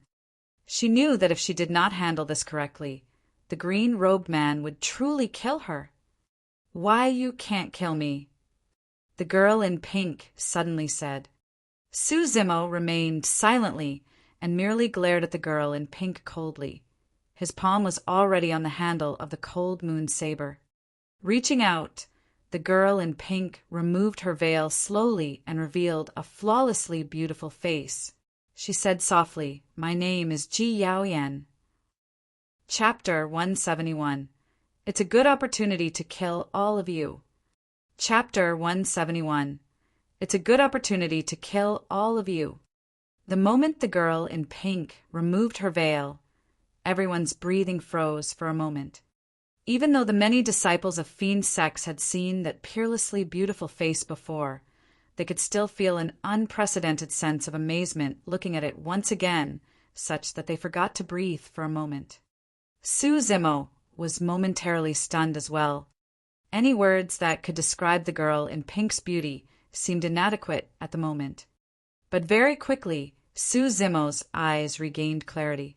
Frowning, he murmured softly, "Jiaoyan." He recalled the scene of how he met Gu Shi and the Gu 11 back in Sky Treasure Auction House previously and gradually came to a realization. Besides, he could see traces of Ji Yaoshua from the girl in pink's appearance. "She's your elder sister?" Suzimo asked coldly. Smiling with pursed lips, the girl in pink nodded. She believed that she would not have to say much for someone of Suzimo's intelligence to guess her identity. With that relationship, he would not kill her even if she was the pure maiden of the fiend sex. True enough. The killing intent in Suzimo's eyes disappeared. His expression changed as he asked in a deep voice, "What's going on here? Why are the fiend sex gathered here? Have you heard of the 7 fiend sex?" Ji Yaoyan did not reply and asked instead. Suzimo shook his head. "Ha!" A snicker came from the side. Many of the fiend sect disciples looked at Suzimo in disdain as though they were looking at a dead man. The black-robed cultivator of malevolent earth sect was the only one who pouted his lips and lamented internally. "Continue pretending. I don't believe anyone from an immortal sect wouldn't have heard of the 7 fiend sects." Jiayan said the so-called 7 fiend sects refers to Illusion Fiend Cult, Zenith Sect, Overlord Palace, Hidden Death Sect, Pure Maiden Sect, Cloud Rain Sect, and Malevolent Earth Sect. These 7 sects are all top factions in Tianhuang mainland. Any one of the mighty figures or patriarchs in the sect is more than enough to destroy all 5 major sects of the great Zhou dynasty. When he heard that, Suzimo's heart skipped a beat. Even though Ji Yaoyan's comment did not sound like a big deal, there was a warning in it. She was telling Suzimo not to reveal his identity. Otherwise, Ethereal Peak could be destroyed because of this. The few people standing at the front are the fiend heirs of the various fiend sections. That purple robe cultivator is from Illusion Fiend Cult. The blood robe cultivator is from Zenith Sect. The buzz cut cultivator is the lunatic from Overlord Palace. As for the assassin that tried to kill us previously, he's the fiend heir of Hidden Death Sect, the 1,000-faced assassin. Jiaoyan pointed at the few of them, and Suzimo swept his gaze across the crowd before finally looking back at Jiaoyan. "Which sex fiend heir are you?" "Hee, I'm from Pure Maiden Sect." Jiaoyan blinked her eyes and smiled playfully. If Jiaoyan had not admitted it personally and Suzimo was not there to witness, he would not have imagined that the innocent girl with a bedazzling smile right in front of him was someone from the fiend sex. The fiend heirs are gathered here for the inheritance of this place, because the lineage of the Pure Maiden Sect is passed down alone. I don't have helpers like the rest of them, so you've got to help me. Ji Yaoyan raised her fist and said with anticipation, "Demoness Ji, there's an ancient spirit lock formation here. If you want to obtain the inheritance against Lunatic Pang, we'll have to join forces." The fiend heir of Illusion Fiend Cult suddenly said. Ji Yaoyan whispered, "Of the 7 fiend sects, Overlord Palace is the strongest in melee combat. That buzz-cut cultivator's name is Pangyu. You've got to be wary of him." Even without Ji Yaoyan's reminder, Suzimo would definitely watch out for that person. To be precise, he was watching out for every single one of those fiend heirs. If the 7 fiend sects were as fearsome as Ji Yaoyan had said, how could the fiend heirs present be that easy to deal with? Right then, Pangyu of Overlord Palace suddenly opened his eyes. There was an excited glint in his gaze as he said slowly, we're all from fiend sects, so let me remind all of you, anyone that wishes to withdraw should do it now. Otherwise, don't blame me for not giving any face if we were to start fighting later on." Those were overbearing words. He was the only person from Overlord Palace. While the other 6 sects had the advantage of being able to join forces, this man was not only unafraid, he was even threatening them instead. It wasn't because Pang Yu was the strongest amongst the fiend heirs. It was due to the presence of the ancient spirit lock formation. With everyone's spirit energies locked, they could only rely on melee combat. Overlord Palace was the strongest of the 7 sects in terms of melee combat. The presence of the ancient spirit lock formation was also a boon for Su Zimo. If it was a proper clash, he would not be a match for the fiend heir of Malevolent Earth sect. However, he could suppress the latter in melee combat. "We'll definitely join forces." Suddenly, the fiend heir of Malevolent Earth sect said, "However, we've got to kill the outsider before joining forces. Otherwise, he's just an eyesore." The Malevolent Earth sect heir's gaze fell onto Su Zimo. It was obvious who he was referring to as the outsider. Having suffered a huge loss and nearly dying in the hands of Su Zimo, he was naturally not going to let this off. Shang Guanyu waved his fan and nodded, saying in a gentle voice, "That sounds about right. No matter what, this is an internal struggle of the fiend sections.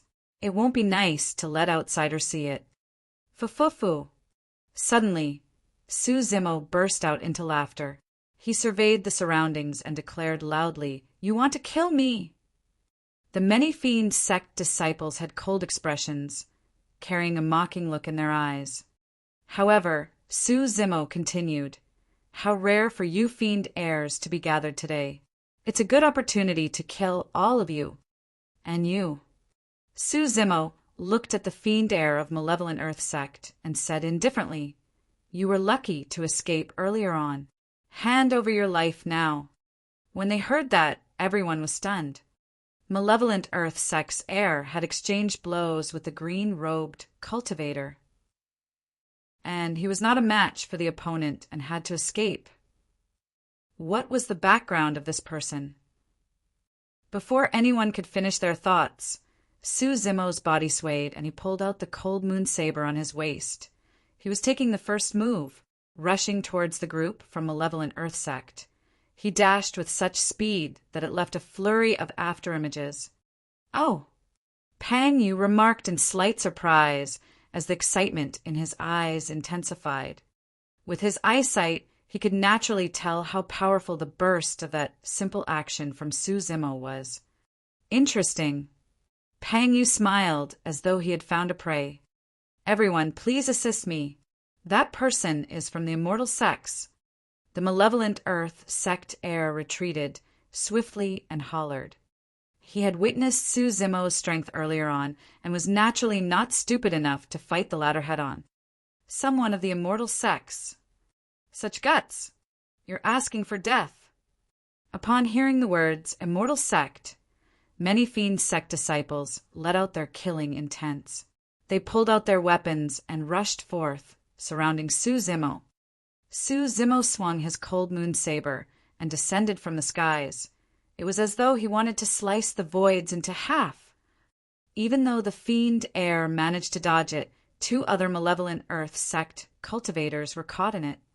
The 2 of them did not have time to think as they exerted strength in both arms and channeled their blood. Raising the saber in their hands, they pushed and defended upwards. Clang!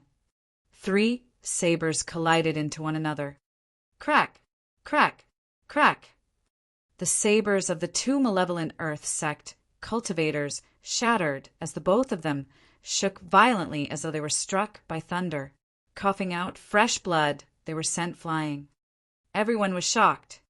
A single slash had contained such terrifying might.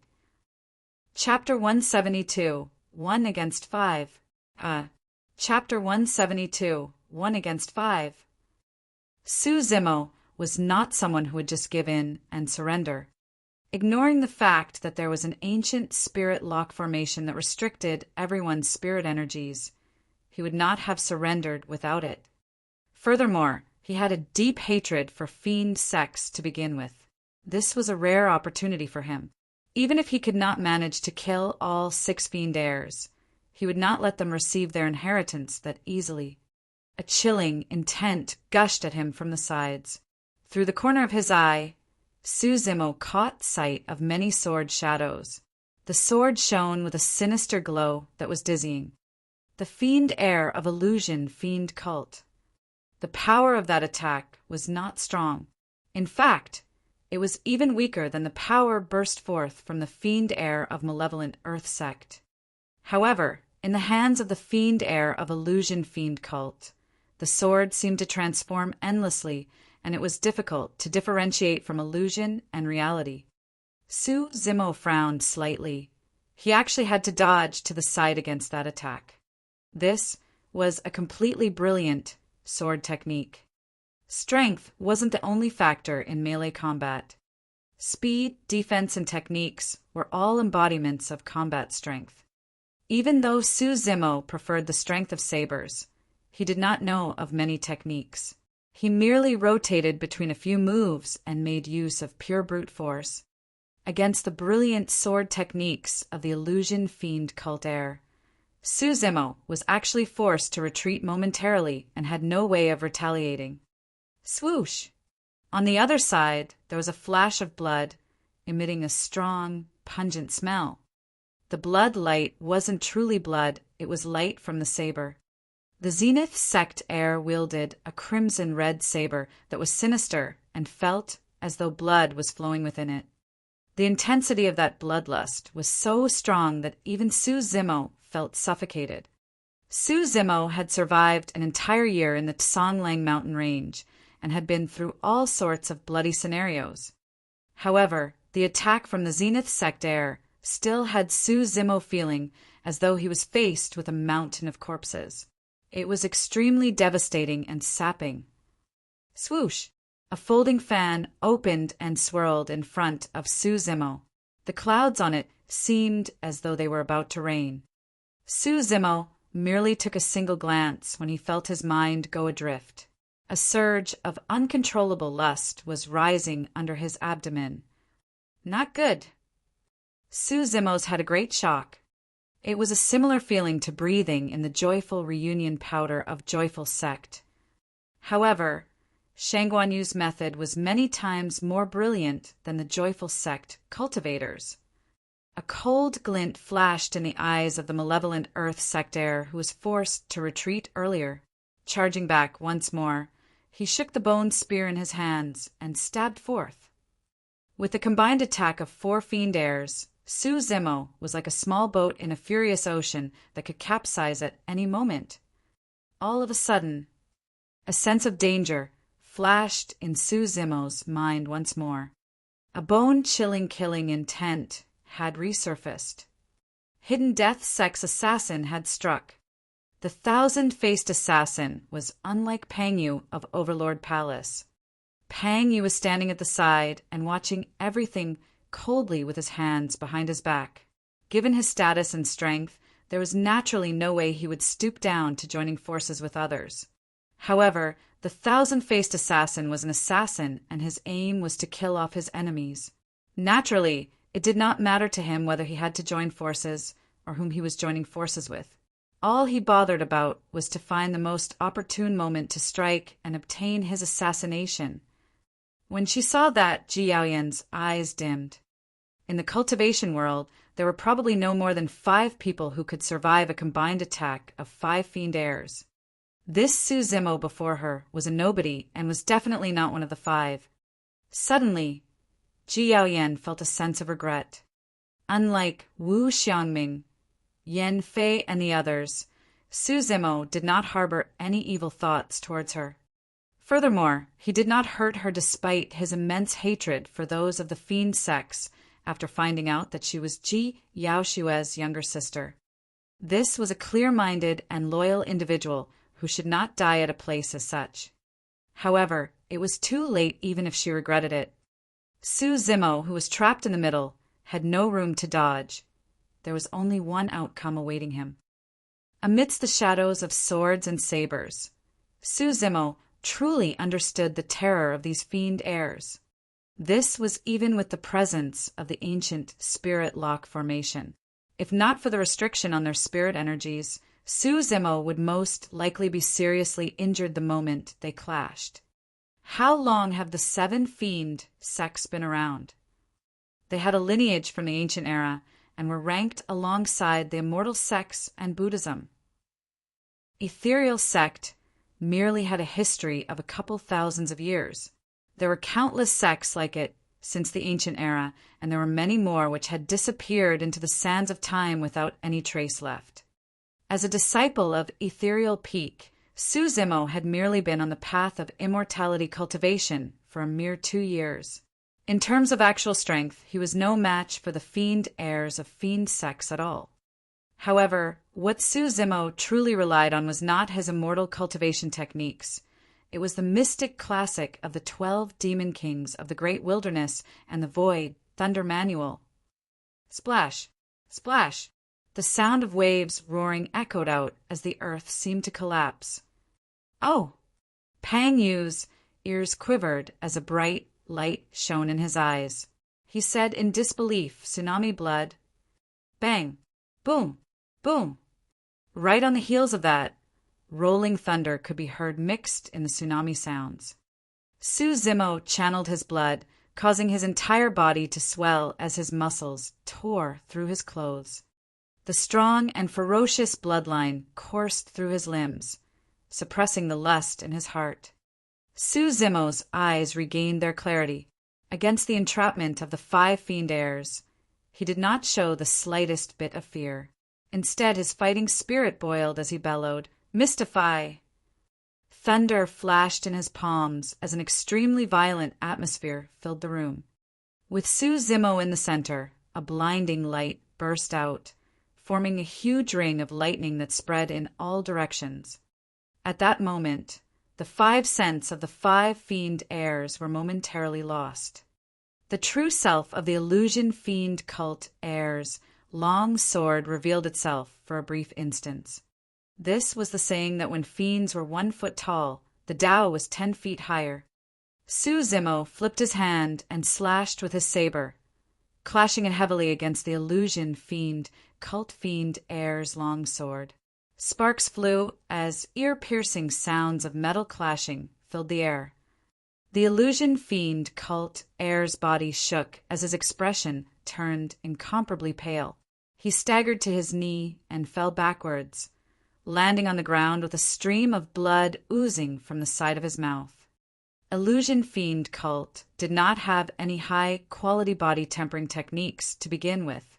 The moment his sword technique was broken, there was no way he could withstand Su Zimo's might. Thunder Spear. After Mystify, lightning condensed on Su Zimo's palm once more, forming a long spear that coiled like an electric python. He flung it towards the Zenith sect heir. Pissed, the fiend heir gasped slightly. In this place where everyone's spirit energies were restricted, this green-robed cultivator could release thunder art.